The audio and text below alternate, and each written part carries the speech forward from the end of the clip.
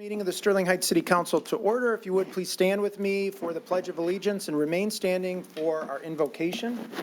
Pledge allegiance to the flag of the United States of America and to the republic for which it stands, one nation, under God, indivisible, with liberty and justice for all. Dear God, please bless our elected officials, grant them courage and wisdom to do what is right for all citizens. Amen. Amen. Ms. Riska, can we have the roll call, please? Mayor Taylor? Here.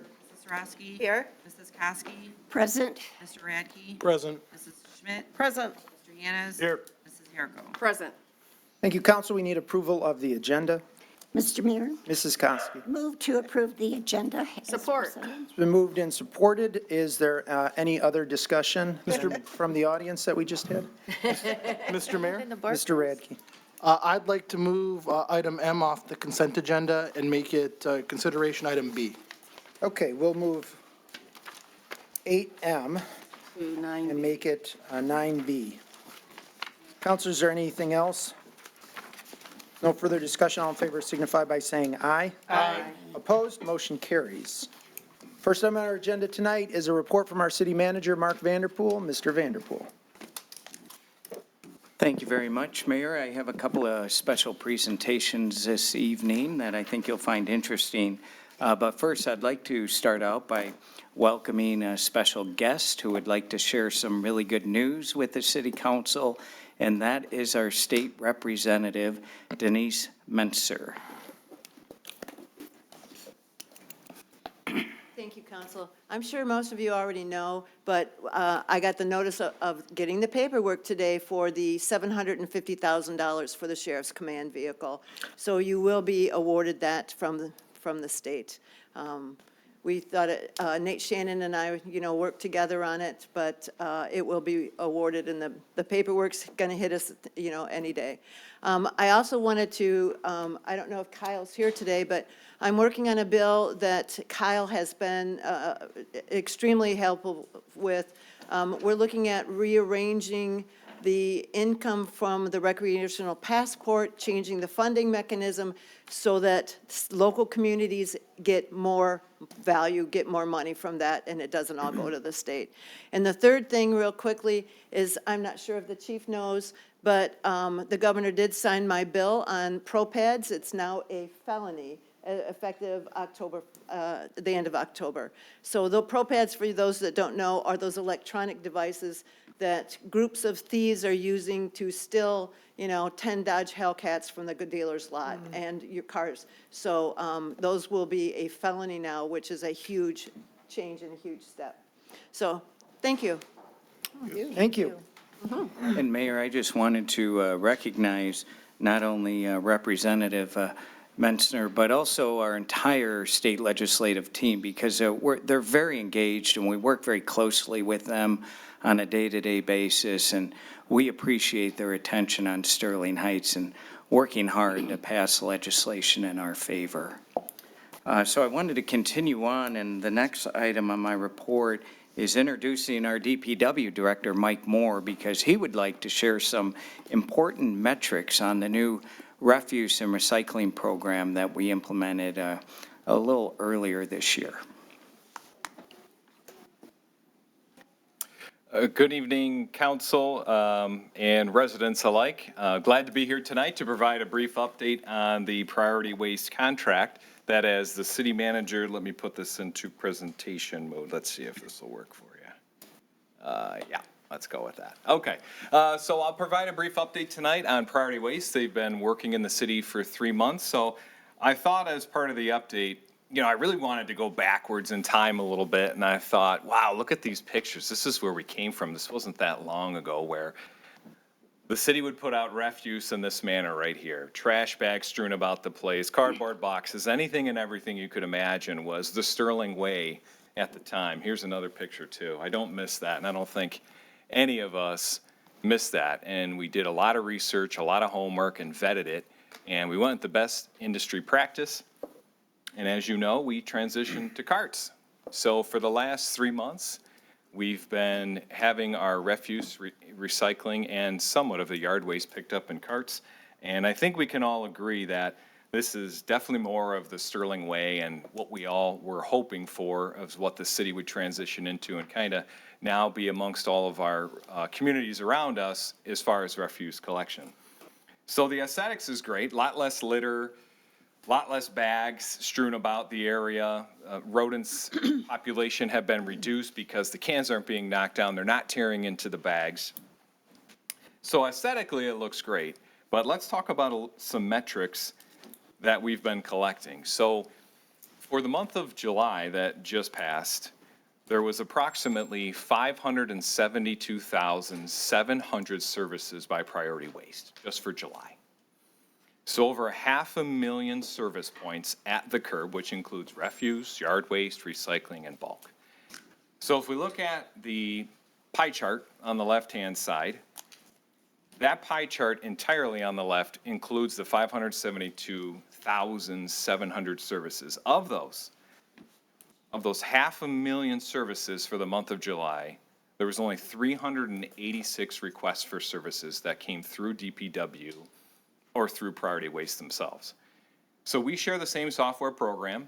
When we receive a call from a resident for a request for service, and an example of a request for service could be a miss.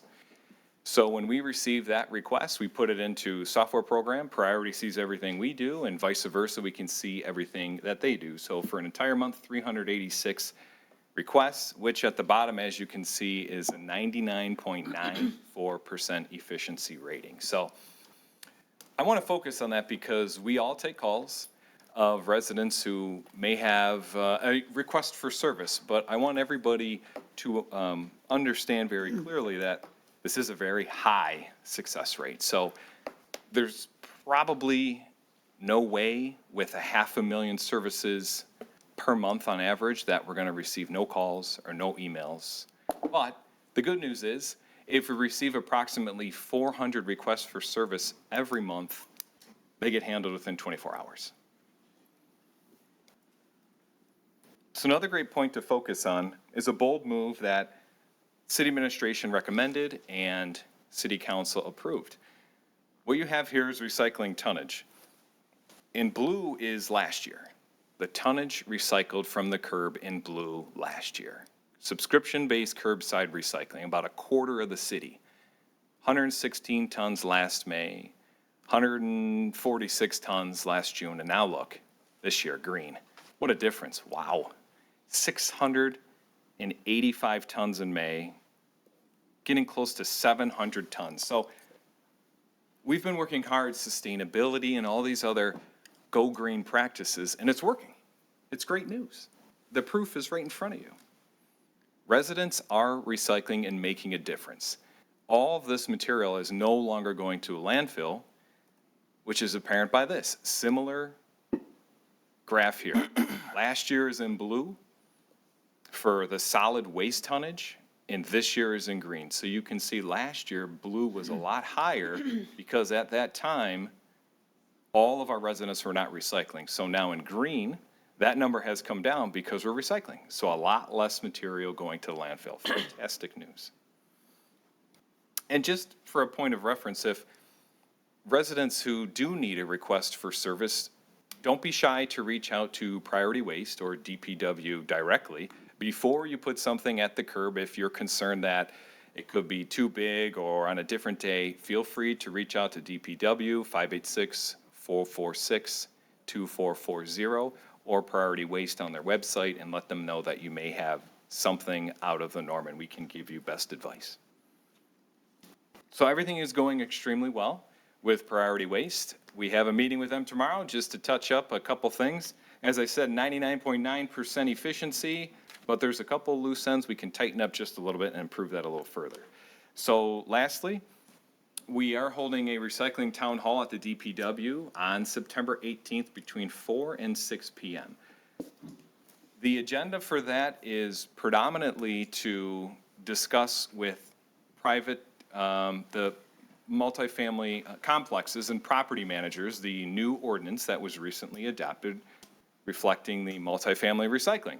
So that'll be the primary topic, but we're also going to discuss Recycling 101 and basics at that time from do's and don'ts, where does your recycling go, and some Q&A and any other items that residents or property managers may desire to discuss. So I'll be here for questions. Thank you very much. And Mayor and Council, I just wanted to add, you can see obviously the value and the impact of universal curbside recycling. It really is a remarkable program, and to see that level of participation is quite impressive.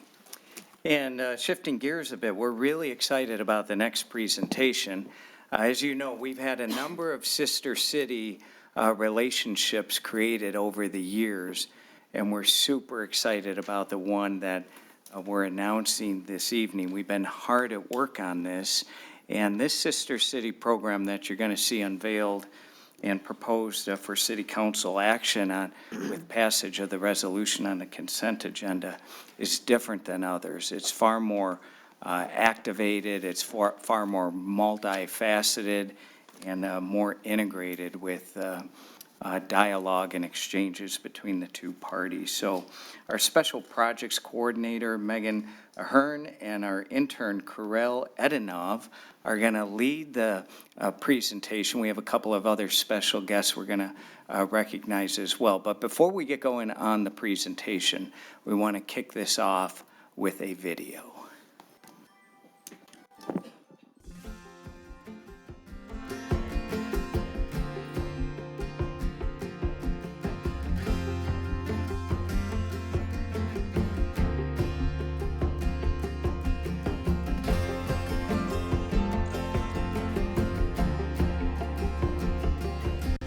سلامة، أنا رامي نوري عوديش قايم مقامة عنكاو خورواثك ممريلي إديو أي محكيث الدق محكنو خنيلا قرق محكنا بإنجليزي لو دي محكيثو كمحكنا قاود سورة أي لشان دق محكن قاوي إلى خمن آني لهجات مشيحة محكي لقاو بزودة من تريل بشنا عنكاوا إلى خا كوميونيتي دد مشيحة يتوثا ساما زودا إلى بينت شي حيتوثا كوميونيتي دد كلداي اديوك خازنا خفور صرف طالي تتهاويبا مغدادة بلخوخ أخني كمدينة عنكاوا أختوخن كمدينة ستيرلينغ هايس هايبا هودوخ اتفاقية هودوخ علاقات بش خيلانة قاوت مجالة مردوثة ثقافة قاوت مجالة حضارة قاوت مجالة تبادل أفكار وخبرات كله أن من ديانة إيبو مصلحة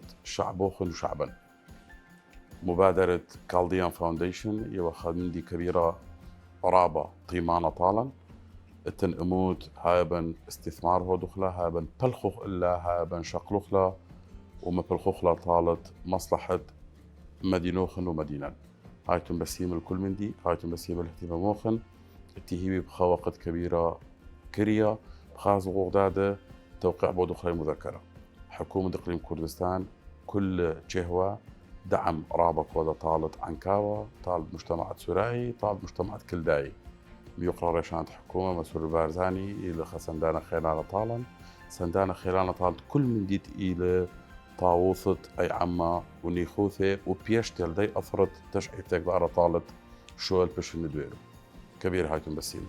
Hi, I'm Sterling Heights Mayor Michael Taylor.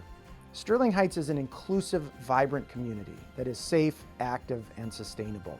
Being welcoming and collaborative are part of our DNA, and we're guided by the notion that our community is made better through enriched living, full of educational opportunities for all.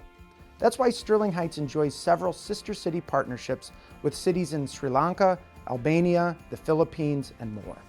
These partnerships allow our residents to explore and learn about the many other cultures represented in Sterling Heights and to welcome and embrace neighbors who may be from another part of the world. The establishment of this latest sister city partnership with Ankawa will extend this learning opportunity to Iraq. The partnership also represents a valuable opportunity for city leadership to explore potential economic development opportunities and more that have mutual benefit to both of our communities. We look forward to signing this resolution and inviting a delegation from Ankawa to visit Sterling Heights in the near future.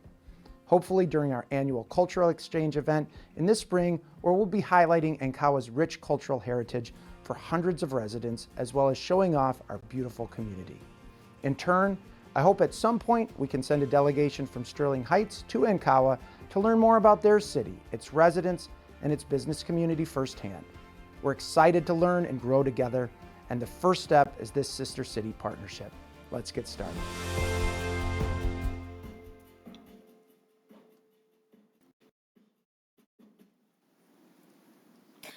Thank you. Good evening, Mayor Taylor, members of City Council, Mr. Koszewski, Mr. Vanderpool, and members of the public. I'm here this evening with Kirill Edinov, who has been interning in the Office of City Management to discuss the Sterling Heights Ankawa Sister City Initiative that we've been working on for the last several months. For some history, Sterling Heights has forged many sister city partnerships in the past, including cities in Macedonia, the Philippines, Italy, Sri Lanka, and Albania. The purpose of the Sister City Partnership is to encourage greater friendship and understanding between the United States and other nations. Included in these partnerships could be the exchange of culture, education, business, technical, and other means of learning more from one another, making the partnership mutually beneficial. Up until now, the Sister City partnerships forged with the City of Sterling Heights have been more ceremonial and have lacked follow-up conversations on either side. Going forward, these ceremonial partnerships will now be infused with continuous collaboration and education, setting a new model for sister partnerships in the future. Starting with Ankawa, Iraq, all future sister city partnerships with the City of Sterling Heights will be meaningful with participation from both sides of the world. Over the last 3 months, our city team, which includes Mayor Taylor, the city manager, the community relations director, the city attorney, Kirill, and I have been meeting virtually with the team in Ankawa to discuss what this partnership will look like and what both sides would like to gain from this collaboration. The list of mutual benefits the group developed all fall under one of 3 categories: culture, education, and commerce. In order to make the desired impact, we will need to work with stakeholders from Sterling Heights and Ankawa to make sure we are including all perspectives.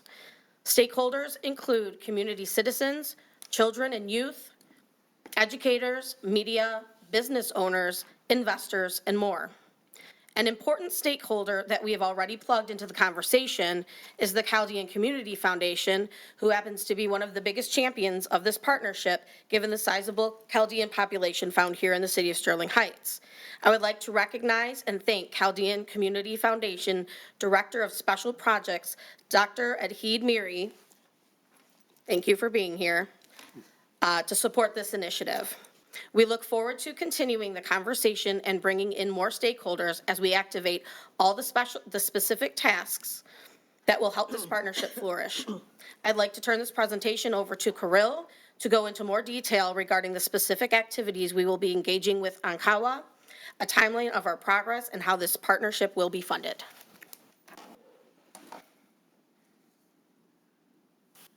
So, as Megan mentioned, Sister City initiatives have always been ceremonial and based on a cultural awareness exchange. However, we wanted to improve the traditional meaning of sister cities through foundational values in a digital world. Our cultural exchange pillar has 2 main anchor points: art, music, and youth development. We can activate traditionally by holding cultural exhibits rotating quarterly in the community center, and our partners in Ankawa would do the same. Sterling Heights looks to host a digital art exchange where artists from both cities can interact with each other's work in an environment potent for collaboration. Hosted on a dedicated web landing page through the city's website and cultural features through the City Connect. The centerpiece of this anchor would be a yearly art contest to be voted on both by the residents of Sterling Heights and Ankawa. Youth development is an important endeavor to both the city of Ankawa and Sterling Heights and to the sustainability of this and other like programs. Our aim is to recognize rising talent and emerging leaders in each respective community in an easily accessible and digestible format. This would encourage the city's student exchange program to grow and pave the way for a teacher exchange program via traditional travel means and even remote learning capabilities. When we first spoke to our partners in Ankawa, we quickly realized that there was an opportunity to help assess and improve each other's teaching curriculums by partnering in research. James Sawyer, the president of Macomb Community College, sums it up well by stating that transforming lives and communities through the power of education, enrichment, and economic development are the key tenets of higher education. What you have all heard have been the traditional building blocks of most sister city initiatives, with one slight difference. Our team's infusion of innovating living in every actionable plan to bring sister cities up to date and into the future. And while we are on the topic of the future, the city of Sterling Heights may have a small town feel, but make no mistake about it. It has the necessary resources and brainpower to accomplish even the loftiest of goals. Globalization, technological advancements, and global supply chains have turned the world flat. From the smallest business owner to the largest corporations, the business community now has an actual opportunity to think globally and act locally. Through our commitment to digitization and emerging technologies, we plan to host thought leadership workshops on topics such as workforce training programs, organizational management techniques, cybersecurity posture, cybersecurity awareness, and even sustainable city planning. Our partners in the local business community and Ankawa's business community can exchange their vantage points in a practical setting based on real-world experiences and scenarios. Sterling Heights can be the conduit for our communities to grow together. Partnering with the Chaldean Community Foundation is an important achievement for this program.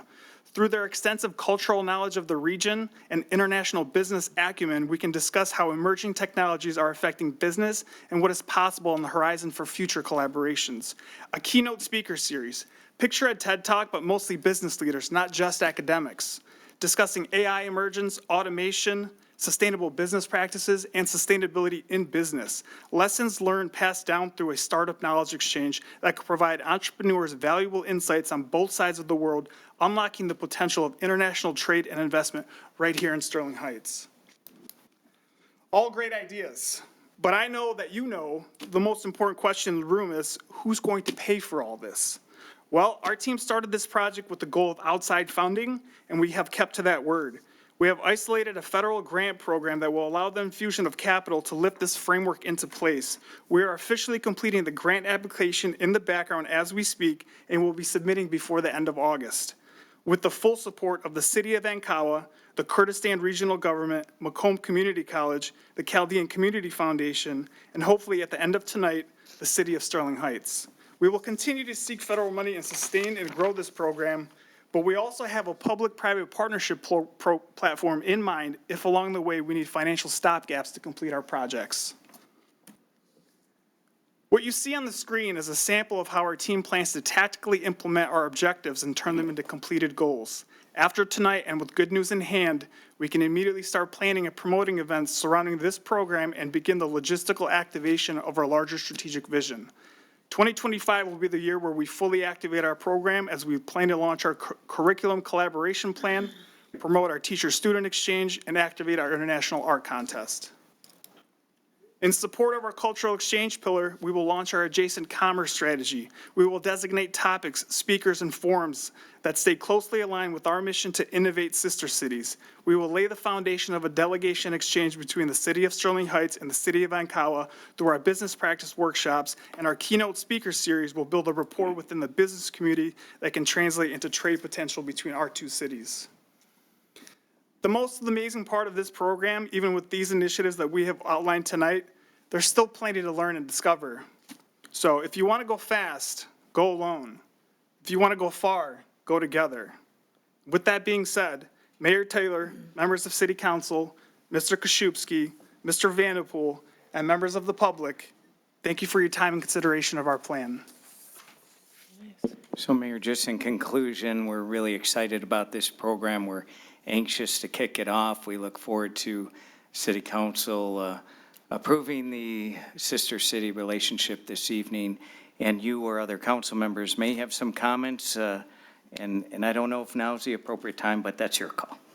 Yeah, now could be a good time. Council, anyone with comments or questions regarding this sister city relationship? Mrs. Zarko. Okay, I'll go first. First of all, I think it's a great idea. Thank you for all the time that you've put into this, because we certainly appreciate it. I think it's a great initiative to see where it goes from here, because it will be different than some of the relationships we have with our other sister cities. So I think it's great that you pulled in the Chaldean Community Foundation because of their familiarity with both Sterling Heights and Ankawa. Yep. Okay. And I think it's it's educational for not only, for, like you say, for the youth, but for all of us to see how other places around the world actually operate, and how we are the same and yet different. So I think it's a great opportunity, and hopefully we're going to learn a lot from it. So thank you. All right, thank you, Mrs. Zarko. Council, anyone else? Mayor Taylor. Mrs. Sarowski. Yes, thank you. I do have to agree with Mrs. Yarko. I think it is a great opportunity. It's interesting that there are so many different things we can learn from our neighbors. We do have a lot of Chaldeans, a lot of Christian Arabic people from Iraq, so Chaldeans, of course, in our community. But this is something that even though we have residents here that we can learn from, the community in Iraq is still different, and I think this is a wonderful opportunity to really mesh those values and experiences in a way, especially with, as Carell had mentioned, through the digital world. This is, we now have that opportunity. It's not just on TV, it's not just, but it's very interactive. So I'm really interested to see how this will go. I'm glad that it is going to be mostly outside funded, because that is certainly important. We don't want to, we like to be very careful with our money here. It's something that residents expect of us. So eager to see how this goes. And I thank you for bringing this to us. And I'm eager to see where it goes. Thank you, Mayor Taylor. Thank you, Mrs. Sarowski. Anyone else? I just want to thank both of you, Megan and Kirill, for the work you've done. It's been very impressive watching this program get put together. We met, I should say, I met with the mayor of Ankawa a few months ago. We had a very productive meeting at the Chaldean Community Foundation.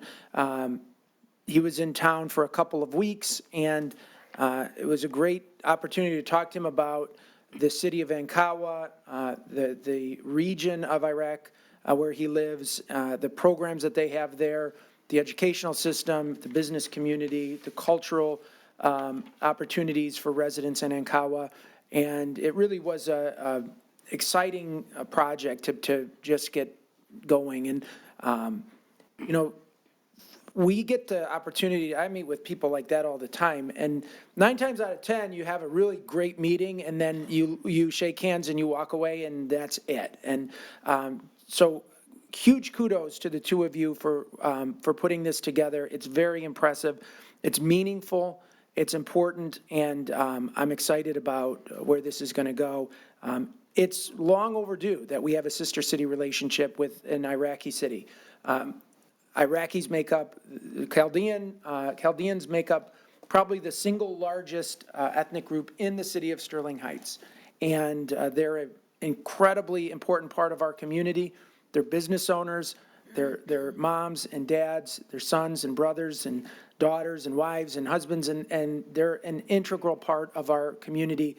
And it's important, I think, that we don't just make this sister city relationship like some of the others, that we really make it meaningful and learn from them and impart whatever we can on the city of Ankawa as well. And I am hopeful that I'll be able to visit them. As I've said before here, I had the opportunity to spend a few days in the Middle East earlier this year, and I was absolutely blown away. It was, it's not an exaggeration to say it was a life-changing opportunity and life-changing trip. And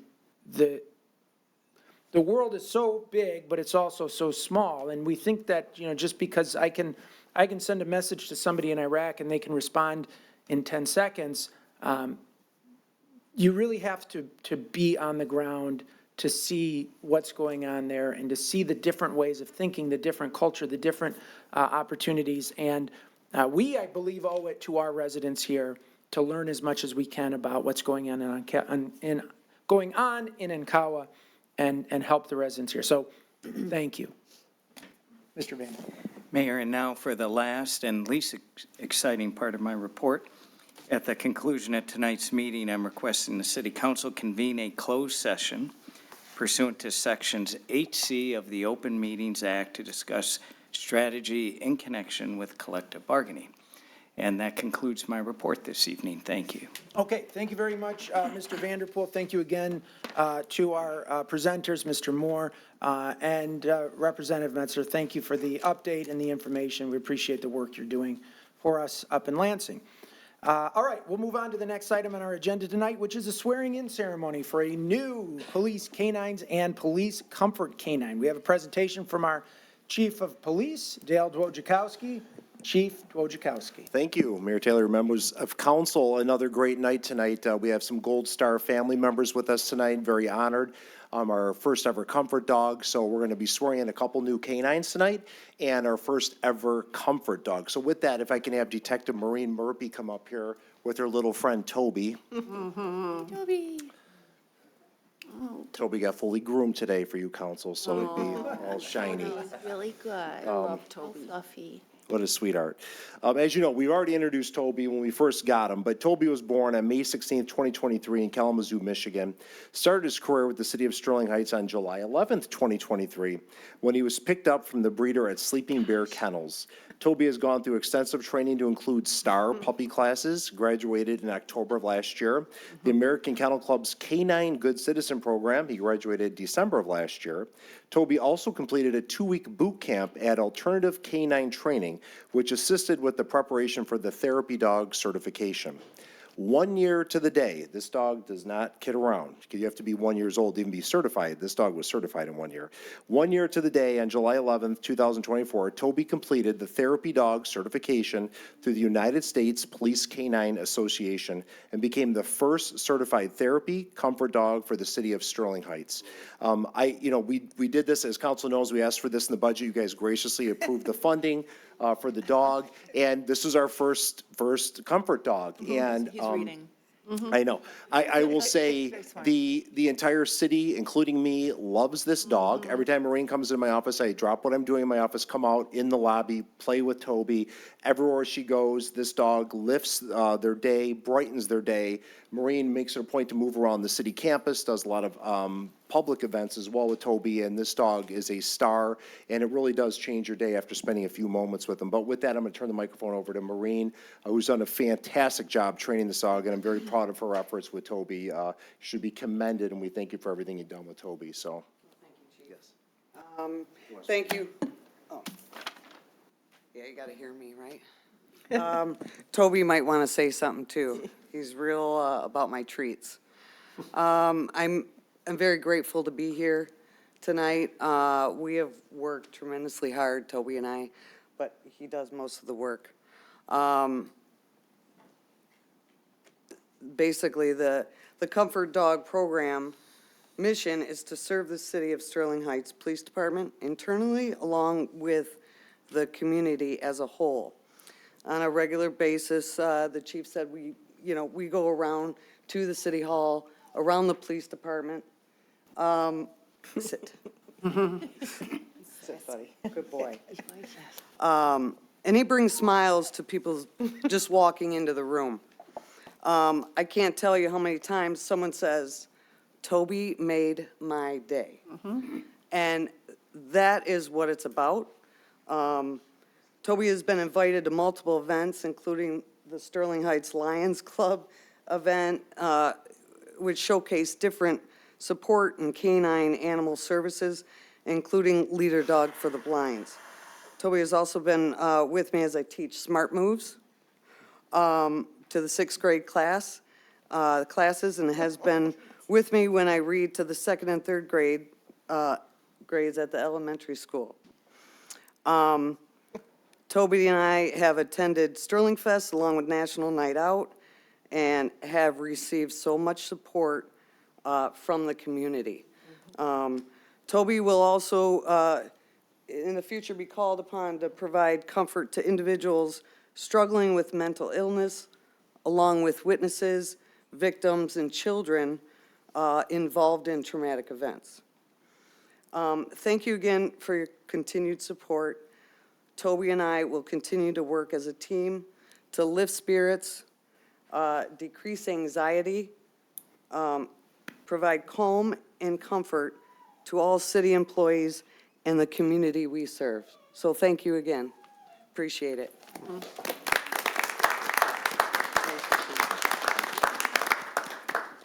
okay, thank you, Maureen. Moving on, if I can have K-9 handler Scott Deming come up here with K-9 Heath and Dan Robinson as well.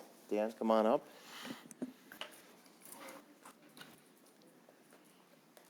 sir. Appreciate it. As you know, Scott Demink is our newest canine handler, and this is Heath. A lot of energy. We'll see if he can make it through this whole thing. I'd like to read a little bit about why we're here tonight. In the naming process, Heath is named after Heath Robinson. We have Dan Robinson, his father, here tonight with us. We're honored to have him here. And a little bit about Heath. Senior Chief Special Operator Heath Robinson was born in 1977 in Alma, Michigan. Later graduated from Petoskey High School in 1995. Immediately following high school in 1996, he enlisted in the United States Navy. He was assigned to SEAL Team 3 from 2020 to 2022. After completing one tour, he was transferred to SEAL Team 7 in 2002. Senior Chief Robinson began a rigorous selection and training course with the Naval Special Warfare Development Group 9 months after beginning the training process. Senior Chief Robinson was selected to be a NSWDG operator and reported Tactical Development and Operation Evaluation Squadron 3, where he completed numerous deployments. Senior Chief Special Warfare Operator SEAL Heath Robinson was highly decorated, and he's got literally 50 different commendations, awards, medals. It just goes on and on and on. And we talk about hero. This is the definition of hero. The work he did around the globe, absolutely tremendous. But Heath was a member of Extortion 17, and on August 6, 2011, 31 operators were lost, the single largest loss of life to the Naval Special Forces. Senior Chief Heath Robinson is survived by his wife, a beautiful daughter, loving parents and brothers, teammates, family, and friends, and that is who Heath is named after. We couldn't be any more proud of Scott, K9 Heath, and the sacrifices the family made, and we're just honored that you let us name him after your son. And with that, I'd like to turn over to Mr. Robinson. Yes. Well, when Jeremy called me to ask me, he said, we have a new canine coming to the station. He said, would you mind if we named it after your son, Heath? And I lost it. I said, yeah. And he's just like my son. I mean, just like him. Heath, he was a good kid. The hero part for him come from all the people that he could save from bad people and keep us safe at home. That's where the heroism come from. But he had a lot of stuff. And to brag a little bit, he had a Silver Star. He had 4 Bronze Stars with Valor. He had 3 Purple Hearts. He was in 3 helicopter crashes. And I knew nothing of it. Nothing. Until he died. That's just who they are. They're pretty humble. So he had the same enthusiasm this dog does. Just like that, I swear. I'll tell you a real quick story, and then I'll sit down. But I was at a program in Chicago, and one of the rear admirals come up to me, Admiral Scott Moore, and he said, are you Heath Stroke's father? And I said, Heath Stroke? I said, what's that mean? He said, because everything he did, we thought he was going to stroke out because he did it so much. That's him. That's it.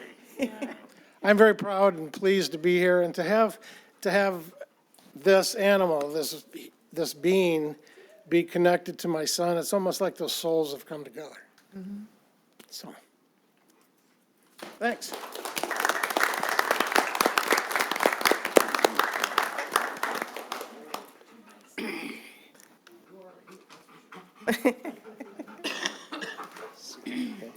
All right, I'll have Jeremy come up here next with K9 Chip.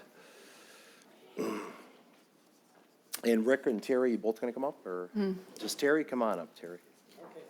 Got to give her emotional support, Rick. Thank you so much. Rick and Terry, Chip is named after Jason Freewald, another Navy SEAL, and Rick and Terry have traveled to be part of this ceremony with us tonight. We're honored and privileged to carry this name on. And we mentioned the word hero, and I know your son would probably the same thing. Cops hate this word. Navy SEALs hate this word. I'm not a hero, but we as citizens love to use the word hero because it means something to us, but the actual heroes get upset when you say that word. It's all about giving back, taking care of your troop, your guys that you go to war with, and even in the law enforcement world, is protecting the guys that you go out there every single night. But they are heroes, and that's why we're here, and we're very honored you guys could make the meeting tonight. But K9 Chip is named after Jason Freewald, Chief Petty Officer, Jason Freewald was born in Utica, Michigan, graduate of Armada Senior High School in Armada, Michigan. He enlisted in the U.S. Navy in 1996 and reported to recruit training school at Great Lakes, Illinois in 1996. Upon graduating from BUD/S, Freewald completed basic airborne training in Fort Benning, Georgia. Freewald reported his first permanent duty station was SEAL Team 5. Then from SEAL Team 5, he moved to SEAL Team 3, completed a bunch of different training, combat training, including sniper training, Arabic, tactical rock climbing, to name only a few. After distinguishing himself with multiple combat deployments in support of Operation Iraqi Freedom in March of 2005, Freewald transferred from Navy SEAL Team 3 to begin demanding selection training program for the Naval Special Warfare Development Group. After completion of this arduous training program, he received orders to the Naval Special Warfare Tactical Development and Evaluation Squadron 2. On September 11, 2008, Petty Officer First Class Freewald was serving as an assistant assault team leader of a joint task force conducting special operations while deployed in support of Operation Enduring Freedom in Afghanistan. On that date, SOC Freewald led his fire team as part of a ground force element that executed a daring direct action mission against a heavily armed and barricaded Taliban commander cell. SOC Freewald's troops successfully navigated through the arduous enemy-controlled terrain and an early warning network to assault a highly fortified compound, eliminating the Taliban cell leader and 11 of the fighters during an hour-long firefight.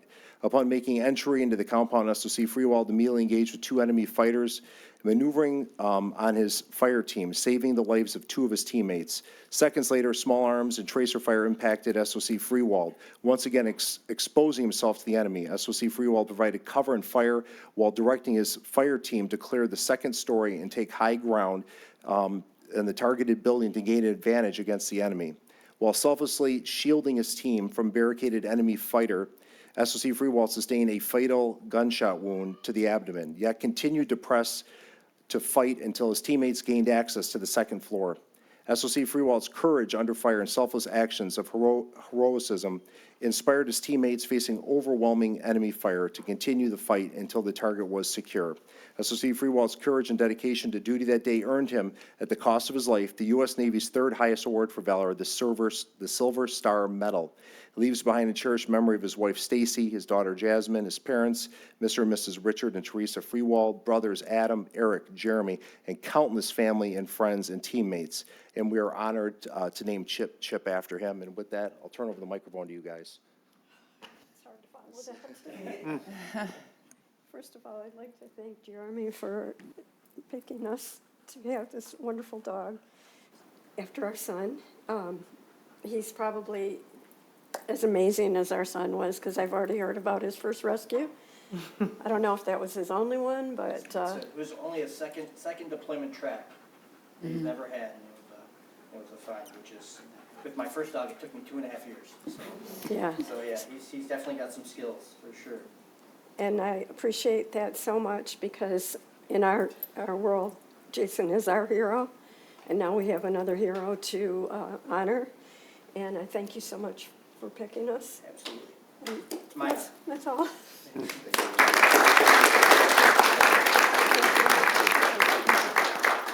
Yeah, and what they're referring to is we had an elderly dementia patient walk away, lost in some heavily wooded area that if we didn't have the dog out there, it could have been very, very serious. And K9 Chip helped crack that case. We found the guy, got him treatment, and basically saved his life. And on that same issue, Heath just last week on a traffic stop got 165 grams of methamphetamine out of a car. So these dogs are out there working. They're doing their job. I couldn't be any more proud. Jeremy is our head lead trainer for the K9 program. He's done phenomenal work matching up these dogs and the family and honoring these families. A lot of props go out to you, Jeremy, and the work you've done with the K9s. I'm very proud of you and the work our K9s have been doing. And I'd also like to throw a special shout out to Dan Kuzenza. Danny is recognized as one of the best dog trainers in the state of Michigan. He's with us tonight. He's the owner. Stand up. There he is. He is the owner of Recon K9 LLC, a dog training business in Emmett, Michigan. Danny is the person who donated K9 Chip to Officer Wallman in the city of Sterling Heights. So thank you, Danny. Appreciate it. Thank you. And that completes my presentation. Okay, thank you very much, Chief. I have a feeling some council members are going to want to speak. I'll give the floor to Mrs. Koski first, if she would like it. Thank you, Mr. Mayor. Well, you know how proud I am of our canine program, and Chip and just all of them are just fantastic. And even the comfort dog, I think you should have put him up on the table there so that everyone at home could have seen him. But you're doing a fantastic job, and I just always enjoy having them come in. But are you going to swear them in tonight? Yeah, it's kind of hard to do, but I kind of did that outside without them trying to bite me, but and we already did an informal swearing in at the station on the dog Bible, but so they've been kind of pre-sworn in. Tonight was more the public unveiling, so we actually have a dog training Bible that we use, so. That is so Yes, cute. yeah. You should send us some pictures or something will. so that we can see, because I know that they must enjoy it too. Yes. So thank you very much. You're doing a fantastic job. You're making us very, very proud. And I'm still waiting for my female. You hear that, A9? Jeremy? It's okay.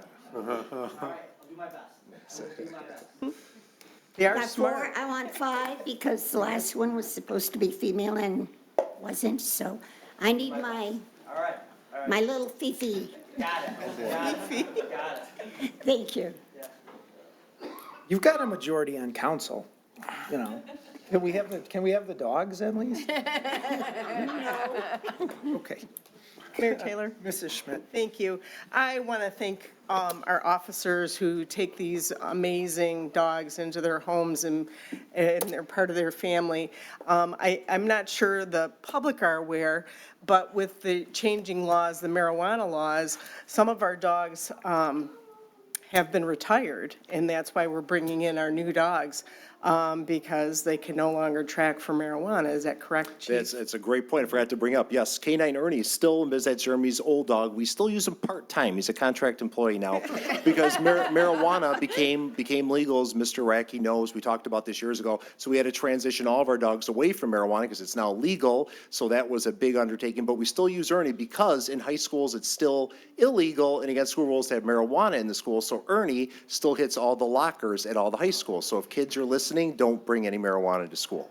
Which brings me to my next point. How about vaping? Are we going to start training for vaping? They can detect THC vape pens, yeah.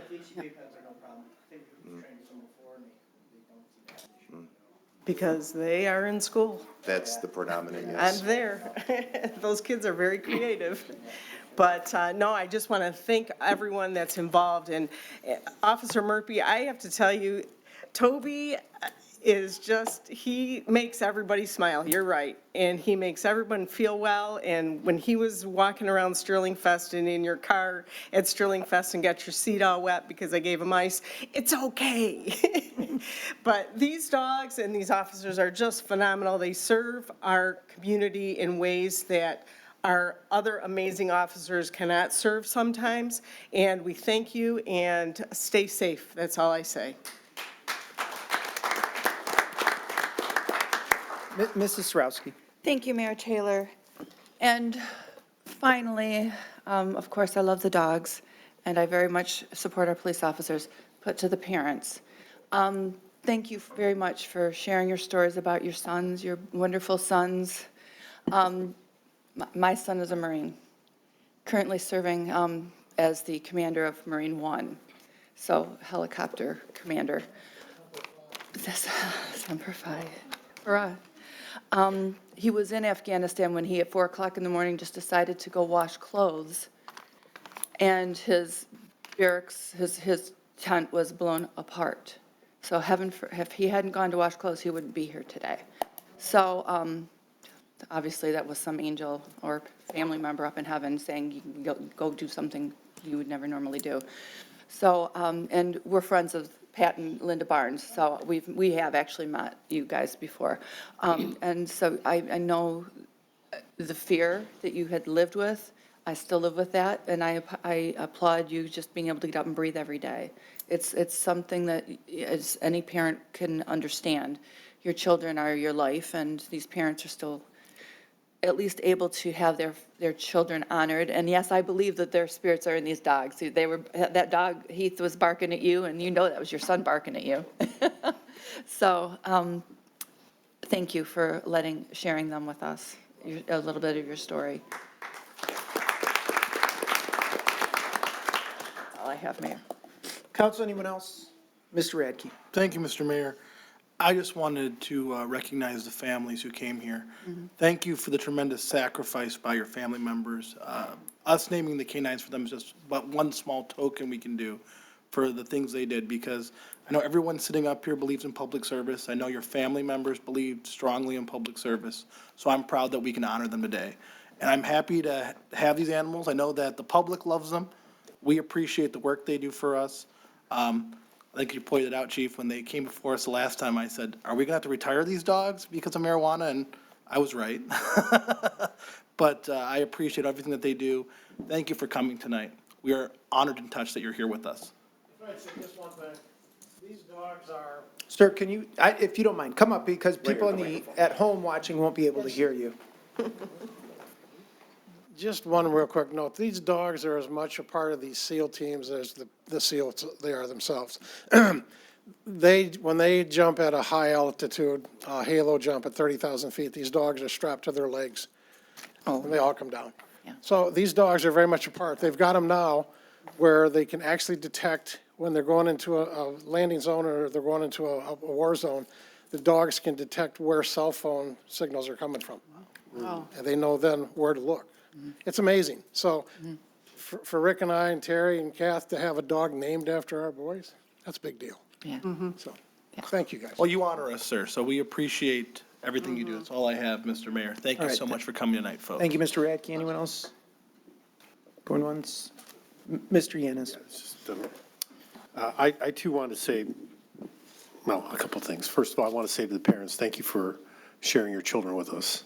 And I can promise you that their sacrifice will not be in vain. And we appreciate the fact that they serve their country, and they serve their country proudly, and they protected us. And I appreciate that. So thank you. I do want to say, Jeremy, great work. Maureen, great work. Having worked at the fire department, we didn't have dogs, although I think they got one now, one of the stations. But we did have a fish. We had a fish tank, and I got to tell you, you come back from a difficult run, and you're trying to decompress. I used to sit there and stare at those fish just swimming around in that tank, and it was very calming. So that dog is incredibly important to your folks, and I hope every person that works in the police department appreciates that dog.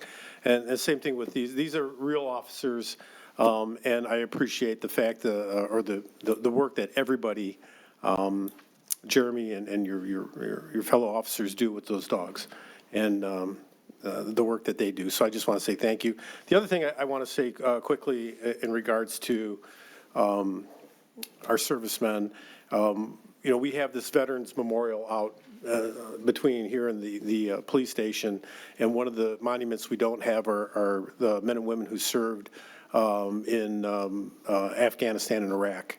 And our Megan Ahern has been working diligently on putting together a memorial, and we hope to reveal that memorial and honor the men and women who served in all the conflicts in Iraq and Afghanistan this coming November, right? So we'll look forward to that. So thank you. That's all I have to say. Mrs. Zarko. Okay. This is tough. I want to thank the families for being here with us today. We appreciate it.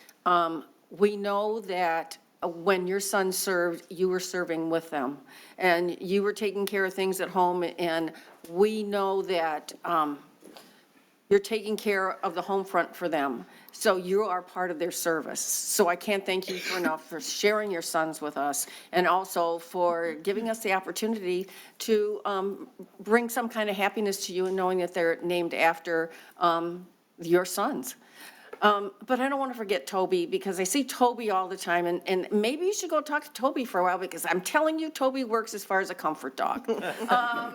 There are times that I see Toby when I'm volunteering at the library, and she's taking a walk through the area between the police department and the library, and if there's children in the used bookstore, they're at the back door, they want to get out, they want to see Toby, and Maureen's always really good about making sure that they have that opportunity. So Toby's there for you too, and I just want you to know that, and so are the rest of us, so thank you so much.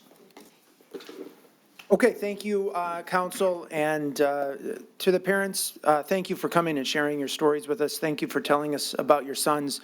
Thank you for allowing us to honor you in this way. I do believe that this has got to be incredibly difficult for you, but I hope that this small token is something that keeps the memory of your sons alive.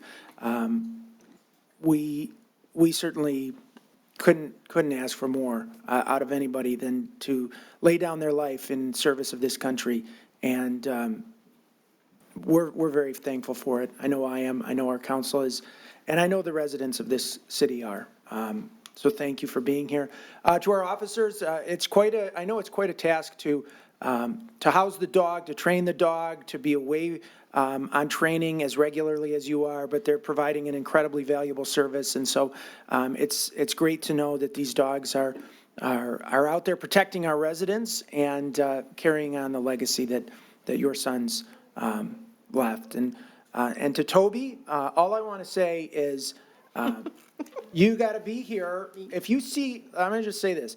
If you see an apartment complex on the city council agenda, then you got to be here, okay? You got to be here at the council meeting. You're going to be here until midnight, 1 a.m. Toby can take a nap, but then I'm going to need to see Toby after the meeting, okay? Because it's not just for cops. I mean, we could do it like a council comfort dog, but I'm telling you. thank you, everybody. Thank you, Chief. I don't know how you guys get these like incredible presentations, feel good.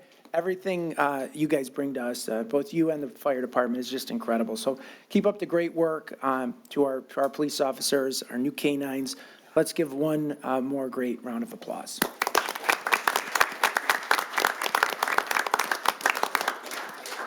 Okay, thank you, guys.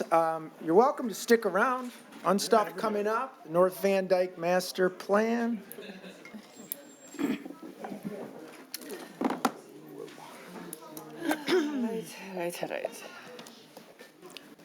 Right. Listen, I've got 3 kids myself. That's what kids do, you know? Yeah, they're fine. They did really well. They did great. No need to apologize. Mom. All right, let's take about a 3-minute recess. We'll take a quick 3-minute recess. Oh, good.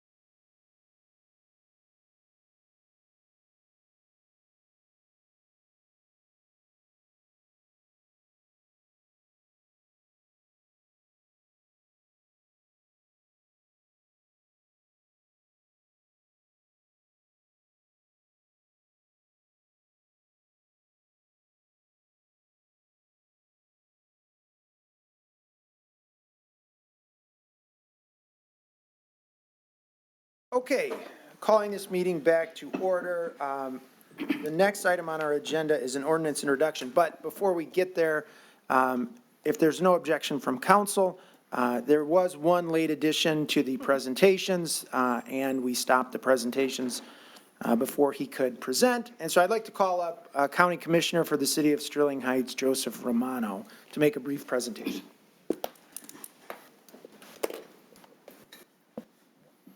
Thank you, Mayor. Good evening, Mayor, Council, Mr. Vanderpool. A couple of months ago, I was contacted by some of the personnel from the Sterling Heights Police Department. And the concern they had was Havel Elementary School, which is over at 19 Mile and Shaner.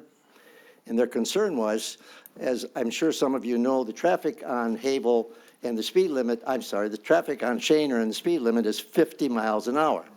Now, that's not to my liking if I had children going to Havel, trying to cross the street there. So they came to me with the idea of, they wanted to get together and talk about it. So myself, my board chairman, Don Brown, members of the Sterling Heights Police Department, and J.P. Rhea, who is the county executive deputy, got together, figure out what could we do to make sure and ensure the safety of the kids. The problem being, unfortunately, crossing guards were very reluctant to work at that crosswalk. Now, we have that little stop sign that they hold up, says stop. Nobody listens to that. They had an overhead flashing that said caution. Nobody paid attention to that. And if you stop and think about it, getting to work on time by 8 o'clock, or getting your kids to school at 8 o'clock, or getting home to eat after school let out, and these kids and these crossing guards, I'm telling you, their lives were in danger. So the problem is, Shaner is a county road. Traffic lights are very expensive. So naturally, the county was very reluctant to pony up. They didn't want to come up with the money for it.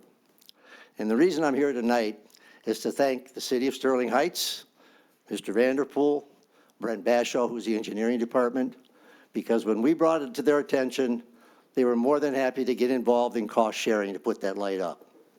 So after, unfortunately, city government, county government, federal government moves very slow.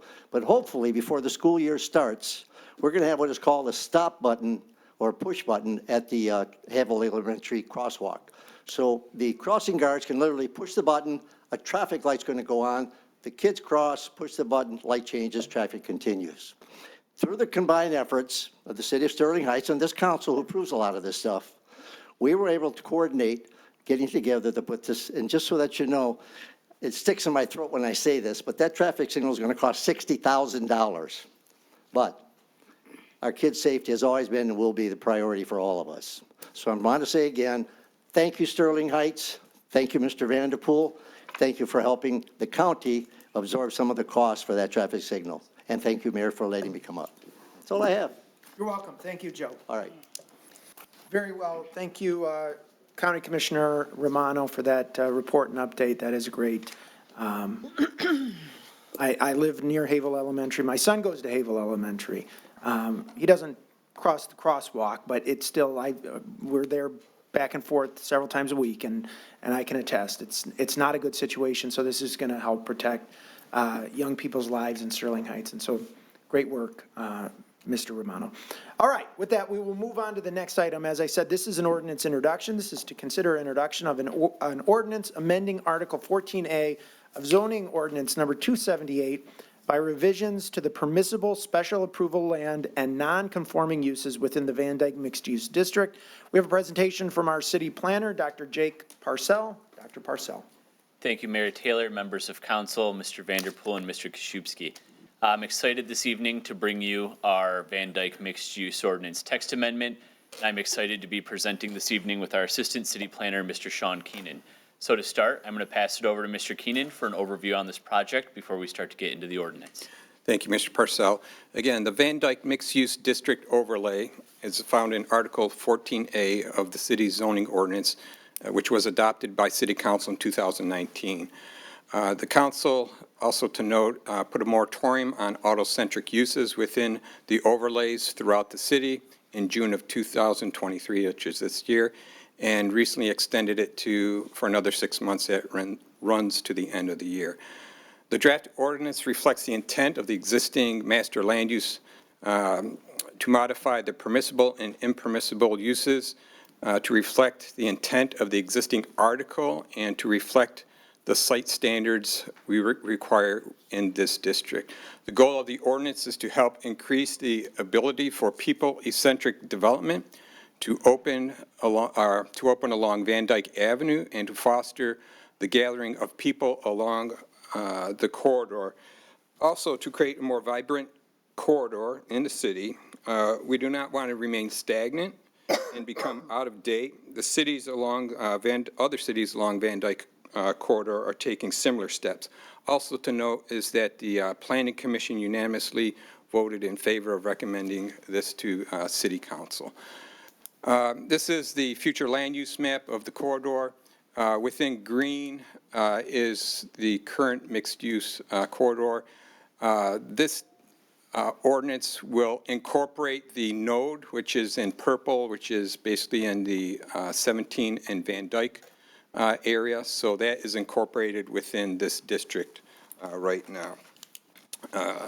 This is a better view of the district. Again, it runs from 14 Mile Road north to 18 Mile Road. And again, the district is highlighted in green.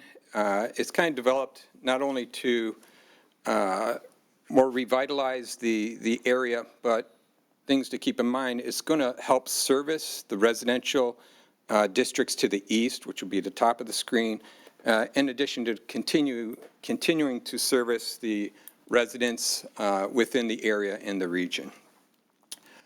This is kind of a little bit of an overview. It's a national context of what other cities are trying to do. Again, this is a national challenge.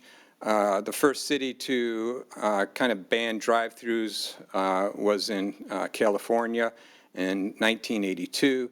Other cities such as Atlanta, Charlotte, Houston, I mean, these are some major cities that have implemented similar ordinances and overlays to address this issue. Communities in the state of Michigan include Detroit, Lansing, Williamson Township have also done the same. This diagram or whatever kind of shows what current development is like. The building is set quite a far distance from the road. The parking is, up front. It's very auto-centric. It doesn't really promote any type of pedestrian traffic really from the sidewalk along the streets to the buildings that are set back pretty far from the road. We've seen some businesses within the city, sometimes complain a little bit about signage, with their buildings being so far pushed back. The current ordinance is, encouraging development to take place closer to the road. On the next slide, this is kind of, I think you've seen this quite a few times. This is kind of an illustration of what could happen along 15 and Van Dyke. As you can imagine it right now, there's quite a bit of a sea of parking and asphalt that is underutilized within the area. This diagram or illustration shows a better use of what we're trying to accomplish here, creating some mixed uses within the area, more walkability. It kind of services not only the residents that would live in this area, but also, again, it would be inviting to other residents throughout the city and adjacent neighborhoods. The next, this is when I pass it along to Dr. Purcell. Thank you, Mr. Keenan. So the ordinance before you this evening focuses primarily on uses in the district.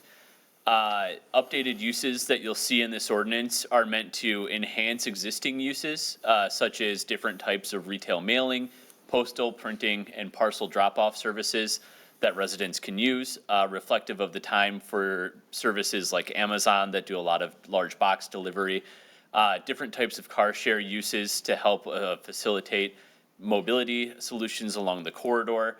As you'll hear later this evening, discussions with SMART on our bus stops is very important, but providing different types of mobility throughout the corridor is very important as well. We also have updated the standards, as we'll get to on our next slide, for residential dwelling located above the first floor of a mixed-use building, and also started to look at the district holistically in terms of what to do with a parking lot space. One of the options we have now provided in our ordinance is mobile food units, known as food trucks, temporary activating uses, things that foster the gathering of people, placemaking. This can be anything. If you go in vacant parking lots around Lakeside right now, while that project's underway, you see different types of gathering uses that happen on a temporary basis seasonally. That can include pop-up movie screens for outdoor movie viewing, could even be in partnership with the city for city events. And then one use heavily defined and put in here with some rigorous conditions that pretty much everybody asks about is microbreweries, micro wineries, and micro distilleries. We have also included standards in the ordinance to ensure that space along the corridor is optimized by encouraging growth vertically. We don't mean this by saying 4 to 5 stories. We mean this by saying if you have a retail store like a grocery or a specialty shop, you are encouraged to build within a smaller footprint and then go up a story or half a story to provide extra amenity. This can include cafes, mezzanine dining, other activating uses along the corridor, and therefore in the long term eliminates the problem that many communities have with big boxes. Dark stores is something that we are fighting with nationally, what to do with 35,000 square feet of square footage. This would not prevent uses from going in the existing footprint, but for new development would restrict it to encourage different types of activation, allowing for people, if you think of like an Eataly or a market like that, and the one that comes to mind is the Flint Farmers Market, that has amenity on the roof for people to enjoy and go up and dine at specialty stores. We also have included uses that are now impermissible in the district. This includes adult entertainment uses and then a variety of auto-oriented or large space uses, including service stations, repair garages, automotive wash stations, drive-through restaurants, which in our ordinance is called fast food, and gasoline self-service stations, funeral homes, kennels, self-storage, and then other large retail uses. I will note as well that existing gas stations are listed as a permissible use, of which there are quite a few in the district we'll cover in a moment. Those are allowed to be redeveloped, allowed to be operated in perpetuity, with the hope that the ordinance will help increase the investment into those properties. One thing that we have paid attention to through the public hearing process at Planning Commission and City Council is including safeguards for our review process to pay mind to the residences to the east. So while we are working to assist on enhancing development along the corridor, we also want to make sure that that line between the R60 zoning district and the rest of the C3 is protected. The ordinance has additional screening requirements in the form of masonry walls, additional planting requirements in enlarged green belts that will help screen the VDMUD, state plans for all multifamily development that will abut a single-family home, as well as new commercial and retail development will need preliminary site plan review from the Planning Commission, which will be noticed and held as a public hearing.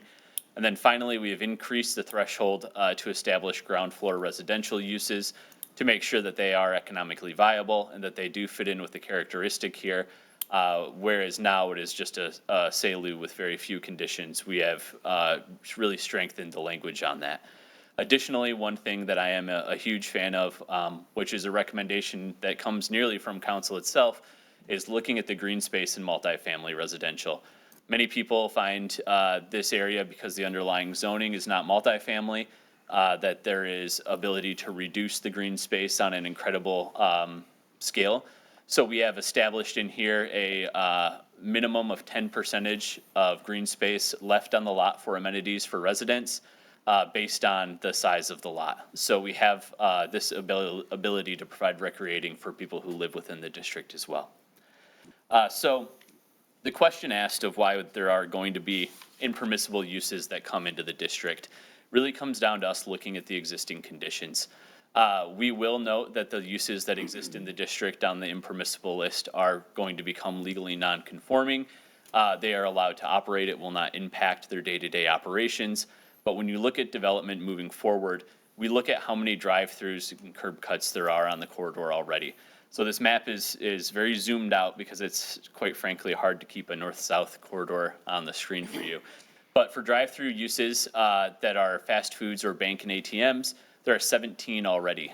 17 curb cuts interrupting the interior parking lots of large developments, 17 curb cuts impacting pedestrian walkways and coming up against bus stops. And it is making it difficult when looking at the future of the development to establish pedestrian connections. Additionally, in terms of gasoline self-service stations, there are 9 that will be protected under this ordinance directly located within the VDMUD, and also 18 gasoline self-service stations located in a 1-mile buffer of the district. Under these conditions, these stations will be currently permitted to operate under this ordinance as they are. But we want to look at this ordinance as a focus on pedestrian safety and for vehicular safety as they go through the district. So if you look at the accident report that happened in Macomb County for last year, one of the top 5 most dangerous intersections is located directly here at Metropolitan Parkway in Van Dyke. The red arrows on the screen here indicate existing drive-through uses and their traffic pattern in and out of the development in front of the Meijer. Concern here when looking at the proliferation of these uses is that there will be additional potential for crashes that occur here through multimodal transportation. Here alone, there were 70 crashes, 1 fatality, and 16 injuries last year. The development of this ordinance is helping us move our redevelopment and activation of this corridor in a way that helps protect pedestrians.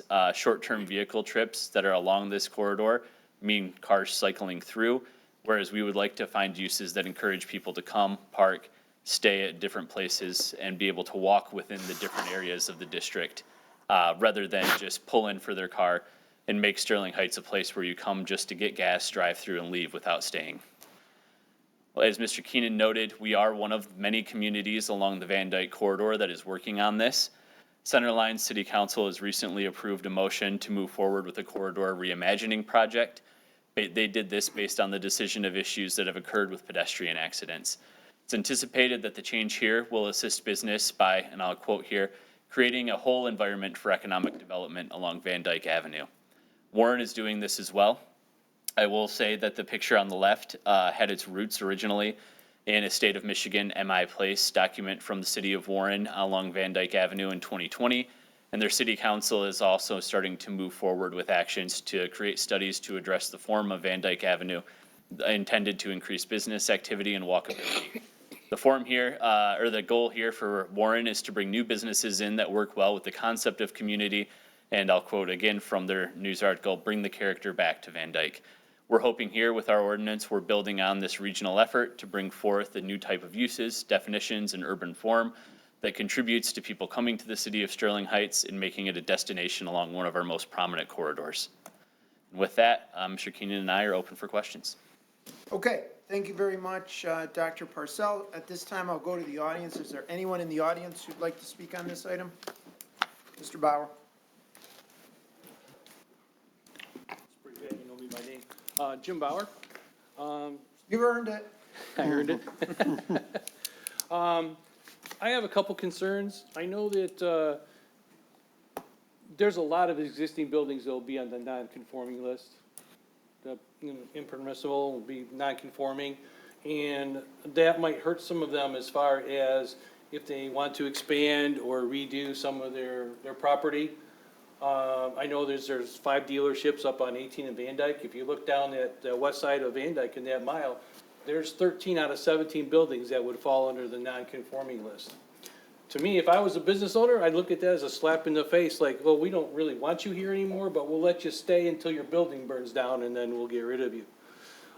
That was my fear because of non-conforming, so if it's more than 50% of the building, the cost, that it seems like you'd be done. I don't know if you have anything in there as far as, allowing them to rebuild. And the other thing I asked about is, let's see, the financial institutions, the pharmacies, fast food, they all have drive-through windows. If they get rid of their drive-through window, will they conform now? Or will you tell the bank, you can't have drive-through anymore, sorry? That kind of stuff. Did you look at? And the other thing is, do you have a complete list of all the businesses that would be listed as non-conforming? And tell them their location, what the business is, what their use is, and why they're non-conforming? will you be sharing that list? I would have shared it with the council today, just so they could see what the impact is for how many businesses are going to be on that list. And then, I had another thing too. Oh, and what's the difference between, the drive-through, using a drive-through window, like you do at any fast food, or calling ahead, going up, picking up, having it delivered out to your car, like you do at Myers, Home Depot and stuff like that? There really doesn't seem to be much basic difference, where you pre-order, you pull up, they bring it out to your car, or going to a window. It's pretty much gonna generate the same amount of traffic, pretty close, so. I think that's all I have, thank you. All right, thank you, sir. Mr. Nelson.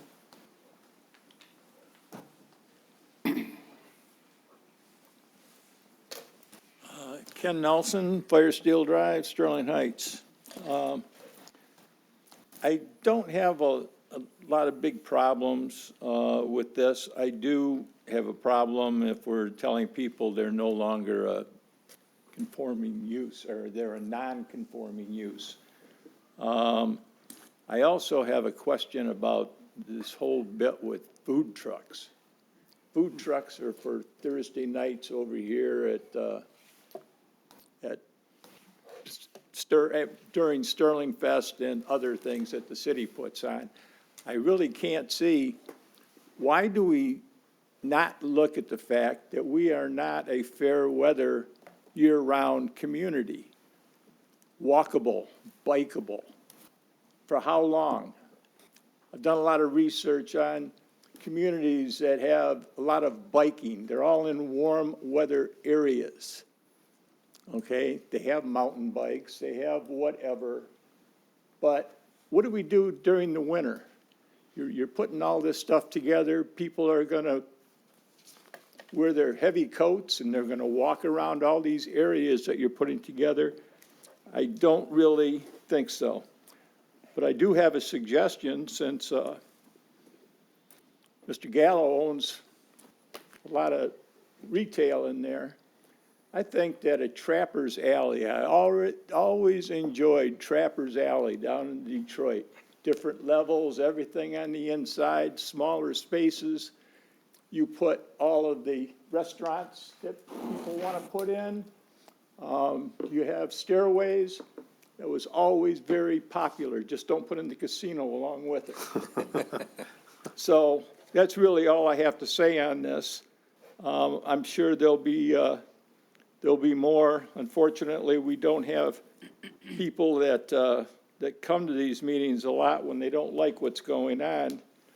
But I just have one suggestion, Mayor Taylor.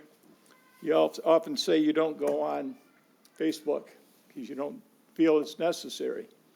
There's a lot of people on Facebook that do their city business on Facebook. So just a suggestion, you take it and file it. Thank you.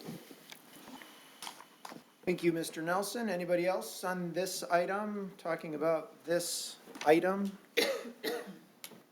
Okay, council, we need a motion. Mr. Mayor, Mr. Radke. resolved to introduce the ordinance amending Article 14A of zoning ordinance number 278 by revisions to the permissible special approval land and non-conforming uses within the Van Dyke mixed-use district. Support. It's been moved and supported. Discussion, Mr. Radke. Yes, I have quite a few things. I guess you answered one of them off the start. I think we need to rewrite our definitions in our zoning ordinance, because when it said fast food would be banned, I go, oh, that would be concerning, but fast food is specific to a drive-through use. So I think that that's kind of an inaccurate statement, if we could possibly correct that in the future. Essentially, it's no drive-through fast food. Just like on the Shake Shack, I think about a lot on 16 Mile in Troy, is fast food. They just don't have a drive-through. And they do very well, because I sat in there one day and waited for my food for about, I want to say 20 minutes. It was very busy. My curiosity, I really like a lot of this plan. There are some things I'm curious about. I like the idea that if people step up in the district, they get more space. I was wondering, is that just for retail? It's like a density bonus, or are we thinking about that for mixed-use buildings also? Through the chair to Dr. Parcell, I'm sorry. Thank you. That's a great question. Typically, the ordinance is drafted is to address the big box problem. So it focuses at big box retail. Realistically, I almost look at it as a safeguard, so we don't have places opening up those 35,000 square foot stores and then having an unmanageable property problem on their hands. Where we say, you can go up, you can add these amenities, you can do this. It's well within our ordinance and we encourage it. In terms of mixed use, there's really less restriction on that. I guess you wouldn't typically see a big box on the ground floor of a mixed use building in today's current market. So if you wanted to do 2 stories of retail and then residential above or something of the sort, then we would definitely be able to review that and would be amenable to it based on the site plan. Well, the reason I ask is I know that in California, Costco has started doing Costco mixed-use developments where the first floor is a Costco, and then there's like 4 floors residential above to get that bonus, because right now they can't move into some communities unless they do a mixed-use project. Just something that came to mind when I was thinking about it.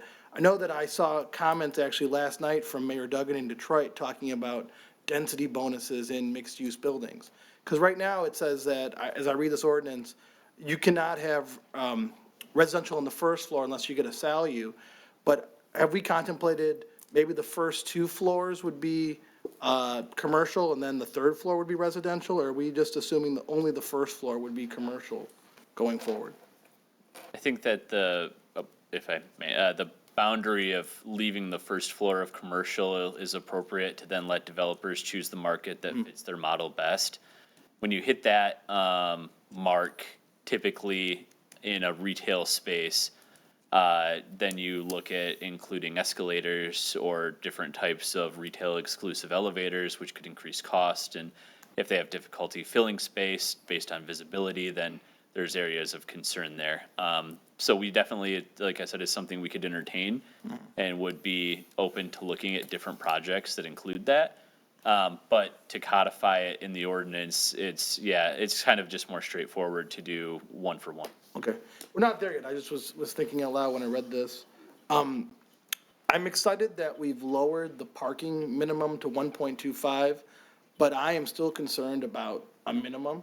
I know that we're gonna need some parking, and I think the city, as a city, we need to have a conversation about what that parking is gonna look like, especially in our mixed-use corridors. I know a lot of other cities do shared parking or city-owned parking, which people can then park and then walk to other places. Ferndale is one that comes to mind. Royal Oak used to have it where they now have their central park. But the idea of some kind of shared parking, because while I'm excited that the minimum is going down, I still do not like that we have a parking minimum, only because I think that when you set a level, it's kind of like where people expect to be. And when we adjust it based upon the knowledge that we have up here, people then act like we're going outside the boundary of logic because we've set this, I remember reading the material that that the planning department had provided to us, I want to say a couple of years ago, and a lot of these parking minimums, both for retail and residential, came out of like one study in California in the 80s that was, in the study they said, don't take this as being what you should do. Then everybody just adopted that as the national standard. And I thought that was fascinating that, I read online something similar about plastic straws, that one person did a study one time and that's become essentially the level that we'll always talk about. So I would say let's give some thought to that. Because I guess, through the chair, Dr. Purcell, I'm comfortable with saying that it can be reduced, the parking minimum, there is no minimum, but it could be a level that's expected for the district as approved by the planning department. Because I think that you're an expert in parking. You're an expert in what's supposed to be done. I don't want developers to have to write a project that says, I think I know this, and then argue with you about it. So I'd be more comfortable to that. I guess through the chair, Dr. Purcell, what do you think about that? I'm flattered and being called a parking expert, so thank you. But we're working on getting that data. So there is a clause in the ordinance that's remaining untouched. The 1.25 is really to protect from overbuild and protect from people running into problems in the future because we can't fall back on city-owned parking at this time. There is the encouragement of shared parking through a shared parking agreement. there is a clause that allows them to do an administrative reduction if and only if they provide a study of comparable uses in comparable sizes that are functioning with a lower parking count. So if I say you need 100 spaces and you say here's 30 stores that need 80 spaces for the same footprint in the same community, then we can enter into a parking reduction agreement drafted by our attorney's office and administratively reduce that to meet the market demand. I will mention a bit ahead of time though, but you'll be excited to hear we have submitted a draft RFP for a parking study citywide to the Office of Purchasing to do some exploratory cost into that and then help fuel our overall zoning ordinance rewrite. So citywide, it's something that, has been well heard by the Office of Planning. We're really interested in making these changes to be friendly to our residents and developers. But I think right now the 125 is a good safeguard. And then we have a lot of ability through very valid and very rigorous standards to reduce that in line with the market. I appreciate that. And I guess what I would say is, looking at the Van Dyke corridor as a whole, the only thing that's not endangered in it is parking. There's plenty of parking. That's a good point. And I would also say that you reduced for residential or multifamily, I think we should also put our thinking caps on as it comes to retail parking. Because I always drive by, I don't drive by, I shop at the Meijer at 16 Mile in Van Dyke. I live at 15 Mile in Maple Lane. And I don't think I've ever seen that parking lot in my life. I've lived here for 27 years. I've ever seen it 3/4 full, maybe, possibly. But I never see it full. I never park more than 5 spaces off the door. So I know that we have too much. We have an excess of parking. It's stealing our buildable land. It's ruining the corridor for pedestrians. Whatever we can do to administratively reduce it, I think we should. To piggyback on that, because we also are talking about multimodal transportation, what are the rules currently for bike parking in the corridor? At this time, there are no rules for bike parking in the corridor. For multifamily, it's an encouragement. Typically, we work through the developer in a planned unit development process to include it. But we don't have a strict requirement within the VDMUD ordinance. So I would urge you to think about this before it comes back before us, that if we are adding bike lanes and we're adding multimodal paths and we're asking people to get out and walk and bike, that we should be creating places both on public land and private land to then park their bikes, where they can put bikes. I know Ann Arbor requires it, I know Clawson requires it, I know Royal Oak requires it. So we should think about requiring it. I don't want them to go crazy, but right now I think that in some areas we require 1 bike rack, which is good for 2 bikes. And I think that if you're actually trying to create a multimodal environment, that's too little. Talk about too much parking, we have too little for everything else. We crowd it out with parking. I would, back to fast food, change the definition of that in the ordinance, because when I read fast food, I said, oh, I can't do that. But if we just say drive-throughs, I'm much more comfortable with that. To piggyback on that, and I did talk at the Planning Commission about this, but I sympathize with the dealerships that are currently there. Other cities, like Birmingham, they have showrooms, so that they have dealerships where they don't have a lot, they don't have all the cars on site behind them, but they have places where you can go in and look at vehicles. I would be comfortable having that in the corridor. I think that lots are a very different connotation. They take up a lot of land. So I'm not for lots, but I think showrooms. Also, to go along with the VDMUD, I'm excited that we're folding in the node. It never made sense to have 2 different contrasting overlays there. To move the node in. As part of this ordinance, I would urge that we put a requirement in that entrances should be on the corridor. We shouldn't create a situation where, as feasible, entrances are at the back or the side of buildings. They should be in the corridor. They should be fronting the corridor. If the corridor is considered your front room, that should be where the entrance is. If we're moving buildings to the street, we're building it as a street-facing development, entrances should be, and Ferndale has an ordinance that requires this. Entrances have to be on Woodward. Now, you can have a secondary entrance on the side or a secondary entrance behind, but your main entrance has to be on Woodward. So why shouldn't we do that for Van Dyke?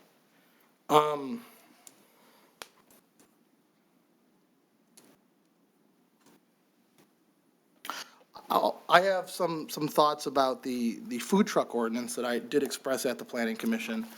The requirement that you only can have 2 food trucks on site seemed to me to be very restrictive, especially because there are businesses, one in Ferndale and one in, I think it's Ferndale or Royal Oak, one in Ferndale and one in Traverse City that are essentially, the one in Traverse City is called Little Fleet, where they have, I believe, 6 food trucks attached to, outside of a bar. And essentially, you can buy your drinks at the bar, you can buy food at the food trucks, and they have a communal area in the middle where you can eat. And it's like the most popular thing ever in Traverse City. It's packed. So we got it. You can kind of choose what you want to eat. It's like a choose your own adventure. And it's very popular. This ordinance that we're creating for a district that will be for that, I think, is highly restrictive. I don't know if we should get around it with a SALU or some concern there, but I think that restricting it just to 2 food trucks seems to be too simplistic in thinking. I also thought it was interesting that it says it can't be within 100 feet of the main entrance door of the nearest restaurant during the restaurant's posted hours of operation. And I think that that's very restrictive. I haven't done an analysis of 100 feet. We don't want them to post up, obviously, on the curb in front of a restaurant. At the same time, I don't think that these are so much the same kind of experience. Going to a food truck and sitting outside communally is much different than going into a sit-down restaurant and eating inside. So I don't know why we're essentially restricting the food trucks for the restaurants. I was recently in Chicago about, I want to say a month and a half ago or 2 months, and I went to see Cloud Gate, which is their sculpture in Millennium Park there.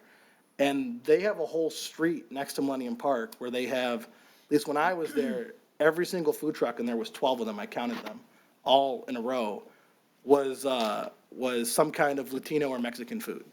And you could kind of choose your own adventure and then go sit in the park and eat. And under this ordinance, that wouldn't be allowed.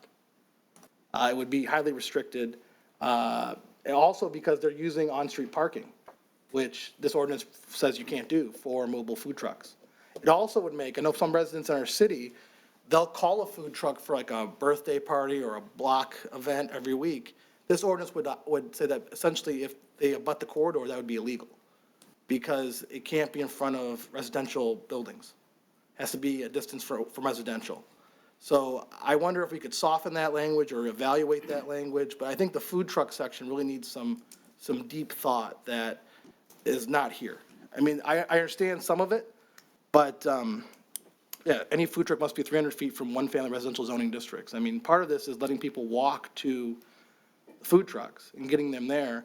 I think that that's almost like a transitional use because a food truck is not as intensive as a restaurant on site. So I wonder why we'd let a restaurant abut single family, but this says you can't. I just think we need to do some thought there.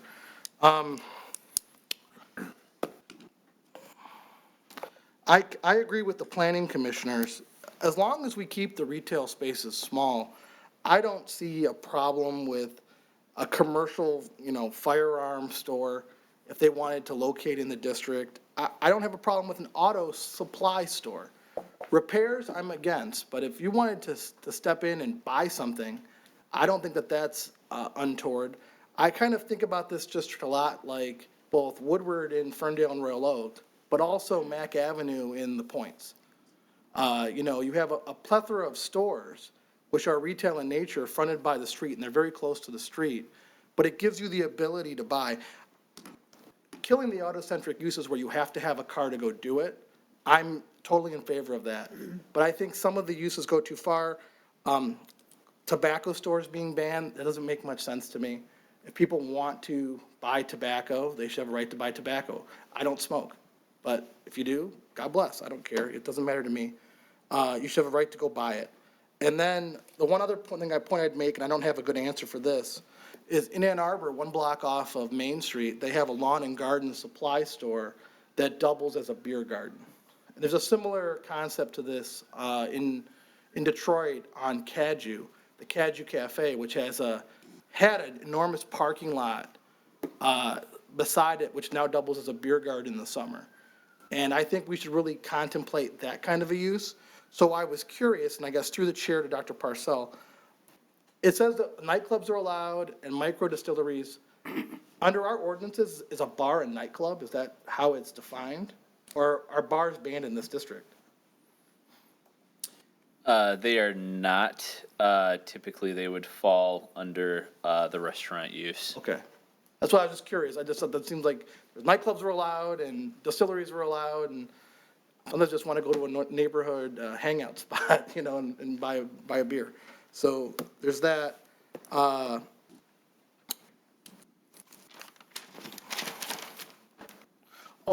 One more change that I would recommend to the district. If we're requiring buildings to now come to the street and create that street wall, I think we really need to think hard about how our sign ordinance interacts with those new buildings. I don't understand why you'd need a monument sign to say, hey, in this corner of the parking lot, there's this thing, if you can now see it from the street. So I think that we could reduce or remove monument signs for buildings that are now built upon the street. Because, going down Mack Avenue or going down Woodward, I don't see any monument signs because the buildings are located on the street. And then as part of our process in the corridor, trees should shade sidewalks, they should shade bus stops. We should make a point to try to make sure that we are taking care of those amenities. No worse amenity in the world than waiting for public transit, a bus or whatever, and having no place to sit outside the sun. I noticed that we're going to have a thing come before us about SMART shortly after this ordinance. But essentially, when I drive the city, bus stops that do not have shade, people actually sit back from them where the shade is, off the bus stop, because it's not a conducive environment for them. So I think we should really think about that as we plan the corridor. And then, sorry, it's like a laundry list. I'm curious, through the chair to the city attorney, Sal using the VDMUD under 14A.05, go to the Planning Commission for approval. Could we alter this ordinance to say the Planning Commission is the recommending body, and Sal using the VDMUD under 14A.05 could come to City Council for final approval? Yes, you could. We would likely want to amend 2501A, likely, which is our actual reviewing authority ordinance on special land use. So we'd probably want to do that in that ordinance instead. Well, I'd think about that, because I think that while I value the Planning Commission's input, I think these decisions are left to City Council, especially only in the planned, in the mixed-use corridor. We know what we're looking for here, we know what we're trying to achieve, and I think that those values, developers have recently decided that they're a loophole to escape City Council oversight. That's all I have for right now. I appreciate the hard work that went into this. I think this is an excellent ordinance, and I'm very happy to vote in favor of it. That's all I have, Mr. Mayor. Thank you, Mr. Radke. Anyone else? I was the motion seconder, but I'm just going to say no. I wouldn't go with it. I didn't catch that at the end, but I have nothing else to say. Okay. I'm fine with it. Mrs. Koski. Thank you. I just have a couple of questions through the chair to Dr. Purcell. With this ordinance here, you're encouraging multi-story. Help me out. Let me understand this. We're going to be moving the businesses or the buildings to the street. Now, the number of stories that a building has dictates the setback. Is that correct? In the C3 district, yes. In this ordinance, there is not a height restriction. Okay, so it could be 10 stories and still be at the street. Yes. I'm assuming that there would be some type of easement for a sidewalk or... Yeah, so the city right-of-way is on the other side, 1 foot off the property line, so we would always be able to maintain the city sidewalk. And then in terms of the height, something that typically, in terms of the decision-making I've done when working on taller buildings and other roles, is inquire about shade studies to be included through the developer. That way, if we have something of relatively close to single family or relatively close to a busy intersection, we can ensure that we're not having any type of site obstruction as well. Okay, we have an aging population. We have handicapped people. Let's assume that, of course, we're trying to get away from the big box stores.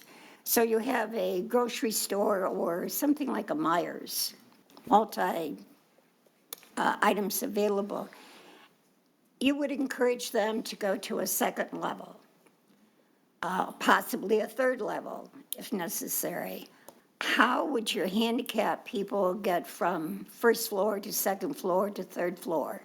Are we going to require escalators or just stairs, or when do the elevators come into play? I'm unsure of the building code requirement for ADA accessibility in terms of what triggers the difference between an elevator or an escalator. But I do know that a second-story retail has to be ADA accessible since it's a publicly open building. So any retail building will be 100% ADA accessible.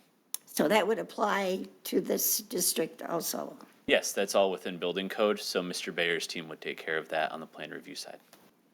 When we redo our ordinances, are you going to take into consideration the height of buildings that you're going to recommend in certain areas? Definitely, everything that is included or that is kind of comprehensively looked at in our code will be under consideration when we move to that point. Within the VDMUD in particular, if it pleases the council, we're happy to look at different types of height requirements rather than having no height limit. But I can begin that research at request. Right now, we have it open for whatever the developers deem the market may dictate. Oftentimes, when you look in this district, a lot of people stay to 3 or 4 stories, particularly because of their proximity to residential. But we would be more than amenable to take a look at that and include some reference there. Well, that's what I would like to see. Take a look at the area, see what the surrounding activities are, and make sure that we don't allow a multi-story that's going to affect the surrounding area. If you can do something like that, I would appreciate it. We can have something for that when we bring it back to you next time. Yeah, so that we don't cause any problems for safety reasons, especially like on corners, to be able to see what's coming down the street, especially if it's public safety vehicle that doesn't have lights and siren going. Yeah, we will look at the different underlying zoning and then the overlay and provide feedback for the next meeting. Yeah. Well, that's the only comments that I have at this time. Thank you. Thank you, Mrs. Koski. Anyone else? Mr. Mayor. Mr. Yanez. Thank you, Mr. Mayor. I have some comments and some questions. So first, and Mr. Radke brought it up about the food trucks. I mean, when I go to Traverse City, I love to go to Little Fleet. It's the best. Everybody does. Everybody does. And I can see that was, something in the North Van Dyke district, but I'm not sure why we wouldn't do that somewhere else along the line in Van Dyke. So, yeah, it's great. I'm not a builder, so I don't know this. Does it cost more money to go up than to go out when you're building? Through the chair. I'm sorry. And I don't know if are you a builder? I'm around it enough. When you hit 4 stories, you're required to do steel frame construction instead of wood. So if you go to a certain height above 4 stories, then the cost would rise typically a large amount. Because it seems to me that a lot of these, there's a place in Port Huron called the Raven Cafe. I don't know if anybody's been. It's phenomenal if you haven't. It's part cafe, part bar, part library. And it's an awesome place. It's old, but these are older places that were built a long time ago and then converted to a restaurant or a bar or what have you. we're talking new buildings that someone is going to have to build. And it just so happens that I was watching I don't know what this says about me, but I was watching the Planning Commission today from Mr. Gallo's property, and he was talking about his development in Shelby, and it was a complete disaster. He built that, stores on the bottom, living on the top, and it was not good. And I'm just wondering, I mean, this all sounds great, but I'm wondering who's going to build? And what are they going to build? And where are they going to build it? And what is the cost of building something like that? And then who's going to live there? Because, we just had this thing with Hillary Doe last week, talking about growing Michigan. Cranes just did an article where she said Michigan has two problems, it's old and cold. And I frankly resent one of those. I can't help the other one. But if we're looking at reducing parking, and we're gonna have people living in there that are either gonna be the young, hip, cool people that we're apparently trying to attract, or the old geezers like me, that aren't going to drive, then we have to have transportation options. And I'm not really, although I guess we're going to talk about it later, I'm not really seeing where a good transportation option is right now for having a district like this. So I would be interested in hearing from a developer to look at this and say whether they would actually build in a district like this or not. I thought it was interesting about the car dealership that Mr. Radke brought up. The first thing I thought of was, I think it's Carvana. Is it Carvana that has the machine? Vending The car machine, yeah, so you can put the cars up instead of out.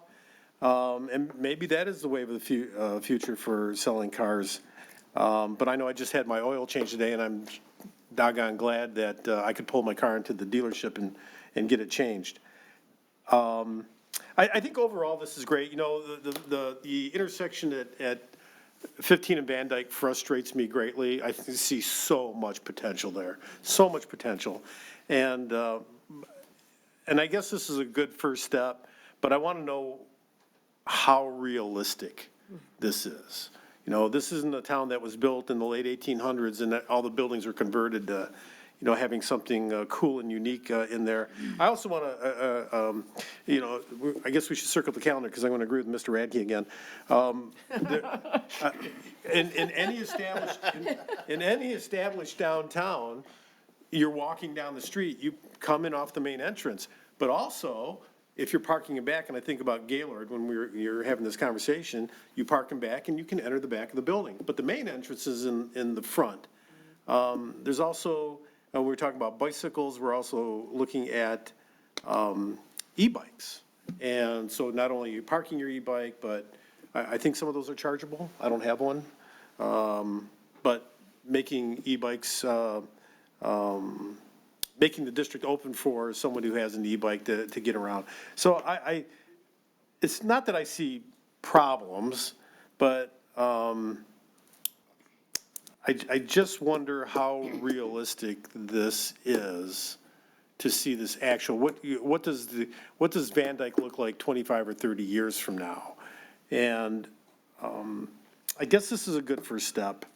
But I have some questions and some doubts, so we'll just leave it at that. I think I've said all I need to say. Okay, I'm all done, Mr. Mayor. Thank you. Mayor Taylor. Mrs. Schmidt. Thank you. Well, to piggyback on Mr. Yanez, 15 in Van Dyke, I have to tell you, the picture that Dr. Purcell put up was exactly what was envisioned when we did that initial PUD there, before the great fall of 2008. That's what we planned for that area.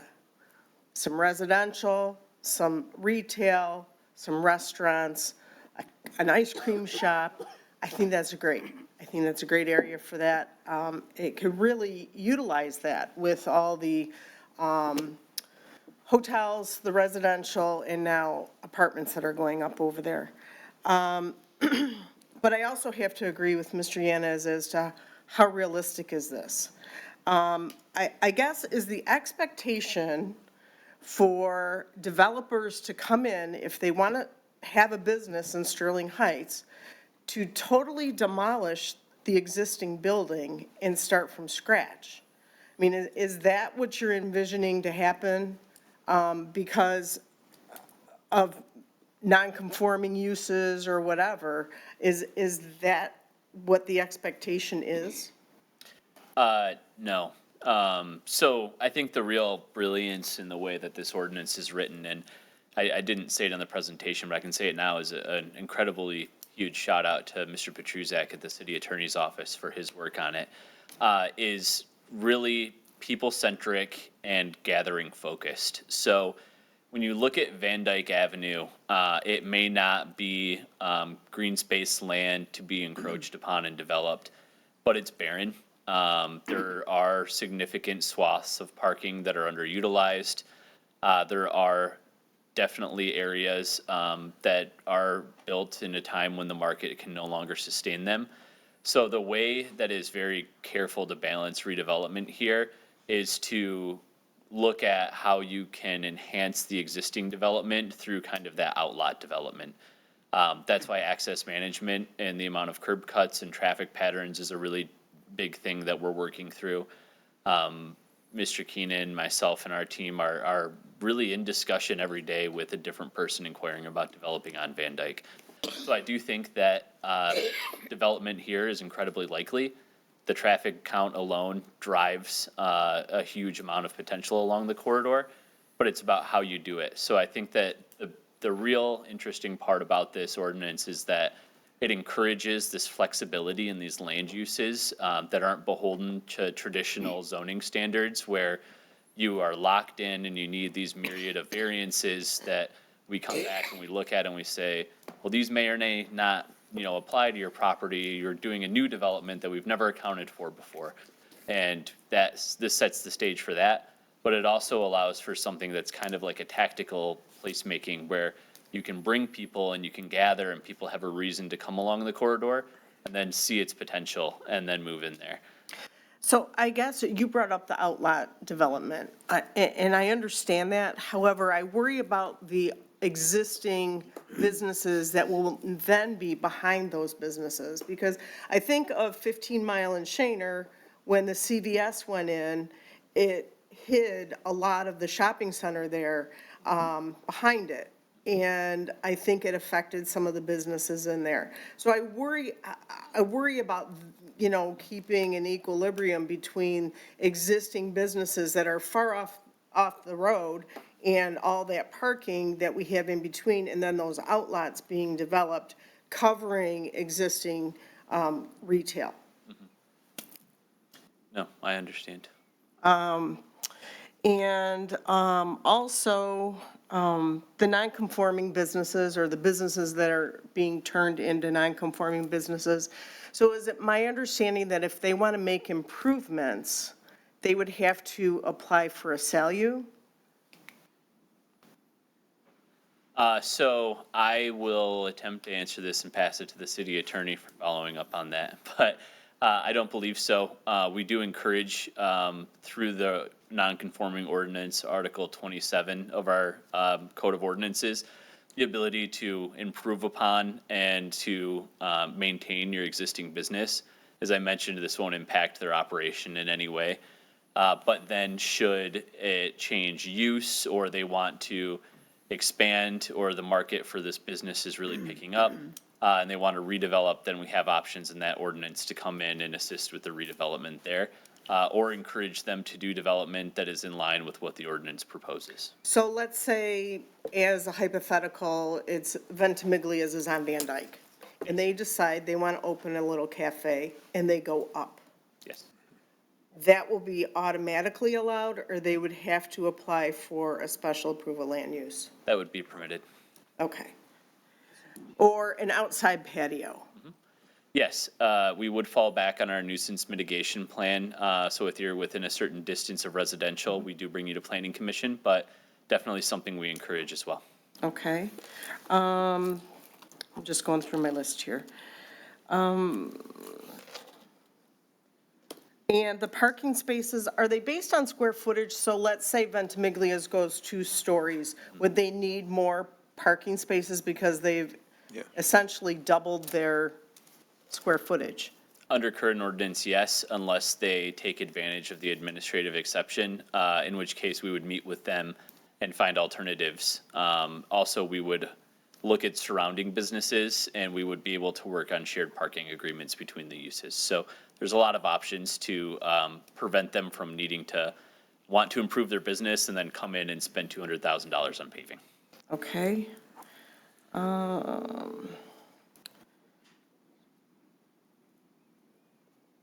I noticed that some of the uses that are not allowed are kennels. However, vets are allowed, and some veterinarians kennel dogs. So how would that work? That would be considered accessory to the primary use, so you would be allowed to have it. We only have kennels and long-term boarding permitted in our M districts, so this would allow you to do a small-scale use of that. But really, we would encourage it to go, like Pet Sweet's son, 15 Mile that came in last year, where you have more space to be, more open for the animals. Well, I know Serenity does kenneling. Yep. So if they were to open in this district, they would be allowed to continue to kennel dogs? Yeah, as an accessory to the veterinarian office, you would be allowed to do that, yes. And what's the rationale for funeral homes being eliminated from this? Again, when we look at the rationale here, it's really about, we tried to pick uses that were as constantly activated as we could. So things that are kind of operating at a constant rate, open to the public, that would allow people to have a destination there. So that's why they're excluded within only the overlay. Okay, I think that's all I have. Thank you, Mayor. All right, thank you, Mrs. Schmidt. Anyone else? Mrs. Zarko. Thank you, Mayor Taylor. Before I ask my questions about the actual ordinance, I'm going to make a statement that might offend somebody, but I think when you say that the Planning Commission voted for this unanimously, there were 4 people that were absent. And to me, that tells me that maybe this should have been postponed until there was better attendance. I mean, it could have done a presentation, postponed it to the next meeting so that you had more people there to make the decision. So for us to get this with only 5 people saying go for it, I find that it's not acceptable. So now let's go to what we're talking about. We talk about parking, but sometimes parking depends on the success of the businesses that are there, because we have a couple places in the city that would want more parking, and the strip that I'm thinking of is on M59, where you have the Nothing Bun Cakes, you have Jersey Mike's, you have Crumble Cookie, you have Panda Express, and there's a couple other businesses in there, and there is not enough parking. So these are things that you have to consider, that you could have all of those,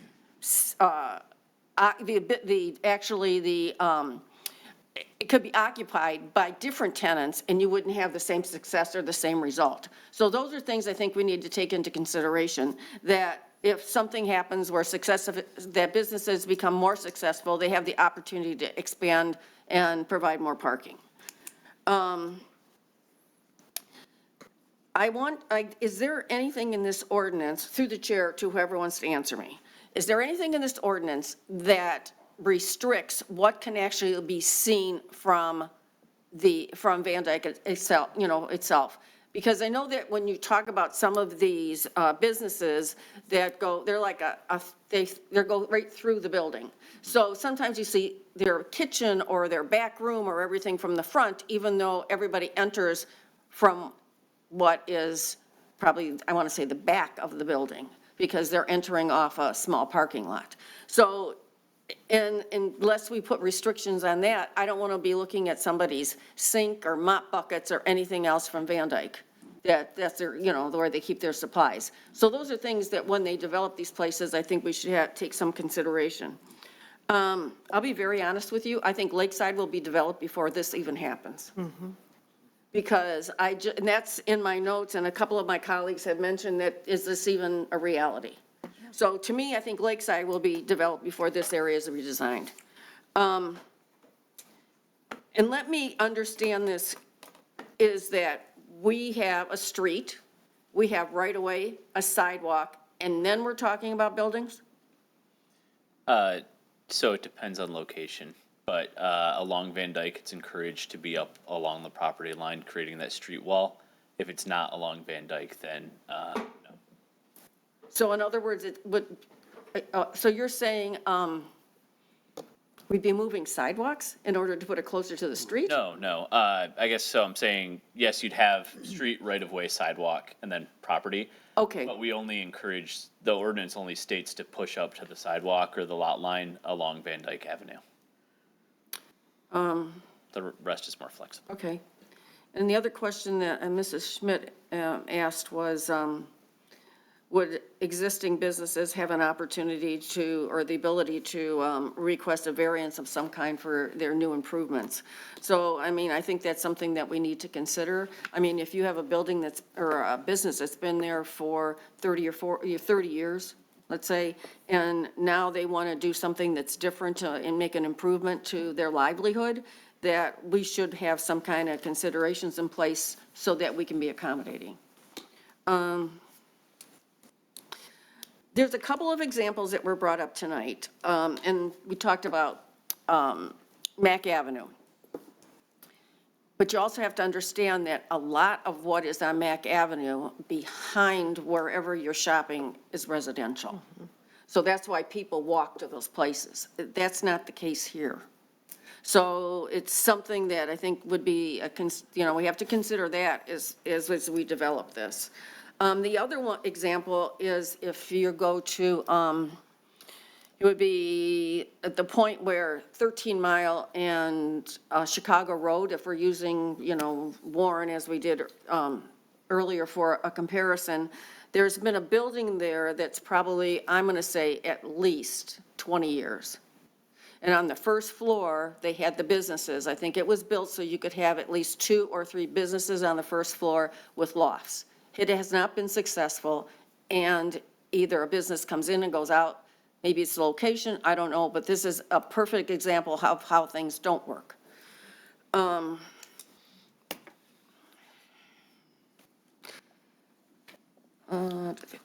So I guess I'm going to ask another question. So if businesses want to come in on Van Dyke, and it's primarily a drive-through business, they would not be eligible to be a part of that corridor? They would be listed as an impermissible use, yes. Notwithstanding the ability for them to go to zoning board of appeals. Okay.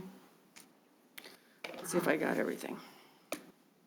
I will say some of the areas that we talked about where you have the food trucks in an area, a certain area where you have, like we talked about Traverse City. Petoskey has one too. That's, there's 2 restaurants, and there's, in the back of the restaurants is a huge parking lot where you have your food trucks, and what's interesting, you can get your food out there and come in and buy your alcohol in either of the 2 restaurants. So, so it works. And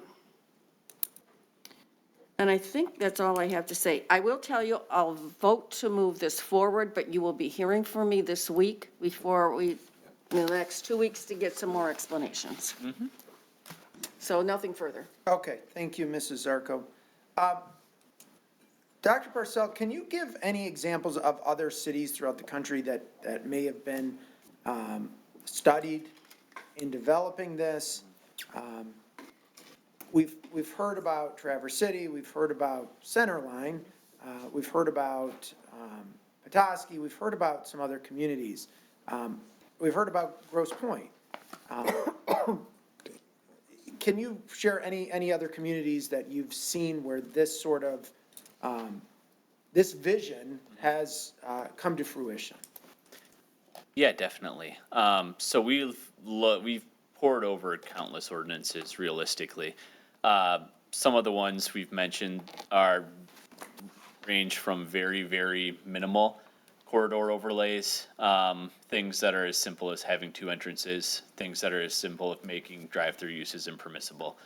Other ones are completely on the very opposite end of the spectrum, that are incredibly form-based, require you to adhere to a very strict set of design guidelines in order to be developed.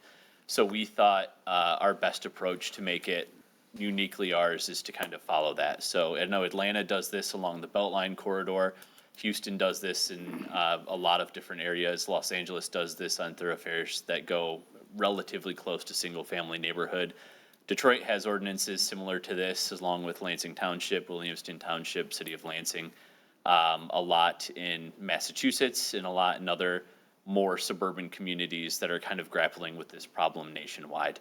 I think the part of our ordinance that is the strongest is that we allow for a lot of flexibility to build out on these areas and for land uses to come in, operate on even a temporary basis and kind of reemphasize what they want to do along the corridor, but also the ability to have administrative flexibility on the area standards, the parking, the height that allows for an ease of development that isn't so rigorous that we are just really trying to thread the needle on one building or use that could go there. So we tried to walk a very fine line in terms of what we're doing for reimagining the corridor.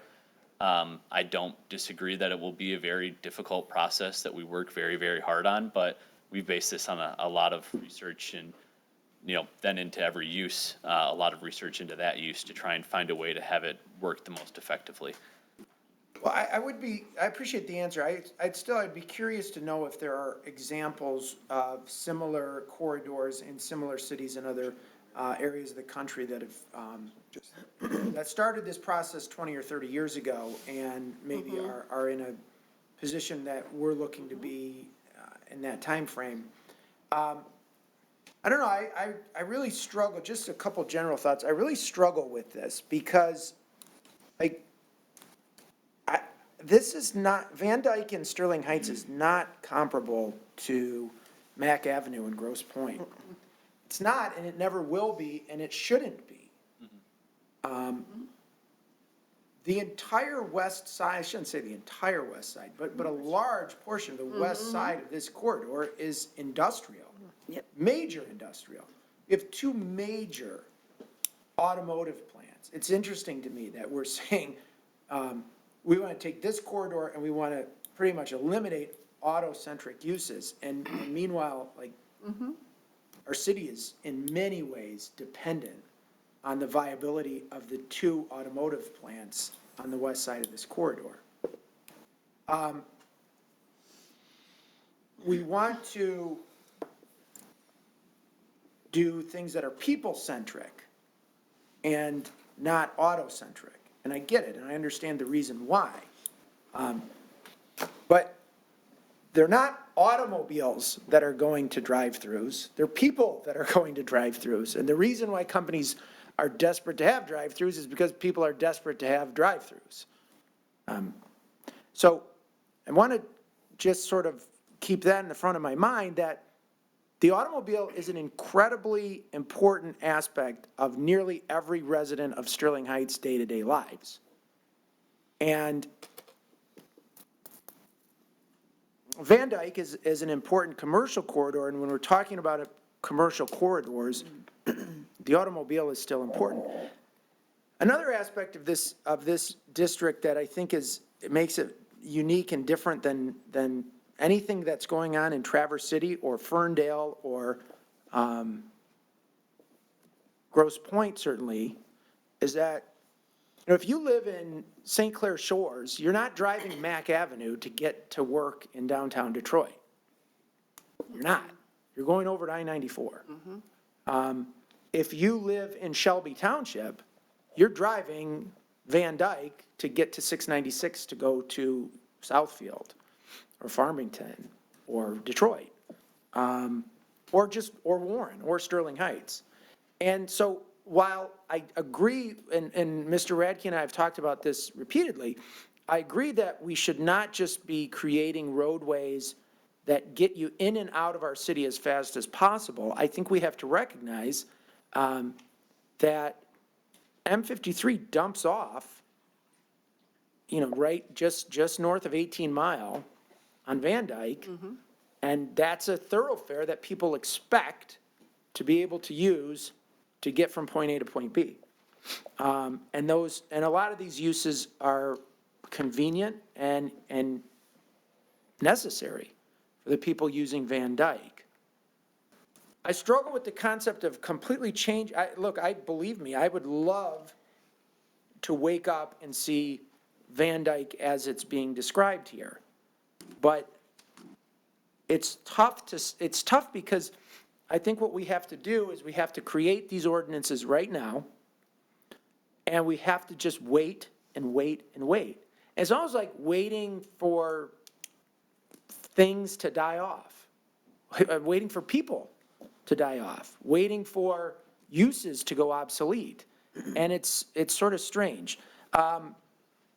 This would eliminate all drive-through uses, not just fast food restaurants, banks, pharmacies, anything else, right? Nothing new. Yes.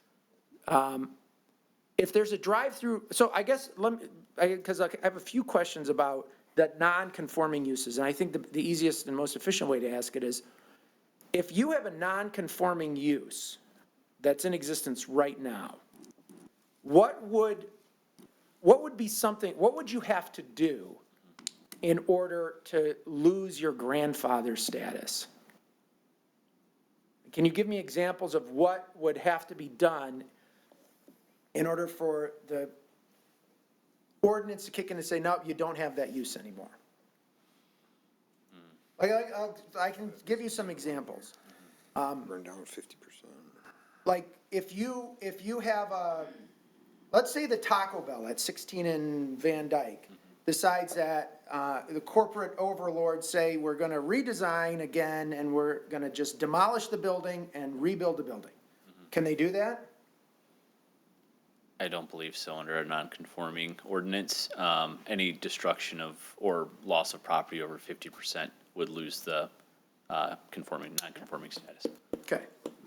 So they can't do that, which they did at Hall and Shaner. I worked at that one. I've said that here before. I worked at Taco Bell at Hall and Shaner. Then I ran for city council. It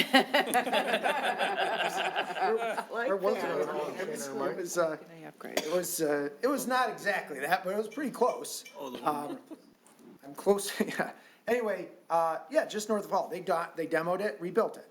I don't know, like the gas station at Hall and Shaner, would that be permitted in the Van Dyke mixed-use district? Yes. What's the difference? Existing gas stations are listed as a permissible use as they are, so you can, and we do encourage redevelopment of ones that require it. So gas stations are carved out? Yes. That a gas station can do a complete demo. Like, what about that gas station, I think, 15 in Van Dyke. we talked about it, 14 and a half in Van Dyke on the east side of the street. It's kind of shut down, it's not really operating. The old mobile, yes. Yeah, if they wanted to start operating again, could they? Yeah, they could come in with a use permit tomorrow and we would sign off on it. If they sold to another user, Yeah. would they be able to use that parcel? Okay. Banquet facilities are prohibited in the district. As a standalone use, they're permitted as accessory uses to restaurants. Okay. So Penna's at 17 in Van Dyke. What could they do, if they wanted to remodel, they can do it as long as they don't demolish 50% of their building?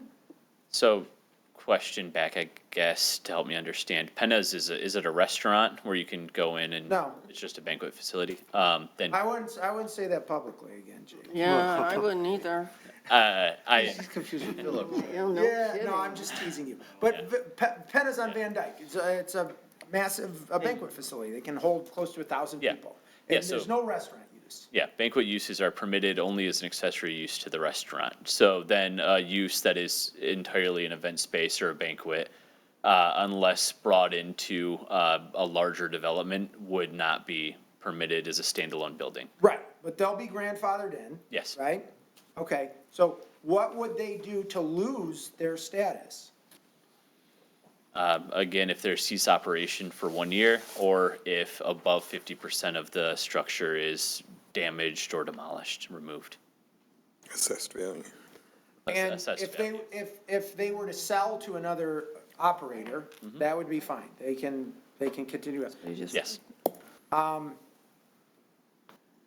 right, and then let me give you another example. 17 in Van Dyke, at the southeast corner, there's a vacant office building that will likely remain vacant as long as it stays in office for the foreseeable future. I've talked to the owner of that building, and they're interested in doing apartments. But is it fair to say, they would be required to make it mixed use or go to planning commission for a special approval land use? So if they said, look, we don't want, we don't want commercial on the first floor, they gotta go to planning commission to get special approval land use. Yes, it would be a sale. Okay. Just a correction. Yeah, no, I gotta be honest, that's concerning to me, because I've watched the process and I've seen it play out, and you've got developers that say, I don't want commercial, I'm not interested in commercial, it's not gonna sell. And we've got planning department saying, well, so what, do it anyways, just give it a shot.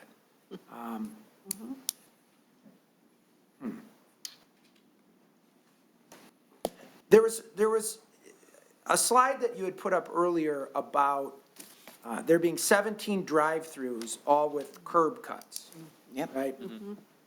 But I guess I'm curious, the curb cuts aren't gonna go away if it's a non-drive-through use, right? If there's still gonna be curb cuts, whether or not it's a drive-through or not, right? Yeah.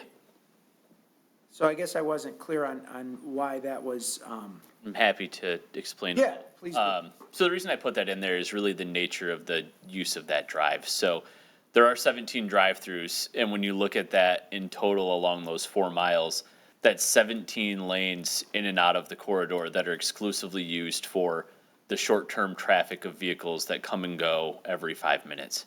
So when you look at that, those are 17 ways out onto the corridor, making it difficult and more muddy to try and turn, to get out of your vehicle and walk across those different uses, particularly when you have large sections like shown on the screen here. So those are explicitly drive-through uses that are linked to a continual flow of traffic, rather than the idea that the ordinance presents of trying to bring people in as a destination to stay for longer, go to multiple uses, be able to traverse their way through the district while parking in their car at a central location. okay. Mr. Gallo had met with us recently about a self-storage facility at 16 and a half in Van Dyke. I believe, did that go to planning, and was it, what was the outcome of that? It was denied a use variance from the Zoning Board of Appeals.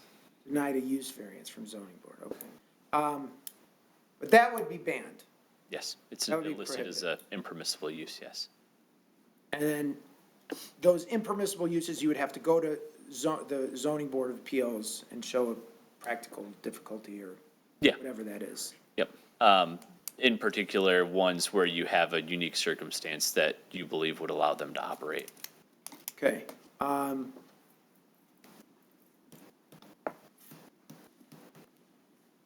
You mentioned barren parking areas, and I don't disagree. I think there are a lot of them.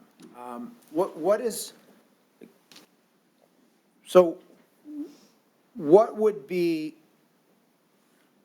let me see if I can find one. I mean, I think the Meyer is getting pretty busy. The Meyer's pretty much, do they have any pads left there? I think they have one. Okay.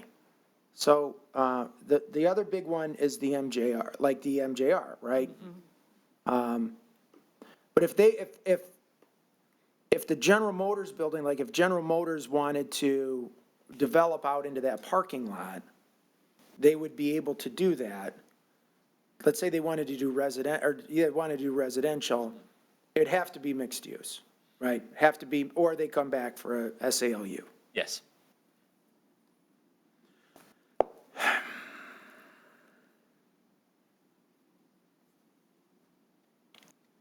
Can you speak to, Mr. Radke brought up, like tobacco shops, auto supply stores. What was the justification for carving those out? Realistically, just based on the other ordinances we reviewed, did a similar carve out of those smaller convenience uses, and then most auto supply stores in relation to their relation to the auto service centers. Okay.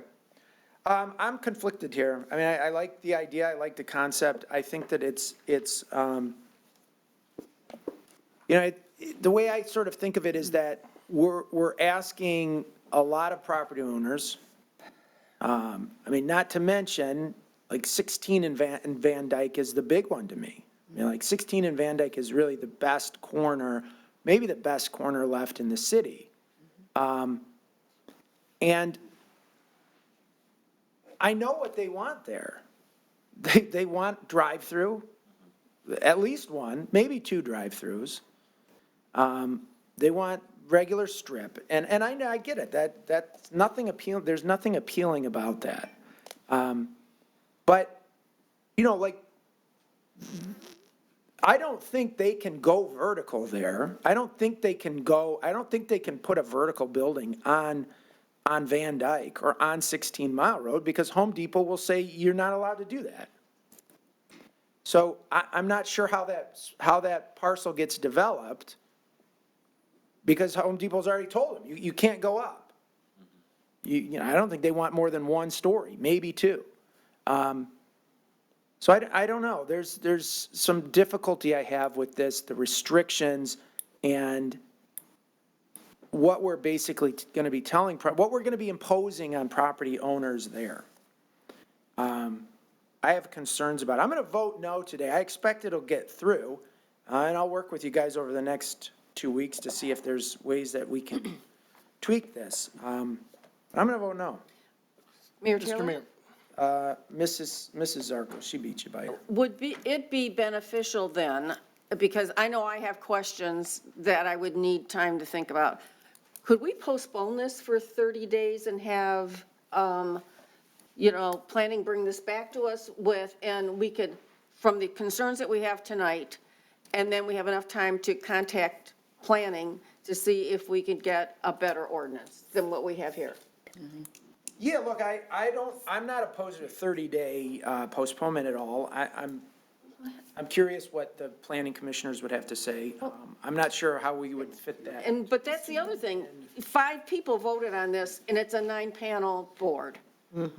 Yeah. So that's the other thing that I really do have a problem with that. So to me, I would prefer a postponement and for 30 to the second meeting in September, and see if we can put together a better ordinance. Okay, Mr. Radke. Sure. Just a couple things I jotted down while people were talking. When I think about this corridor, I also think about the North Van Dyke corridor. And we rezoned that. And I'm told that property values in the corridor are up 40%. The idea that this is not going to work is belied by the property becoming more valuable. If it was a failure and they couldn't develop their property and they couldn't make use of their property, why did the prices in the corridor rise 40%? That's the market at work. The market's saying your property is now more valuable. So this idea that this property won't become more valuable, I would argue we rezone it, it's going to become more valuable, just like North Van Dyke became more valuable. Again, I had Martin Manna before us 2 weeks ago. He said that property values in the corridor are up 40%, which shows you that what we're doing, the mixed-use corridor, is going to be successful because the property owners wouldn't raise the price of their property if they didn't think there's value there. We talked a lot about Woodward versus Van Dyke. The reason we discussed Woodward is it's an 8-lane highway like Van Dyke is an 8-lane highway. But we can talk about 16 Mile or Metro Parkway, as we call it in Sterling Heights. Troy has gone through this process, and they've been doing it for about 20 years. They are the model community that you were referring to. And they have many buildings on 16 Mile that are 4 or 5 stories. You can't really go beyond 5 stories because you need structural steel. So most buildings of matchstick construction are only 4 to 5 stories with podium parking or what say you. But I remember going, it had to be before the pandemic, but they have a restaurant at 16 Mile right before Livernois on the south side. It's a Shawstack restaurant. I forget what it's called. But they have a patio on, I think, the 4th floor, the 3rd floor above. And that patio, to get onto that patio, to overlook 16 Mile, the wait was over an hour when I went to it because it's so popular. If you build it, people will use it. I get so very frustrated when I hear people keep on saying, well, we've always had it this way. Just like I get frustrated when people say, I went to this other place, I went to Troy, and I dined on the patio of this 4th floor building, and I overlooked the corridor, and they're obviously making money if there's an hour wait to get up there. And I can drive there, I can walk there because we border each other, but just, 100 feet down the roadway, there's just no way. It belies both the imagination of developers and the imagination of all of us. People live off Van Dyke. Looking at the map, I have Google Maps up on my computer, between 500 and 1,000 feet off the east side of the corridor are residences the entire way, except for that little hook out where Plumbrook kind of cuts through. But there's residences adjacent to all of these. So the idea that it can't function that way, the people are there. They want something better. Whenever people say, oh, what's going on, another thing, man, people want something more. We're just not giving them the ability. And then to have Mr. Gallo come in, yes, he had a failed development in Shelby Township that was obviously never touched by a planner because his development, it so goes against the interest of all planning in general. I've driven through there. I remember when he was putting it in, I thought it was weird. And it's even weirder now. He has no awnings or windows in the building. So how can you have a business corridor where no one can walk by and see your goods? You can't be protected from the rain.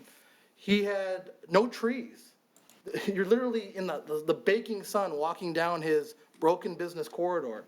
All of these things are fixed by our ordinance. They won't let him build that broken development here. But to point to that broken development and say, wow, it doesn't work, because he never built one that would work. He did not design it in a way that would function. And he brings it out all the time. It's very frustrating because it's badly done. One thing this ordinance does is buildings can be used as is. You're not required to knock down your building. If a building exists like GM Live, they can continue to use the building as functioning as is. You're allowed to keep using your building. We're not forcing anyone out. Now, people here say that they believe in markets. They believe in capitalism. I do. And I believe that the market will ultimately decide. If property values continue to rise, plazas that are half full or not developing the proper way or have excess parking, they're going to sell because there's more value there to them to someone who has a different plan. And because we've now written a good plan here, which I'm against postponing, we've written a good plan here, they will develop. They're doing it in Troy, all along the 16-mile corridor, not just the Phoenix, but if you start at DeQuinder and you go west, they have a Dunkin' Donuts that's come to the street. They have a Shake Shack that's functioning the right way. They have it's not called the Phoenix, it's called something else, but they have it's like 5 buildings in an oblong, all along 16 Mile. It has a pool on the roof. They're all 3-story. They are seeing ancillary and offshooting development from their improvements to the corridor. And again, the Redistricting Commission says that we should be with Troy and any number of districts. They see us as similarly, both demographically. We tout that I think we have our median income is like $72,000, which is much higher than the average in Macomb, but more similar to Oakland County. We can have Oakland County style development patterns here. We have a built-in user base just east of the corridor.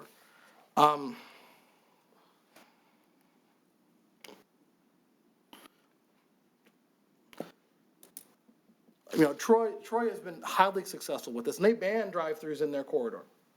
They require you to come up. They don't have an overlay. This is the rules.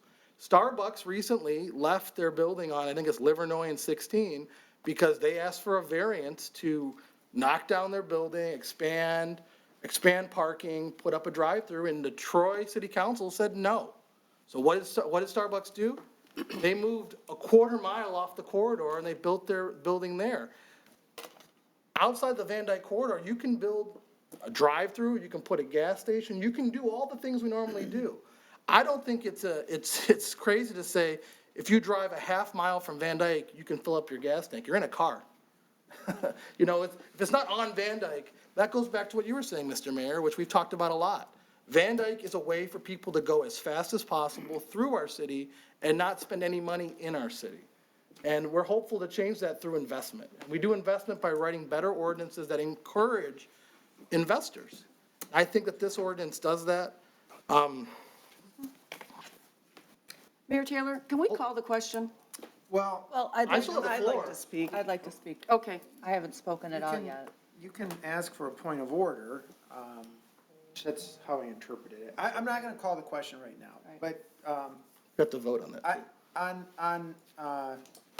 on the second bite of the apple, let's try to limit our discussion to at least less than our first bite of the apple. Just my suggestion. Go ahead, Mr. Ray. That's pretty much what I wanted to say. The corridor, it's possible. We keep choking it off.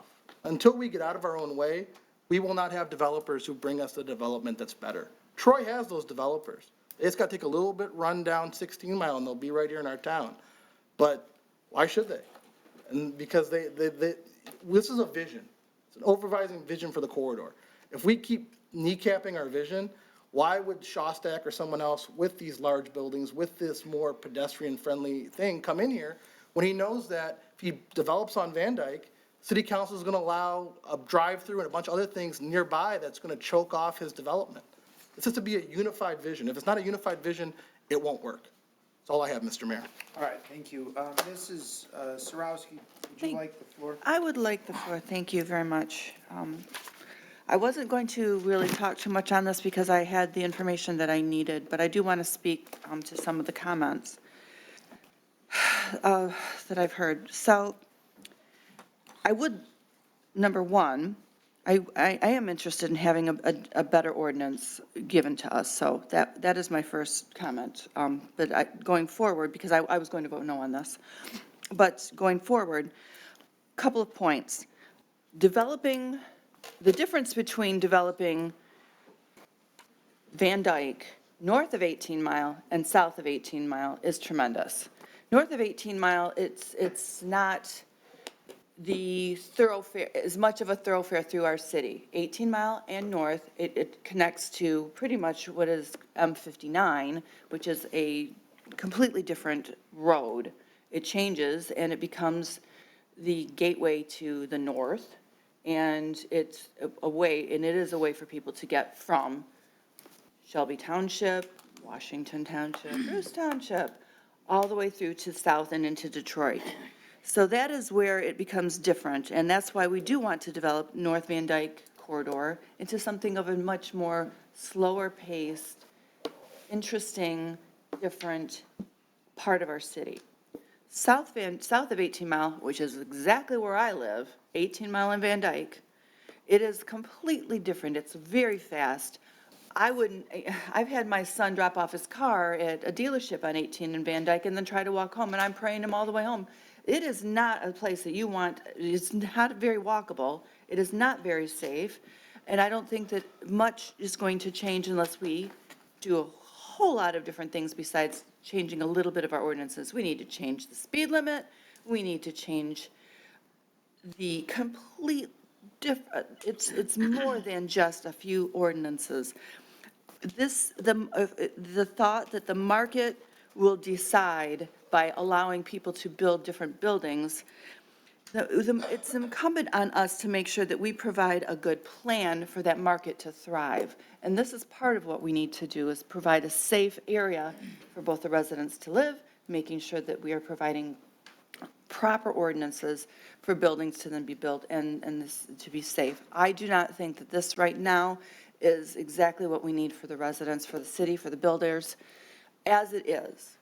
There may be, if some tweaks go through, I do not want to see, if what this ordinance is looking at right now with the non-conforming buildings, it's telling the non-conforming businesses that they're not going to be able to do a heck of a lot to improve their building. It's going to, it appears, the way it's written and the way I'm interpreting it, that they're not going to be able to do updates. Then they might be able to do some facade, maybe some facade improvements, but it does not appear that, I don't want to see these buildings go to, it become into disrepair, and then they're not going to be able to upgrade because they're afraid that they're not going to be able to run their business. So, especially those with drive-throughs. I have some concerns with this that I don't think were taken into account. I would like to see it reconfigured.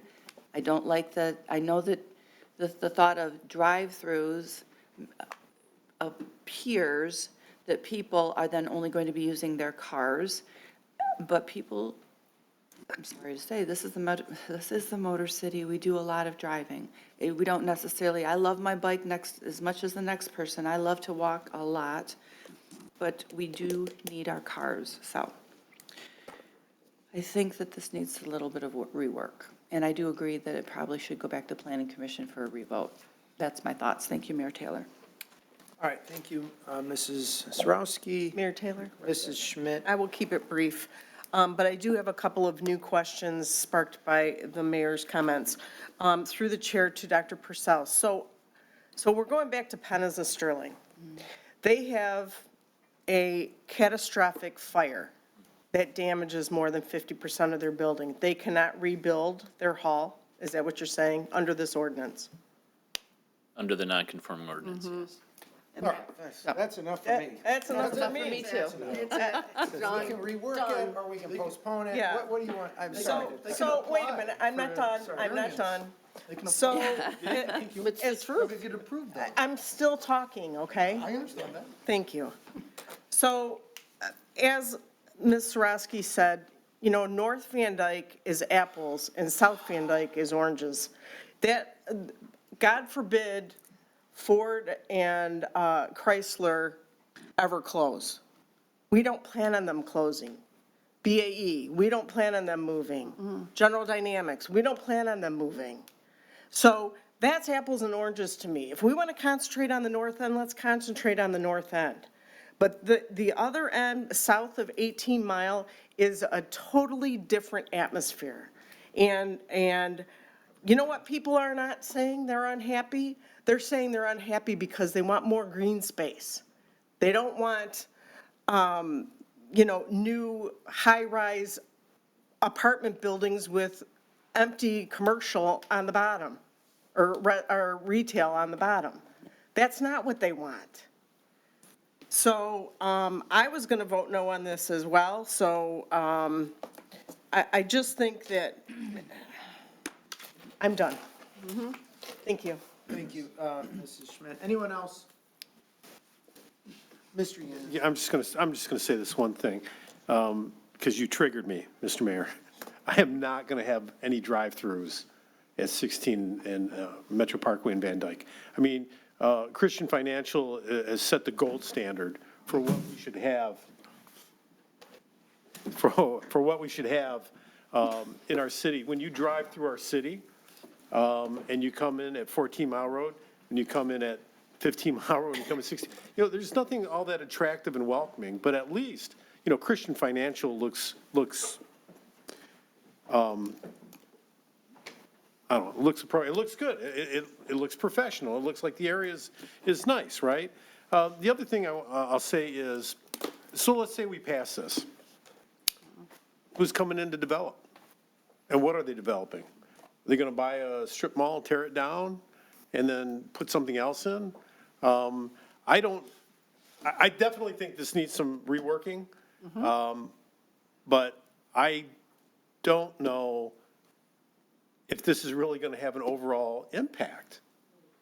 at least short-term, I agree with Mrs. Yarko. It might, Lakeside might be done before we see anything else here. So I would support postponing this, try to get our feet underneath it, maybe get a better vision. I don't want a strip mall at 16 in Van Dyke. I don't want to drive through. I don't want a Starbucks. I like Starbucks. I got their app. I don't want one at 16 in Van Dyke. It's the heart of the, almost the heart of the city. We need something. You drive in and there's the Chrysler and there's Home Depot and we need to have something that's better for our city at that intersection. So if someone wants to make a motion to postpone, I'll support that. Before we get there, Mrs. Konski, anything to add? Sure. I agree with what's been said. I'm afraid I'm a no vote on this too, because there's so many things here that we need to really discuss and work out. I don't see, as it's been said, I don't see builders, developers coming in and doing projects like this. We saw this the other night at the Planning Commission meeting. Commercial is not going to sell on the first floor, so I don't want to put it in there.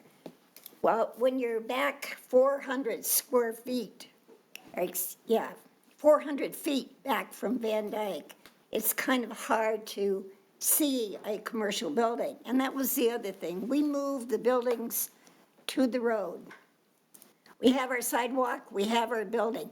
What about the balance of the property? We're going to put the parking behind the building, and then how is the rest of that property going to be used? What if this is a 6-story building? Who's going to see what's behind it? I think we need to put more thought into this, and I agree with what's been said. We cannot forget that the automobile has made Sterling Heights. I don't want to say no more repair shops, no more this, no more that. We need to have more thought here, and if it stays the way it is right now, I am voting no. Thank you. Okay, just a couple of things to follow up. Look, I wasn't proposing those uses at 16 and Van Dyke. No, but Henry, I was you just gave me the vision, though. Just telling you that these folks seem to find me, and they tell me what they want, and I tell them, no, it's not going to work. I got you. I don't think, and that's what they want. Chick-fil-A or something there, I don't know. Not Raising Cane's, don't worry. And look, I also agree. I mean, I think that with what Mrs. Schmidt said, that there's a difference between, and Mrs. Sarowski too. Thank you. There's a difference between North Van Dyke and south of 18 Mile. Yep. You know, what I particularly like about that North Van Dyke is that I think we like, in my opinion, we can create something there from scratch. It's depressed. It's in desperate need of rehabilitation there. And while there is a lot of traffic there, I mean, my personal feeling is like, it's all right. I would be happy to remove one lane of traffic in each direction, put on-street parking, and that's an area where you can say, like, there are other options. There are other places that you can go drive. That, to me, doesn't need to be a place to get from point A to point B. That's a place where, you know, that is point A. You just go there. And I don't view the Van Dyke corridor from 14 Mile to 18 Mile the same. Mr. Radke brings up a very good point about Troy, and that, you know, Troy, the 16 Mile, Big Beaver and Troy is, you know, there's a lot of traffic on that, people going from Macomb County to Oakland County to work, and then Oakland County to Macomb County back to live. And that is a thoroughfare where you go from one side to the other, and you're moving through. And they do have some nice amenities there. I'm not sure what that corridor looked like 30 years ago. I think it probably looks closer to what it looks like now 30 years ago. And it wasn't a big change. So Mr. Koszybski, you want to add something or clarify something that's been discussed tonight? Yes, if you don't mind. Councilwoman Sarowski, you were talking about the nonconformity and uses and what business owners can do. Business owners can improve their property, they can put new facade on, they can make everything look pretty, they can go inside and they can make changes to the inside of the structure. They can do, if Penn has wanted to remodel their entire interior, as long as they're not expanding the footprint, they can do that.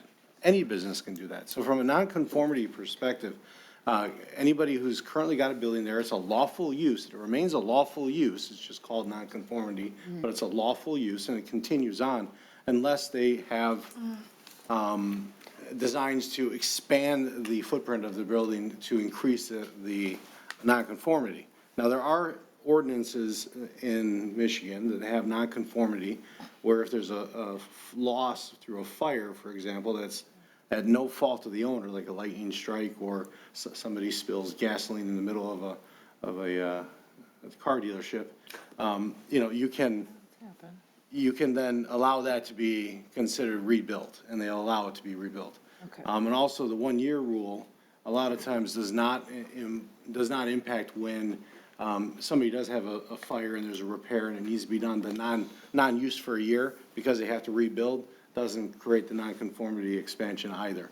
So there is a lot of ways that we can tweak this ordinance to allow for that contingency without having to worry about nonconformity.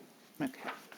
From your standpoint, Mr. Koszybski, would a 30-day postponement be appropriate? Do you want more time? I mean,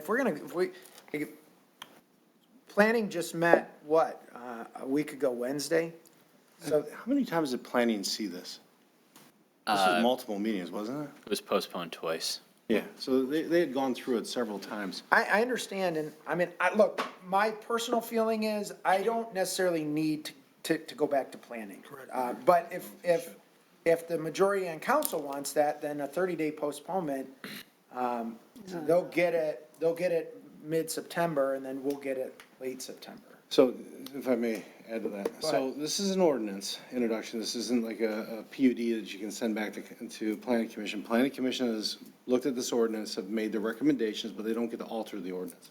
This is what the council gets to do. So from here on, it should be, if you want to postpone it and have us go through your comments and make tweaks and try to bring it back to you with something better, we can do that. I would prefer doing that. I don't think sending it back to Planning Commission for a wholesale rewrite is going to happen because this is what the planning department has recommended, and all they can do is make comments. They can't change it. How much time do you need? I honestly, given the comments you've made today, I think a 30-day window is pretty good. I mean, I think we can make the tweaks that you're looking for to make this better and take care of the non-conforming issues you're worried about, take care of a lot of the issues that are there. And I do want to make one other comment, if you would let me, Mayor. So we always focus on the frontage of Van Dyke. And this thing goes back, how many yards? I think it's like 1,200 feet. In some areas a little bit less, depending on where it meanders. The idea of a district isn't so much the frontage, it's what you do with the rest of the property too, like one of the council members mentioned. And when you do that, you create the walkable areas within the district that allow you to go in between the buildings, so there's placemaking that you do. So the idea that, yes, the frontage on Van Dyke is very important because that's what people see first. But it's the rest of that districting that we're talking about. That's why we call it the district as opposed to a Van Dyke street or a downtown avenue. We look at it in a more holistic approach.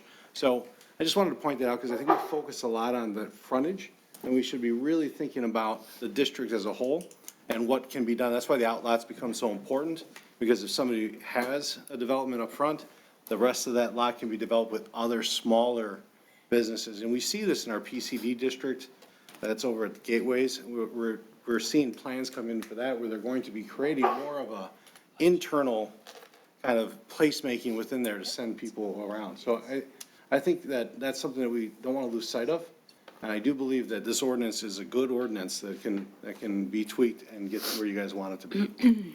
Move to postpone 30 days. Okay. We have to vote on the motion on the floor first. So I would entertain a motion to postpone to the second meeting in September. So moved.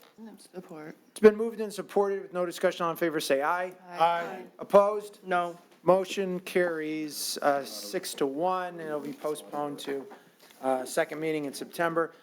Per our council rules, we'll move on to communications from citizens.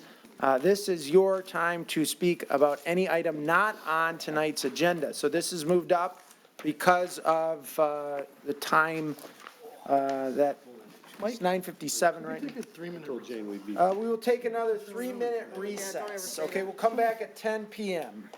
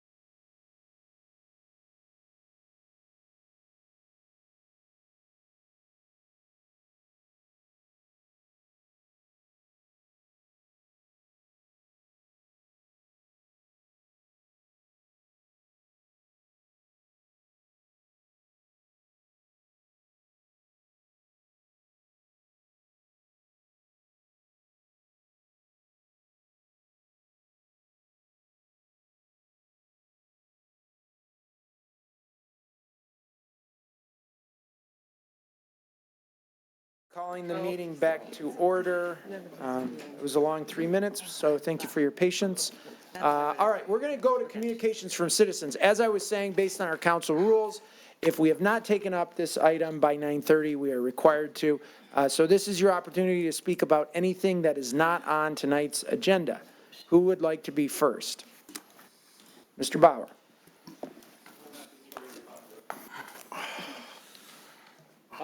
Last week at the planning commission meeting, Mr. Petruzak, the city attorney, was talking about the laws. Mr. Garapi had asked him a question, and one of the things that he said is the zoning is the law, and it should be followed to the letter. Okay? So this is what this is based off of. I respectfully request that an ethics violation investigation be done regarding the vote to approve the PUD 240002 due to knowing that the project violates the zoning ordinance, Article 16 floodplain areas, specifically Section 1604, paragraph F, which states floodplain areas shall be restricted so as to prohibit any structure wherein human habitation may be provided for either a place of residence or employment. Okay? Also in Article 16, there's Section 1601, restriction on uses, and the last sentence says, where the regulations of this article are more restrictive, they shall control.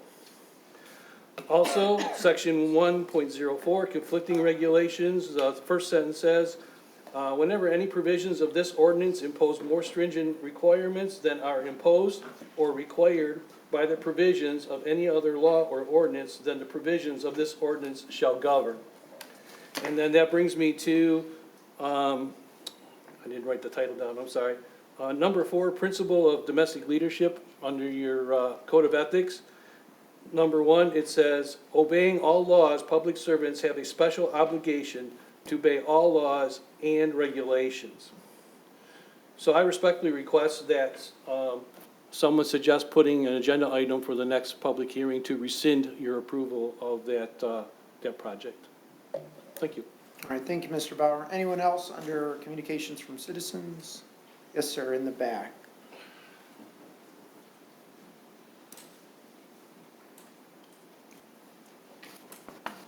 My name's Steve Callens. I live on Daventry Court, and I moved my time up to talk because what I'm referring to is what was semi-discussed, and that's that Irving Road piece of property.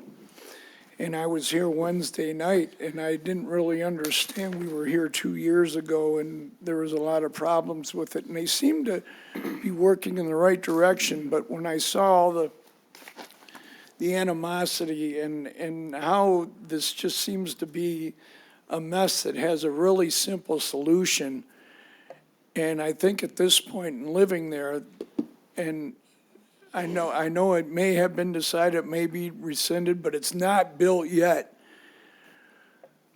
It should really be left as a green space for a couple reasons. One is the floodplain and the drainage there. We just had those rains and I looked out and our streets flooded, and they do a lot. I mean, it's not as bad as it used to be, but when you take that drainage out from that green space, you're going to create a lot of problems. And then you also have, you put the apartments in there, you got another, 300 toilets going into the drain there. And then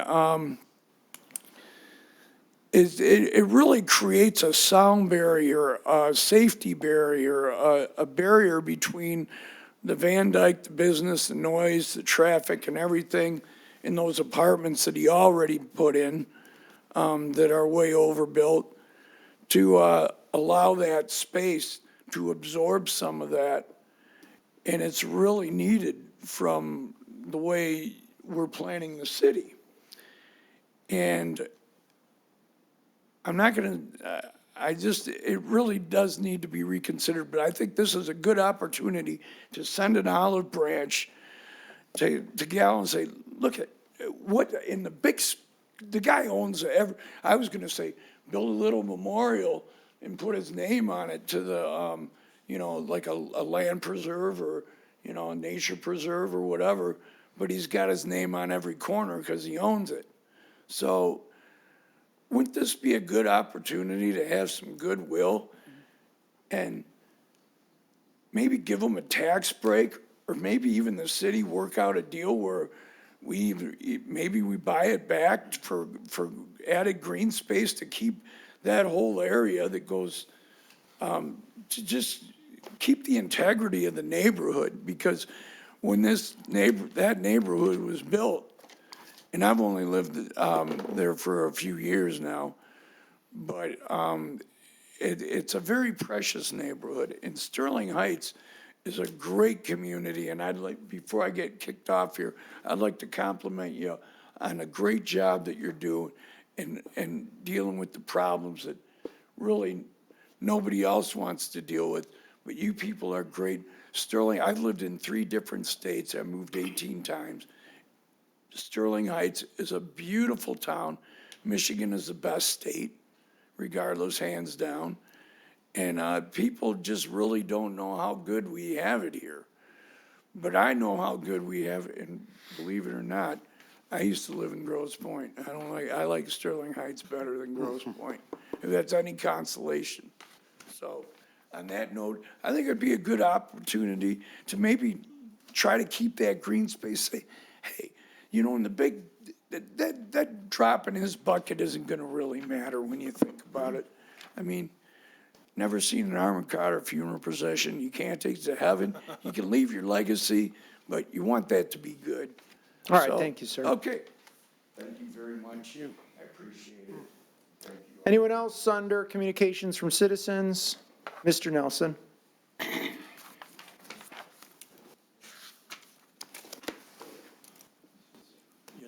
I liked what I heard a little while ago. People talking, and I liked the word that came out of your mouth. People-centric. I love that. Been trying to say that for years. You can smile, that's all right. Well, I mean, I'm going to take a nice compliment from you. I'm not going to frown.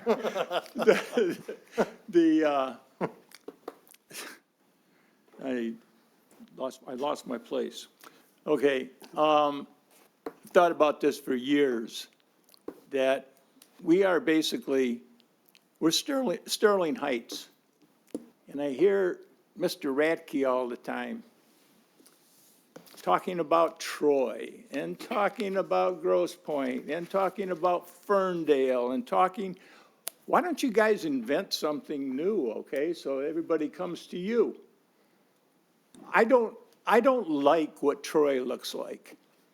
And if you go down to 19 Mile and DeQuinder, and that whole corner is got condos, apartments, right out to the road on 19 Mile Road. And they have a little strip mall sitting there with ramps. Ramps in the front, right off of the road. I wouldn't walk past that on DeQuinder, especially at night. So we're Sterling Heights. And when I hear reference to this is the way things are done, I don't want anything to do with Ferndale. Nothing to do with Troy, okay? We don't need 30-story high-rises. But the real reason that I'm up here is I don't like our planning process. I don't like what's going on. You know it's coming, Mr. Radke.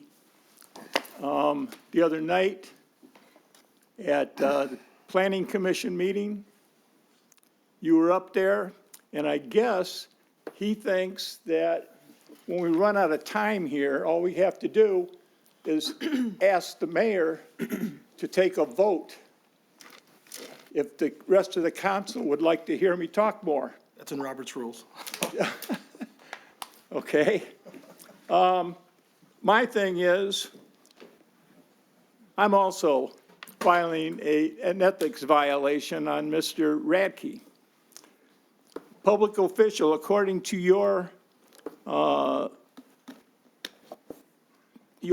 ethics rules, that at least four of you were responsible for putting together, a public official should not appear before or have contact with a city board, commission, or committee for the purpose of influencing the outcome of a matter under consideration by threats, intimidation, or other improper exercise of the powers of public office.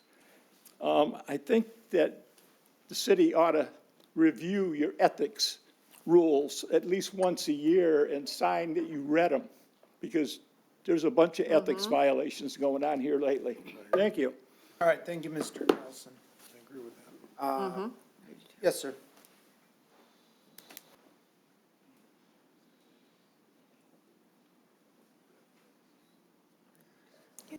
Good evening. My name's Nick Romano. I've been in the city since 1988. I picked a house in Sterling Heights near City Hall, Dodge Park, Stevenson High School, just for that reason. It's a good area to be in. There's a lot of wonderful things that happen just in that area. But as the city grows, like anything else, you have millages that have to fund different projects. And I don't argue about that. I believe in it. When the fire department millage came up, I voted for it, but I begrudgingly voted for it because the city has a habit of tweaking the millages and throwing something else in there, like repairing the streets. Who doesn't want police and fire? But I might not have wanted to vote for city streets being fixed right away, or it should have been a separate millage. That's okay, you had to do it. Facts are facts, and with the pathway millage, I personally believe that you've thrown in way too many things. You put in sidewalks. You want everybody to pay for everybody's sidewalk.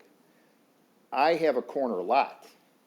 I would rather pay for my sidewalk that I have in front of my house than to have the whole city pay a tax. In a sense, it's a tax. You call it a millage, I call it a tax.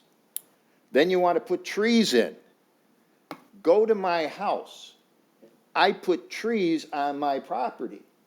Other people don't want trees on their property.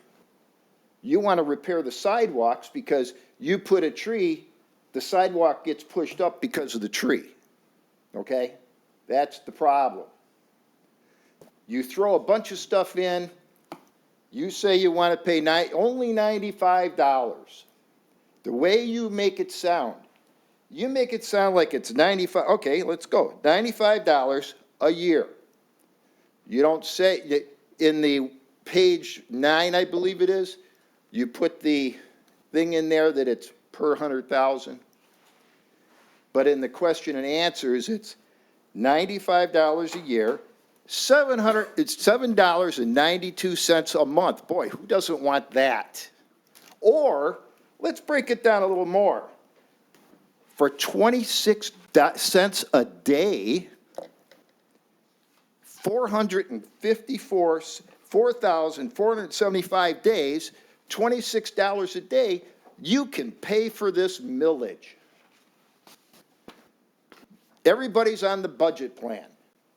This time, everybody's scrapping for money, and we can't do it. $95, why is it 15 years? That's another thing, a 15-year millage. Then, we talk about averages. You average it out. It's okay, you average it out. I'm going to give you some figures. A house bought in 1988 will be under the millage, be paying less than $95. A person who bought the house in 2014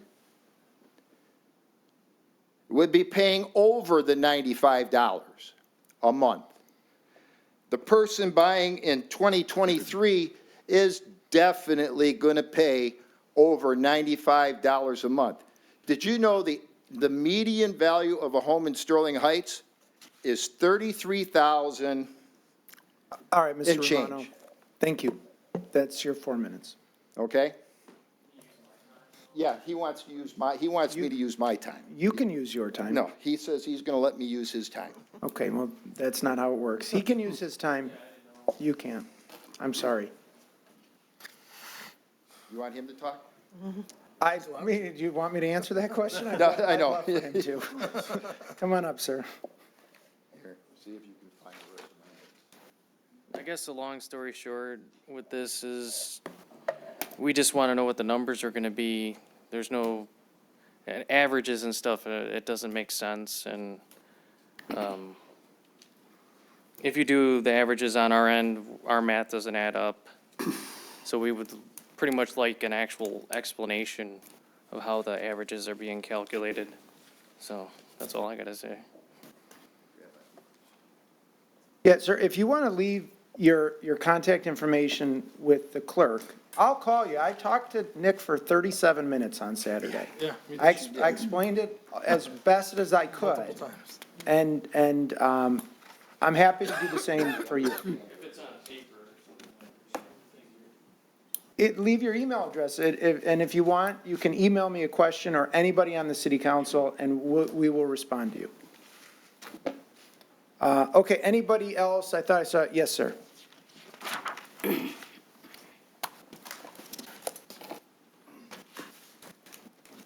How's everybody doing today? My name is Eric. I've lived in Sterling Heights now for a month. I live on Stanberry, and I figured I just kind of wanted to come and learn a little bit about my city. I feel like I had wanted to come up here and describe my first month in Sterling Heights. First thing I did when I moved into my house was I tried to upgrade my property by installing a fence on my property. I have a dog. I live on a corner lot.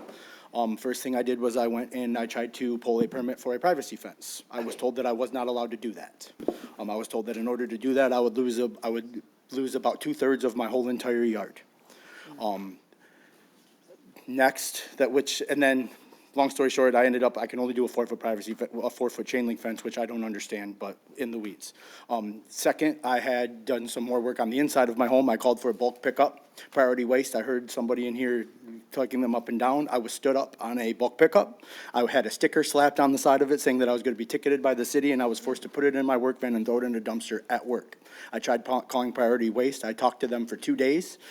Guy said somebody would come pick it up. Nobody ever came to pick my stuff up, and then I never got a contact back from that guy ever again. Third, my mother took my 2 children, both are under 2 years old, for a walk around the thing, and it comes to find out that somebody was attempted to be kidnapped from a park about a block from my house, all within a month of me living in Sterling Heights. I was raised in this area. Both of my cousins both went to Henry Ford High School. I was moving here because I thought that I wanted to raise my kids around here, and everywhere I learn, I'm running into curbs and roadblocks. I heard somebody up here say that the city or the state is old in something else. Well, here I am, a young man trying to raise a family in the city, and I'm hitting nothing but roadblocks and curbs, just trying to upgrade my property and do things that I feel like are normal. So thank you. I just wanted to be heard. I appreciate you. If you want to leave your contact information, we can look into it as well. And I'm sorry that you've had these issues. We'll be happy to help and see if there's some way to get it resolved. Yes, sir. Thank you. I appreciate it. Anyone else under, yes?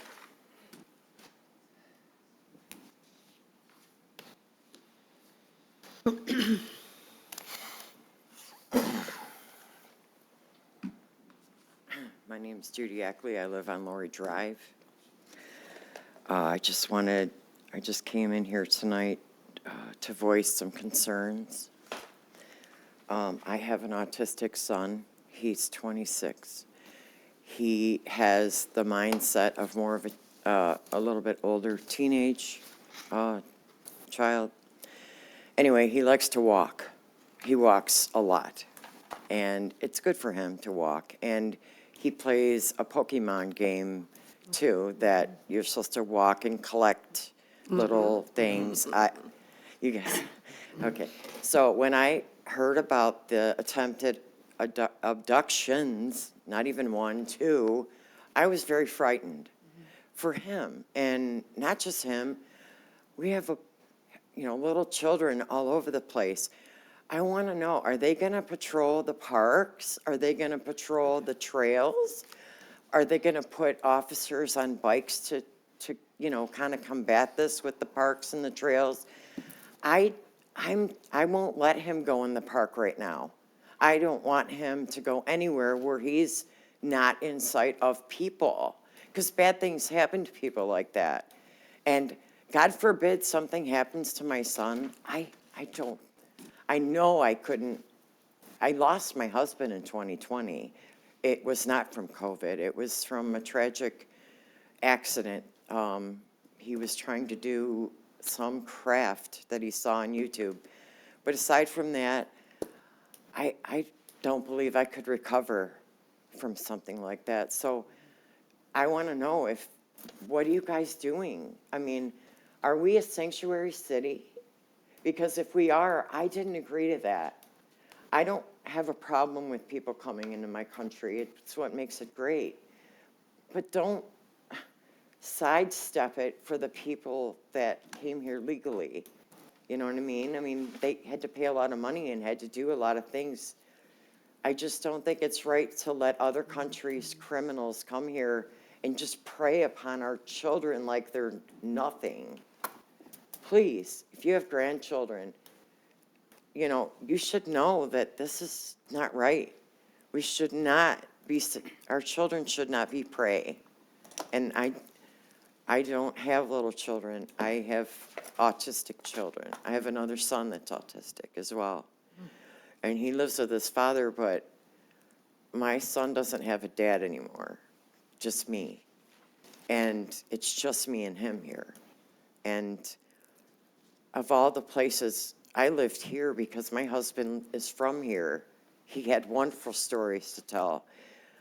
What happened, I thought I was safe here, and I just don't feel that right now. And if you don't have a plan, you need to get one, because this is not right. It's not acceptable to me, and I can't see it being acceptable to anyone else either.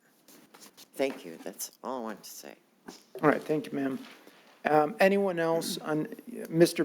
Billen?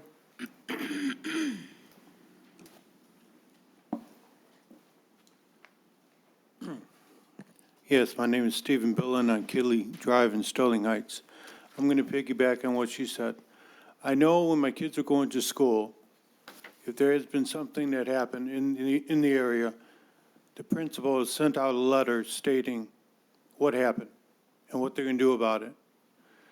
Well, I live about 3/4 of a mile from where that abduction was taken, and I've heard nothing from the city. I've heard YouTube, I've heard from Channel 4, but nothing at all from the city. I've heard a lot of stuff that the city's saying about this millage, about the .95, but I think if you want to say it's a safe place to live, you would go ahead and do a publicity to tell you what the city is going to do about incidents like this. Because, I mean, I shouldn't hear it from the news. I should hear it from the mayor that puts newsletters out or something. I mean, I know this person he lives in Shelby Township, so there's not really that much you can do, but what is the city going to do if you did live in Sterling Heights?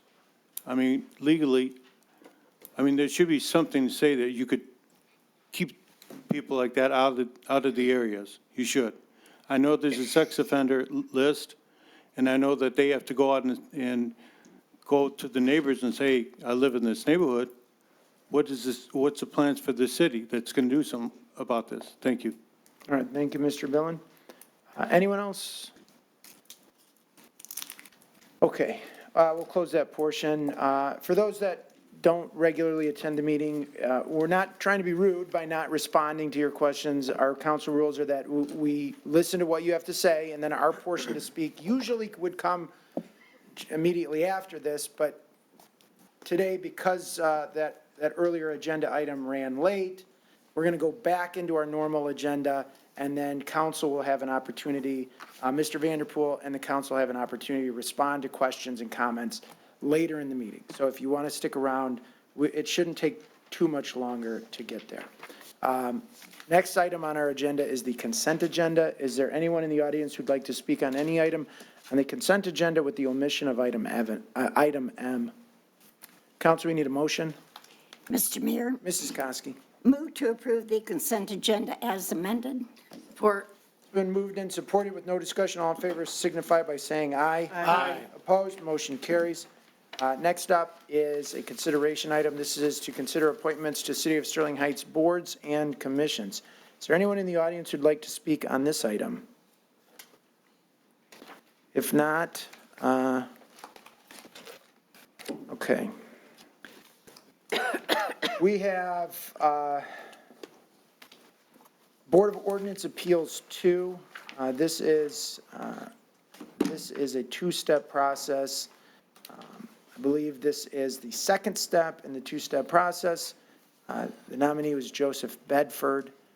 Is there a council member who'd like to make that appointment? Mr. Mayor, Mr. Radke. resolve to appoint Joseph Bedford to the Board of Ordinance Appeals 2 to a term ending June 30th, 2026, so that the appointee meeting the qualifications set forth in Charter subsection 4.03 and taking the oath of office within 2 weeks.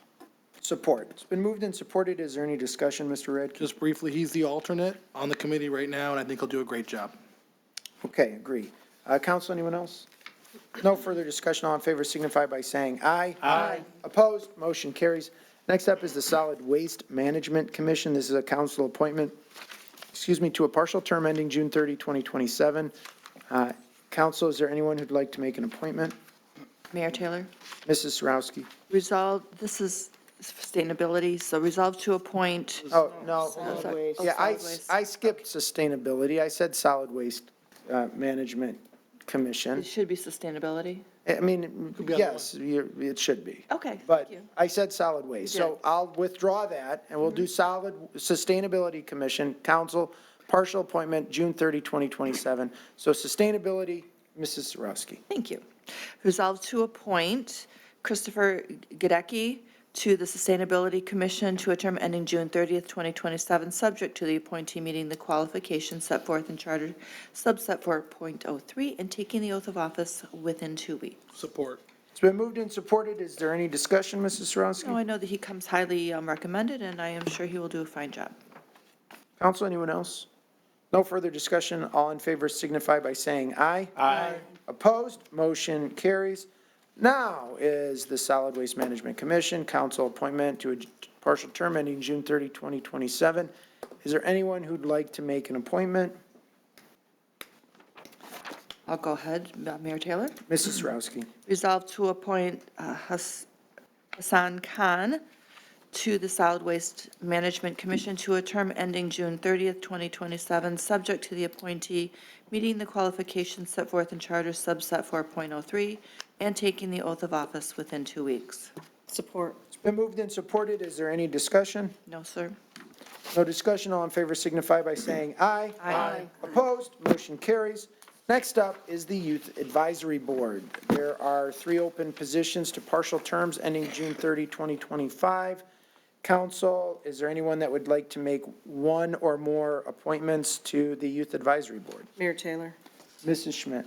Resolve to appoint Jahan Bati, Gianna Marie D'Angelo, and Cecilia Rose Lawrence to the Youth Advisory Board to a term ending June 30th, 2025, subject to the appointees meeting the qualifications set forth in Charter 4.03 and taking the oath of office within 2 weeks. Support. It's been moved and supported. Any discussion? Just nice to see some more students step up and want to help out in our community. I agree. Council, anyone else? Mr. Radke. I just want to echo that and say that I'm entirely impressed by the resumes of these candidates. They are excellent, and I wish I had those grades when I was in high school. That's all I have, Mr. Mayor. Thank you, Mr. Radke. Council, any further discussion? With no further discussion, all in favor signify by saying aye. Aye. Opposed, motion carries.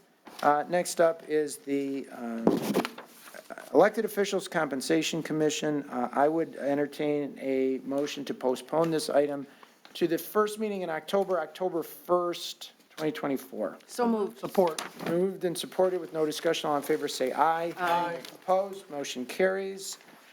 Next up on our agenda tonight is item M from the consent agenda. This is to adopt a resolution requesting the Suburban Mobility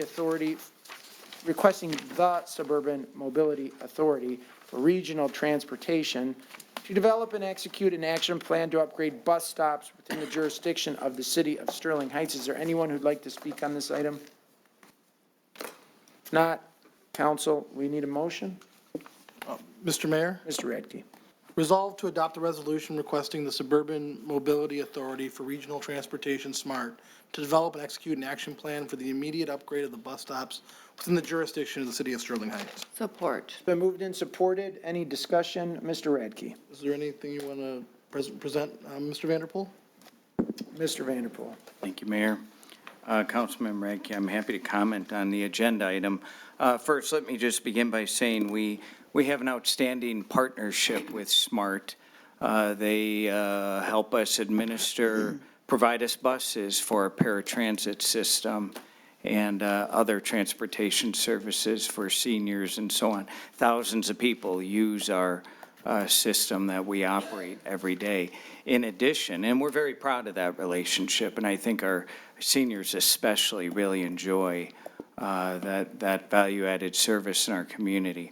In addition, as everyone knows, we have a fixed route, SMART public transportation system in our city that runs across various areas, and it's absolutely vitally important to providing transportation for employees that work at major employers across our city, everywhere from Stellantis, BAE, General Dynamics, other major suppliers all across our city.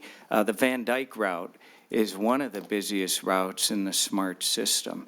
And anecdotally speaking, back in the day when Lakeside was very vibrant, the Sears store was one of the busiest stops. We expect that the new city center at Lakeside will continue to be a very well-utilized transportation area for the community. So the community, employers, and employees have come to rely on the SMART system in our city. And we all know the values of public transportation. Cities that have really good public transit options are often cities that are flourishing. And typically those routes include stronger business investment and so on because the access to employees is greater. So there's a great value add to having public transportation in your city. Now, some may know that the SMART system is funded through a millage, and Sterling Heights has one of the largest allocations, if you will, in terms of funding. In other words, because of our large population, our strong commercial and industrial base, we contribute quite a bit toward the SMART millage. And with that in mind, what this resolution does is really request that SMART devote the necessary resources to make sure that our bus stops are state-of-the-art, accessible, ADA accessible, comfortable for those who use them, and also aesthetically pleasing as well for the community when you drive down some of these areas.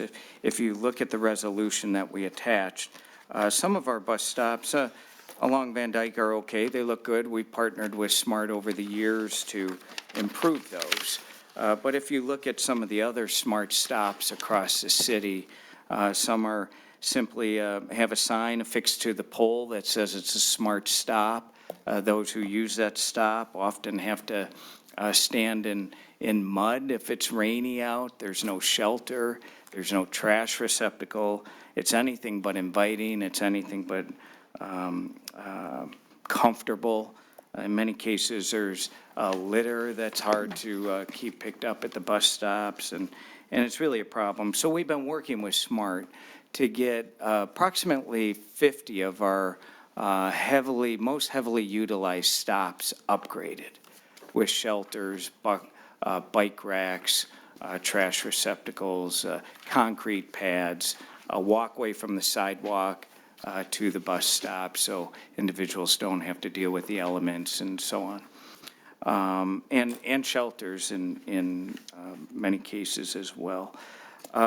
SMART has been slow to respond to some of these needs. We'd like them to give us a little more attention on these stops and do all that they can to get them improved. We've offered up a couple of low-cost or no-cost ideas for SMART to consider. So this is a resolution that the City Council's considering that would go to the SMART leadership, really imploring them to work with the City of Sterling Heights, one of their largest customers in terms of funding the system here in Sterling Heights or across the metro area.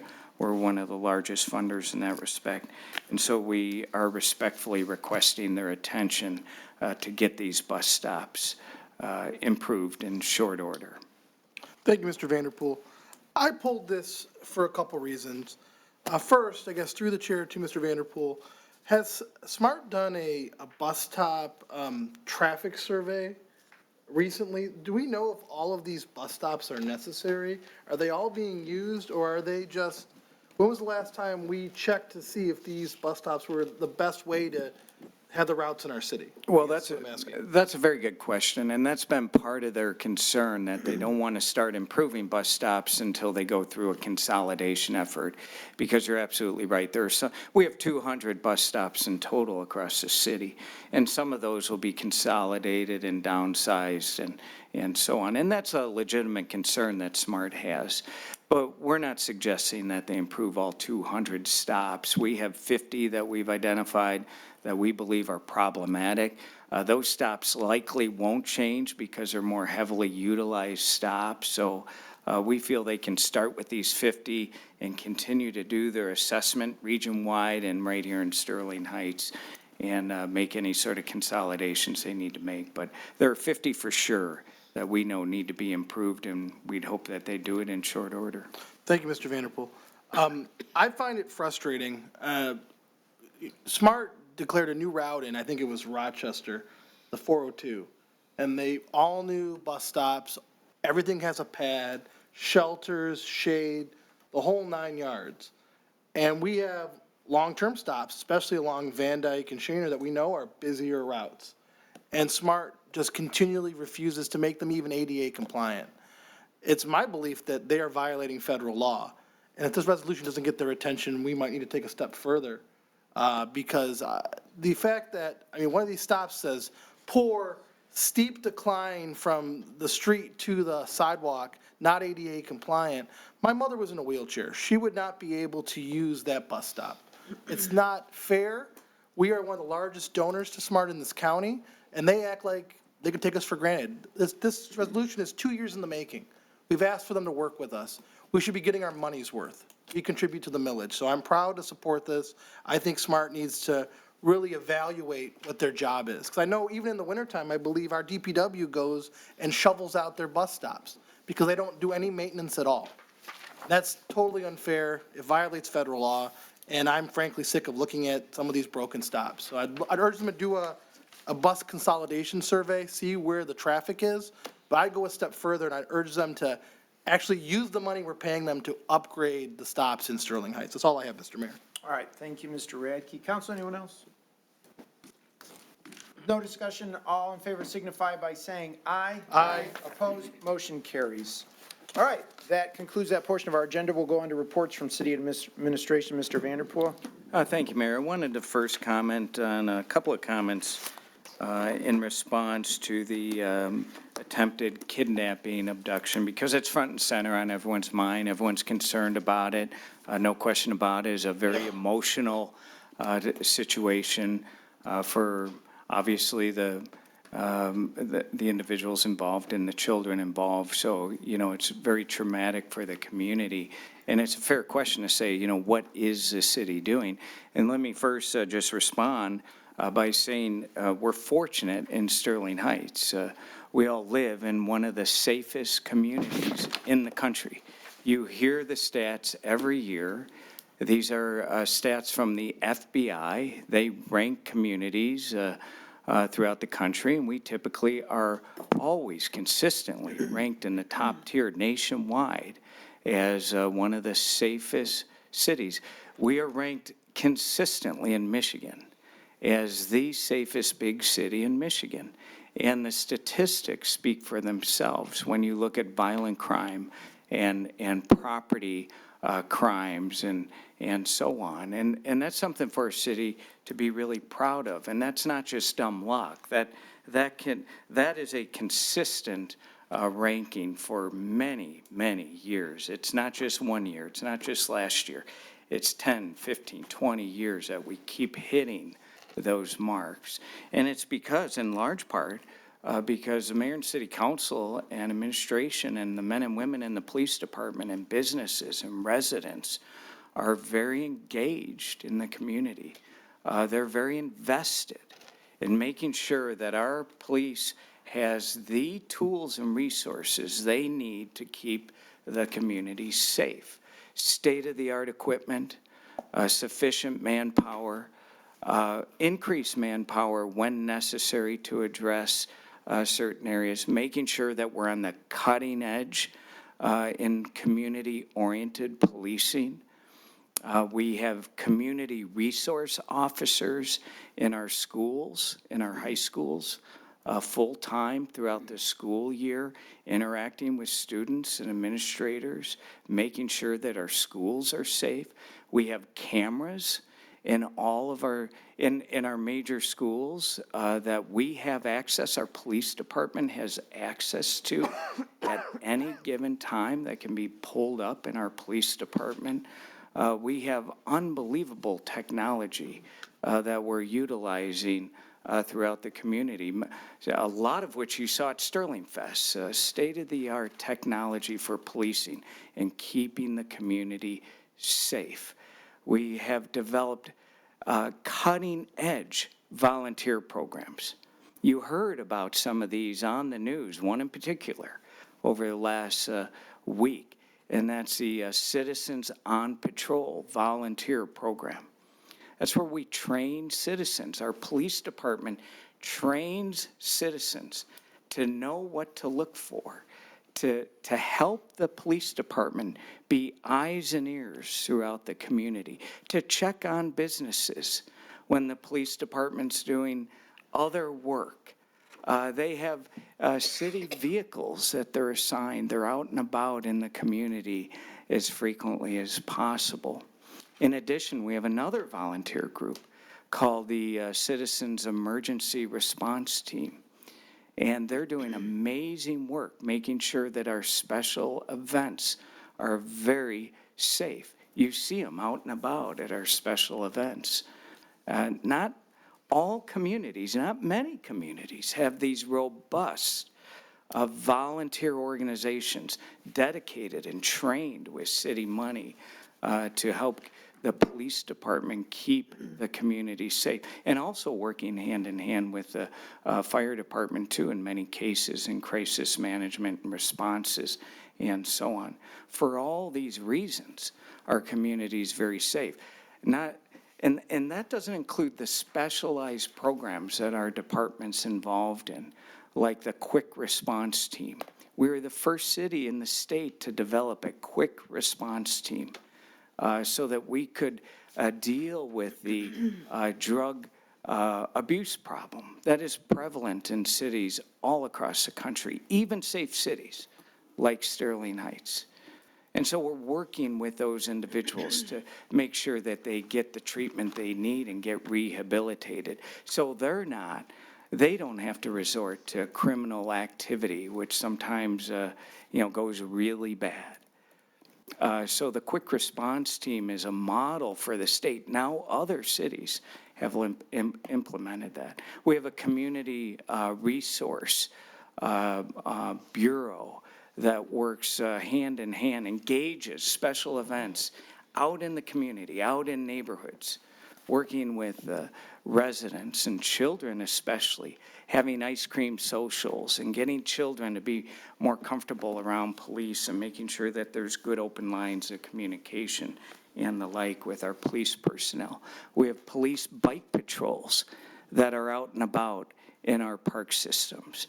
We have police quads that are used throughout the community in major open spaces and trails and so on, that police are out and about in the community. We have a police motorcycle patrol that's out and about in the community, making sure that we're safe doing, certain patrols that, the typical police officers can't get to. We have police segways that are used out in the community in hard-to-reach spaces. We have a directed patrol that the city council recently approved that added 5 additional people that do nothing but focus on neighborhoods, drive neighborhoods, and drive our commercial areas to make sure they're safe. We engage every day with our businesses throughout the community. We engage with our houses of worship. We have a clergy forum that our police department works hand in hand with to make sure that the police department is aware of problems that our houses of worship may be struggling with their members, their parishioners.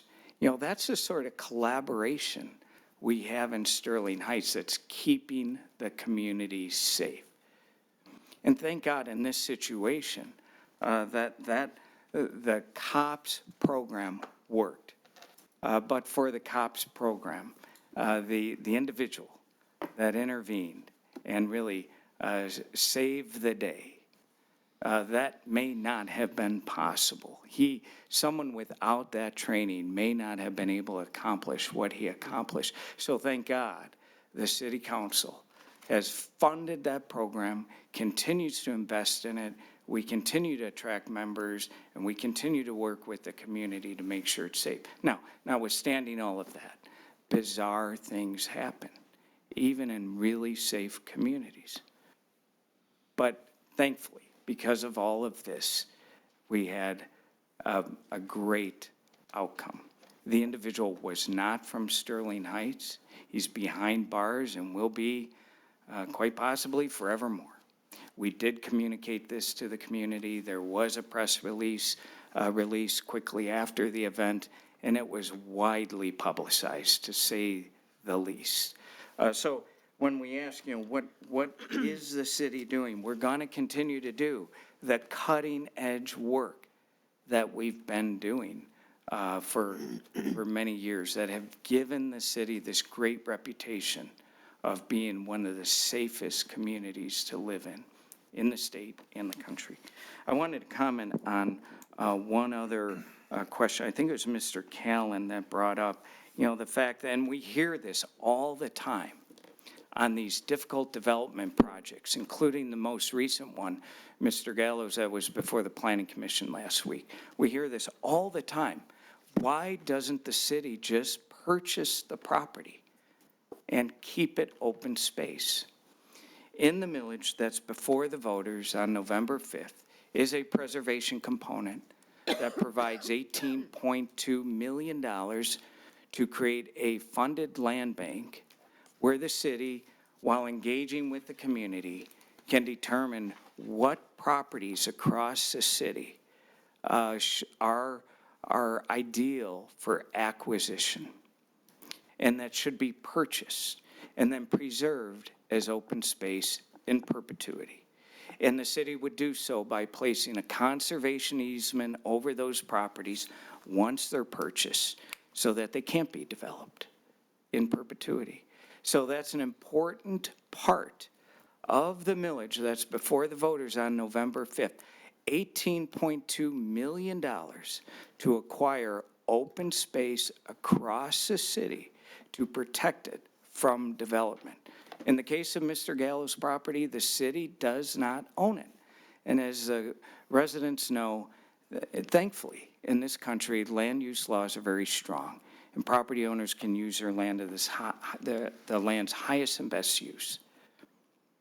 So I wanted to make sure that Mr. Kellen and others understood that that's an important part of the millage on the ballot November 5th. Thank you, Mayor. All right, thank you, Mr. Vanderpool. Mr. Koszywski? Thank you, Mayor. We do have one item for closed session tonight. Okay, I'm going to speak first briefly because I did speak with you, Mr. Romano, and I wanted to follow up because I did talk with our finance and budget director about the millage. And so the issue that you brought up is that we're saying in the magazine that the average resident is going to pay $95 a year. Homeowner. The average homeowner or taxpayer, homeowner. And the criticism is that that's not really very accurate. And I'm going to agree with you. It's not that accurate. It's not a very good piece of information. And I'm going to tell you why. Because the average, the reality is that the average homeowner will pay $95, but that's misleading. And I'll tell you why it's misleading, is because the average taxable value in Sterling Heights is different than the mean taxable value, or median taxable value in Sterling Heights.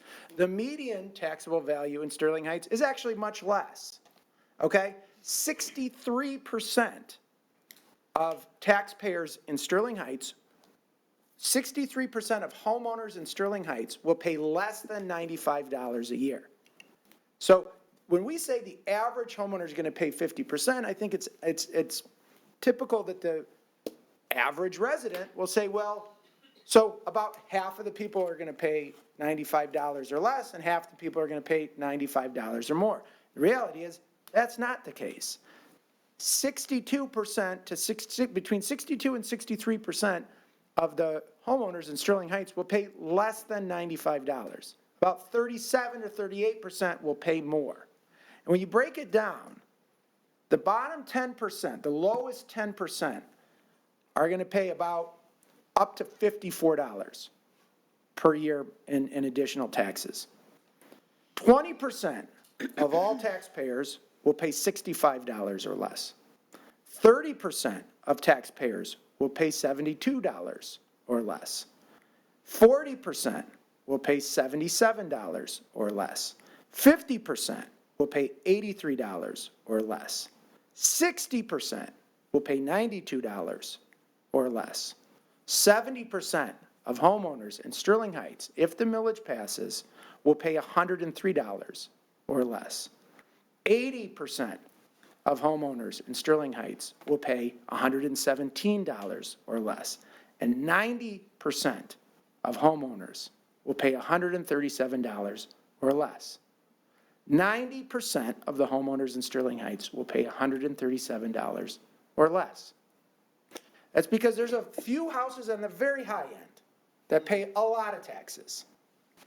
And there's a lot more that pay less in taxes. So the reality is that it doesn't matter if you bought your house in 1982 or 2014 or 2022 or 2023 or 2024. Those matter a little bit, but they're not definitive. You could have bought a house in 2024 for $110,000, and you're going to pay way less than $95 a year. There's a couple condos out there, couple, not a lot. There's not a lot. Okay? I talked to you about it. You're going to pay less than $95 a year. You're going to pay less than $95 a year. And your house's value is significantly more than $100,000 times 2. So even though your assessed value is higher than $100,000, your taxable value can be much lower. So I had our finance and budget director, and I want to thank Mrs. Varney for providing me with this information. But averages can sometimes be very misleading, right? You can have 100 100-year-olds and 100 newborns, and you can say their average age is 50 years old. Well, what good does that do you? Nothing, right? This information, by looking at each 10th percentile, shows that 90% of the public will pay less than $140 in additional taxes. 60% of the public, 60% of the homeowners will pay $92 or less in additional taxes. So the vast majority of people, I mean, if you just want to say 80%, if my house is within the 80th percentile, you're going to pay at most $117 in additional taxes. But that's very close to that $95, very close. So I think I think that it does provide valuable information that most people are going to be below $95. Most people are going to be between $72 and $103. Most people. So I think that's helpful information. And if you want to know exactly how your taxes are going to be impacted by the Pathways millage, look on your assessing. You can go to the city's website, or you can look up your assessing notice. Look for what the taxable value is, and you multiply it by the 0.95 mils. Okay? So if you have $100,000 in taxable value, you're going to pay $95. So it's very simple math, and if you'd like help, you're welcome to text me, call me, email me. If you give me a Facebook message, I will not see it. Facebook is trash, and it's terrible, and it's an absolute disaster, and nobody should use it. Okay. Mayor Taylor? Mrs. Schmidt. Thank you. On that same subject, through the chair to Mr. Vanderpool. Mr. Vanderpool, in past years, when we've put a millage on the ballot, we've also put a calculator on the city website that somebody could go in, put their address in, and it will tell them how it will affect their tax bill. So without objection, I would like to instruct Mr. Vanderpool to have that tool available to our residents on the city website. Okay? No objection. Thank you. And then just on one last note, I just want to remind everybody, school actually starts next week. And please be aware of school buses and their light signals and their stop signs and the kids trying to cross the street. And I'd like to wish all the staff and the students a very successful and safe school year. And that's it. All right, thank you, Mrs. Schmidt. Anyone else? Mr. Mayor, Mr. Radke. thank you for that explanation, Mr. Mayor. I was writing one out, and yours was even better than the one I was going to write. Oh, thank you. But I appreciate that. I think the key point on the millage is that many residents do not understand the difference between their taxable value and their assessed value. And even their SEV, which is half of their assessed value, your taxable value is often much lower if you lived in your home for more than a year. So I think that's where some confusion was entered upon. I also wanted to thank Commissioner Romano, who I assume is asleep right now, but I appreciate him looking out for the kids. Is it Havel? Havel Elementary. I've thought about that stop before. I'm glad that we came to a resolution involving both the school district, the city, and the county to really improve the stop for the safety of the kids. I appreciate that. I also wanted to talk briefly about this kidnapping. I've received several messages. I'm sure many of my colleagues have. You know, what I appreciate about our city is how we look out for each other. And Scott, who was there at the right time, was in our Citizens on Patrol program, he really lived up to that ideal. I think we're going to find some ways to honor him from this board. I think that's already in the works. But I personally appreciate that he had his head up and looking around that day and realized something was amiss. But I will say, we arrested him. He's in jail because of Scott and because of our police officers here in Sterling Heights. These things happen. They are very, like he said, wacky. They're one-off. I'm glad that our children were safe, and I'm glad that our police and our volunteers saved the day. On that note, I spoke with Scott last week, and I said, you know, what can we do for you?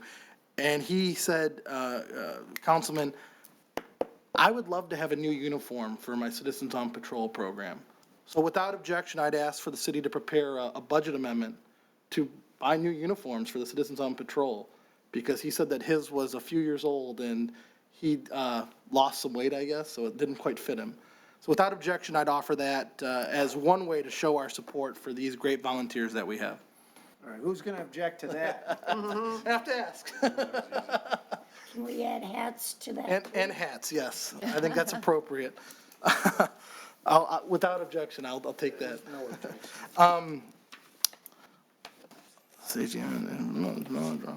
Okay, I attended the planning commission on Wednesday. I was, there is a resident, which I stated multiple times, both at the microphone when I spoke. I grew up in the neighborhood that was impacted by this project. The city council rejected a less dense version of this project 2 years previous, and the planning commission, I guess, saw fit to overrule us, which is fascinating. I would ask, without objection, for a legal opinion from our city attorney about ways we can fix this process with the planning commission in the future. And I guess that'd be part A.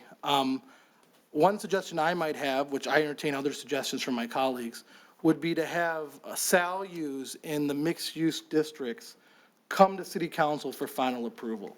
Instead of it being approved at planning commission, they would make a recommendation, which then city council would then have a right to have a say. I think that we've unintentionally created a loophole here that developers will now run through if we allow them. So I would ask for a legal opinion about changes. I'd also ask in that legal opinion to explore, I'm not saying we should do it, but other cities appoint one of their members to the planning commission.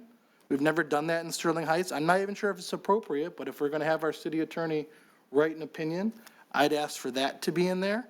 I'd also ask, because city council had rejected this very same project, in that opinion, whether we might be able to overturn the planning commission. I'm not saying we should, but I'm curious what the city attorney's thoughts are, and I can't have him give us legal advice unless we ask him for it. So I'd ask, without objection, for those three things, and I'm more than willing to listen if any of my colleagues have anything they'd like to add to the list. All right, council, anyone object to that?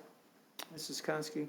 I don't object, I approve, but I would like to add to that, that also I would like our city attorney to check the bylaws of the Planning Commission and the BZA as to their appointment of chairman, vice chair, and secretary.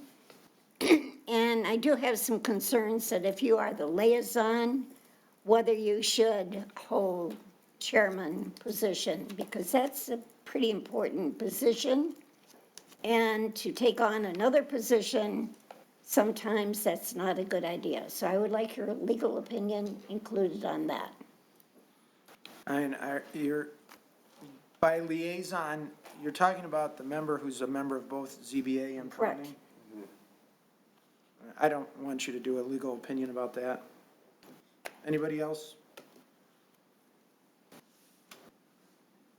Any objection to Mrs. Koski's suggestion?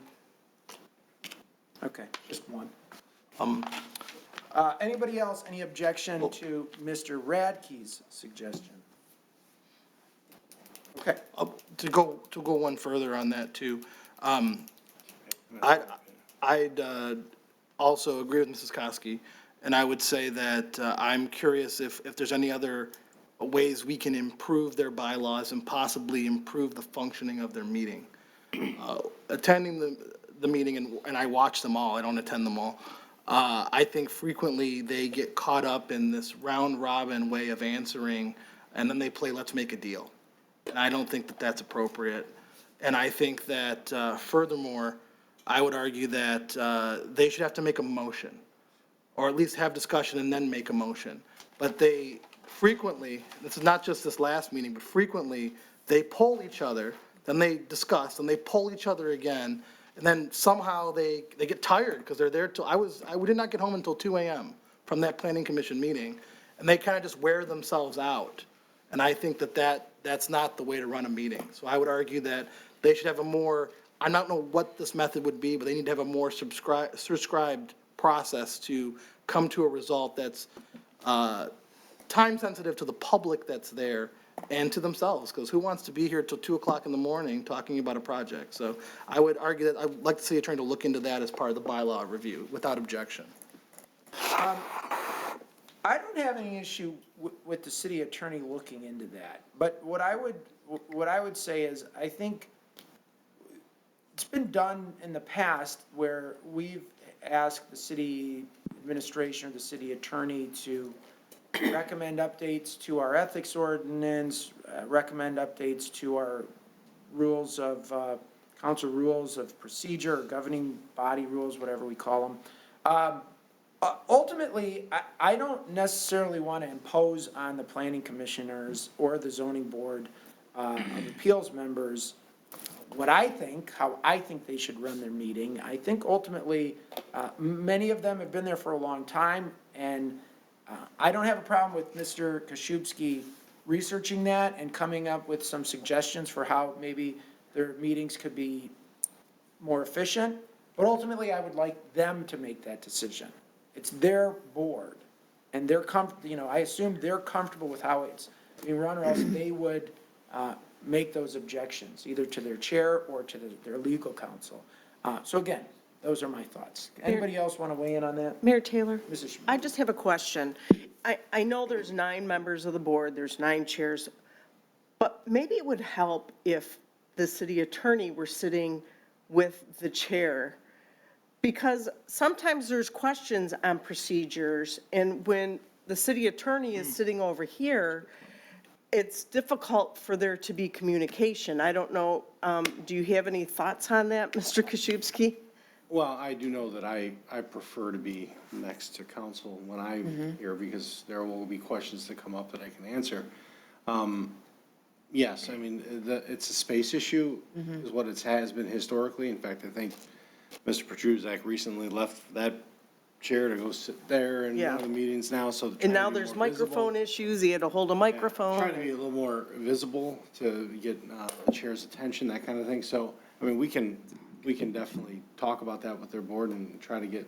I mean, we could squeeze another chair up here, they would just need a microphone.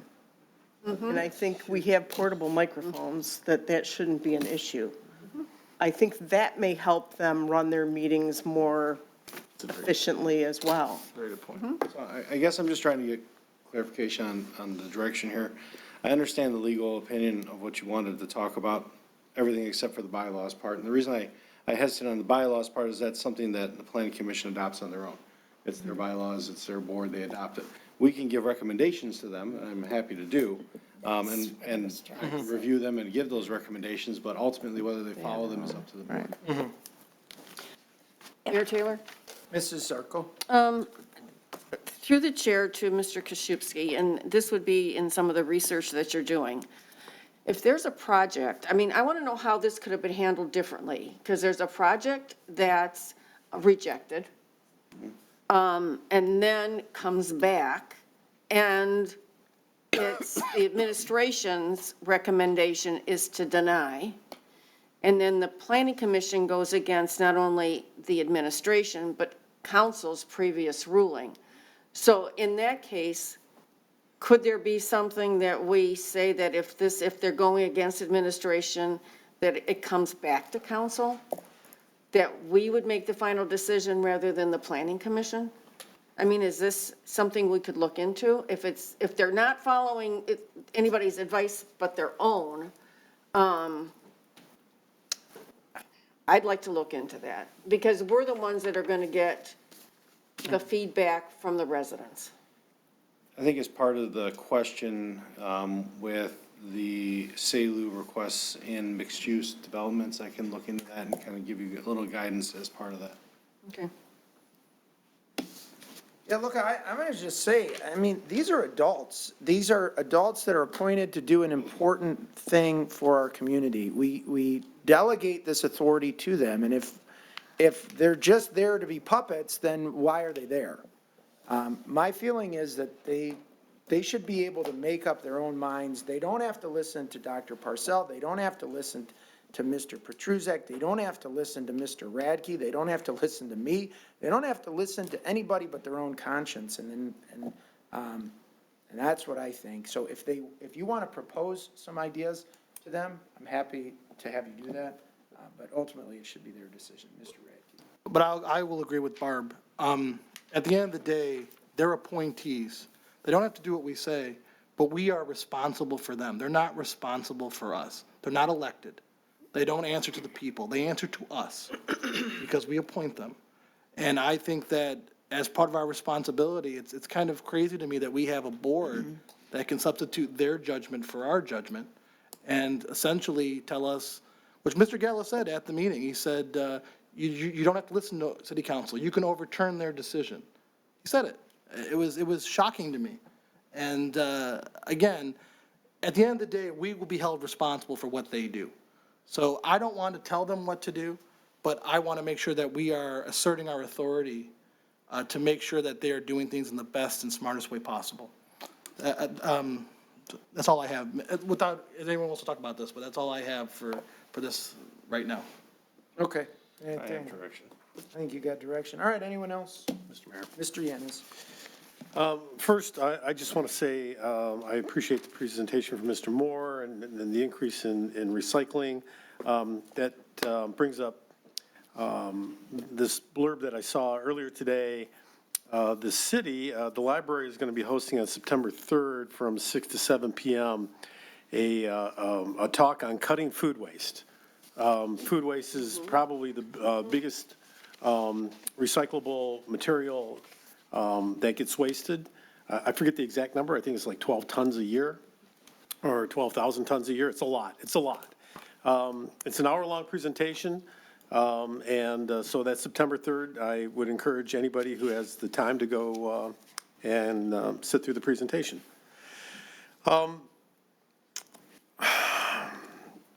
You know, we had this discussion here about this ordinance.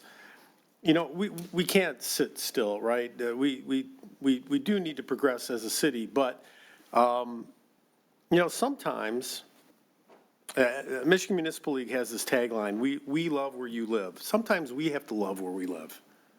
We are who we are. I say this about the state of Michigan, and I know we want to grow, and I know we're getting older, and I know Sterling Heights has highways running through it, but sometimes we have to just sort of embrace who we are and do the best we can with it, and as opposed to just a wholesale change. And I hope we keep that in mind as we talk about upgrading ordinances or what have you. Sometimes we just have to accept that we're Sterling Heights and we're pretty doggone great. Through the chair to the city attorney, Mr. Koszubski, have we violated any ordinance with the CCF project? Oh, I'm sorry. Yeah. Well, Mr. Koszubski, you can answer, but the answer is no. Yeah.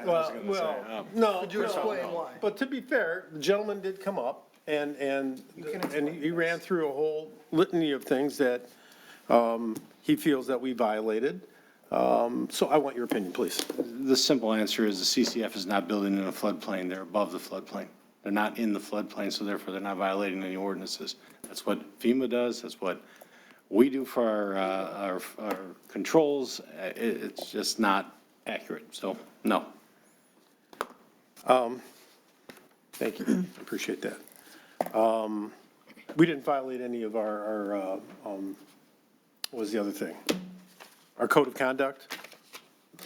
I guess if we didn't violate any laws, we didn't violate a code of conduct. Okay, there you go. I answered my own question. Thank you very much. To the point about the kidnapping, Mr. Vanderpool ran through a whole litany of things, which is absolutely right. We got people out in the streets, we got technology, nothing is more important than self-awareness. You have to, we were all taught as kids to be aware. We taught our kids to be aware. We have to be self-aware. And whether that's you're a child playing out in the street or you're sitting down at a restaurant and you set your backpack or your purse down in a chair, we have to be self-aware. I'm hoping the police department puts together a program to help people with stranger danger, I guess, is the easiest thing to talk about. But really, it comes, that's like when we had the CPR stuff, when we had bystander CPR before the professionals got there. We have to make sure that we're taking care of ourselves first and we're taking care of our children. Our children know to be aware, and if they sense any danger, what to do. So all the technology in the world, and sometimes things fall through the cracks. So teach your kids. be aware. Keep your head on a swivel, as they like to say.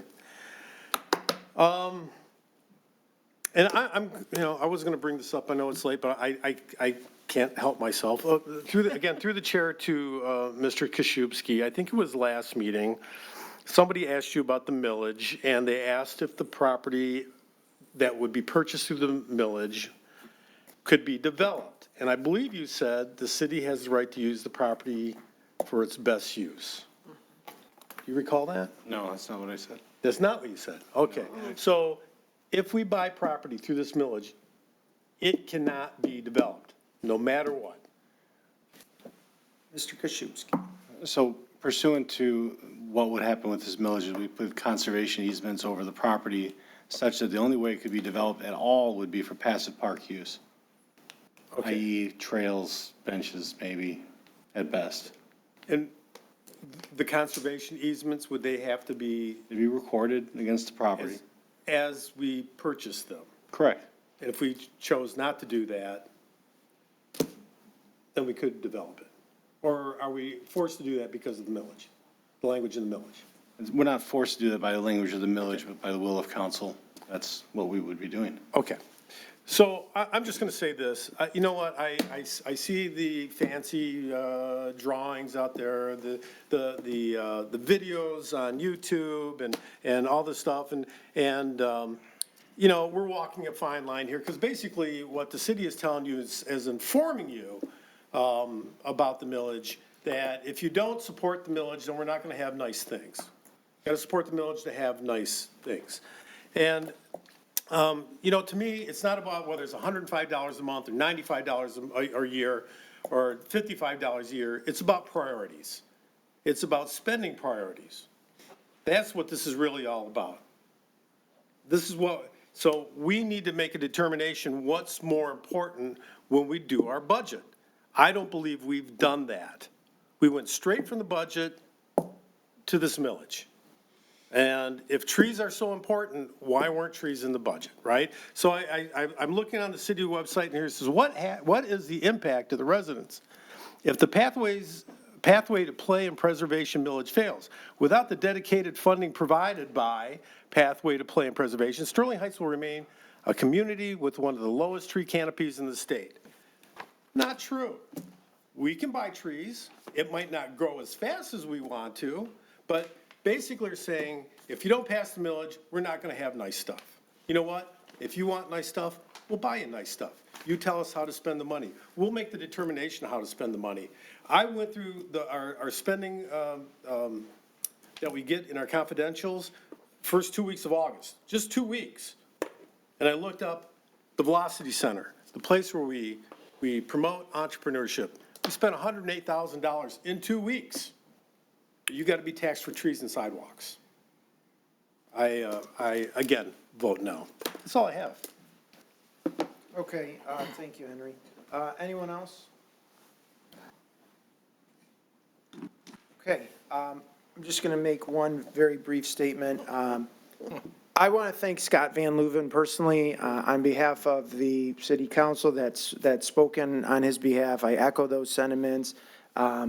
I have 3 children, 14 and under, and there's not, a moment of the day that I'm not worried about them and thinking about them. And, I got choked up listening to the Gold Star family parents talk about their kids. And it's just, when you have kids, it's an incredible blessing, but it's also, in the back of your mind, you're always worried about everything all the time. And so it's a strange way to live.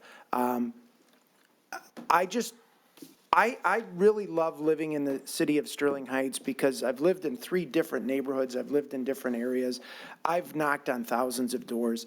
I've talked with tens of thousands of residents of Sterling Heights. And I think we're just good people. By and large, we're good people. And we tout our police department a lot, and I give them my support, and I give them my kudos. There's only so much they can do. There's 135,000 of us, and there's like 150 or so of them, right? Maybe a little bit more. 64. But the point being, there's about 1 for every 1,000 of us. It means we have to look out for each other. We have to look out for our kids. We have to look out for our families. We have to look out for our neighbors. We have to look out for each other, and we do it. And that's what makes this city safe. And so I ask the residents, keep doing it. Read about Scott Van Leuven. Be inspired by Scott Van Leuven. Be inspired by what he does for this community. And if you don't want to do it for the city of Sterling Heights, do it for your family. Do it for your neighbor. Do it for the people that are important to you.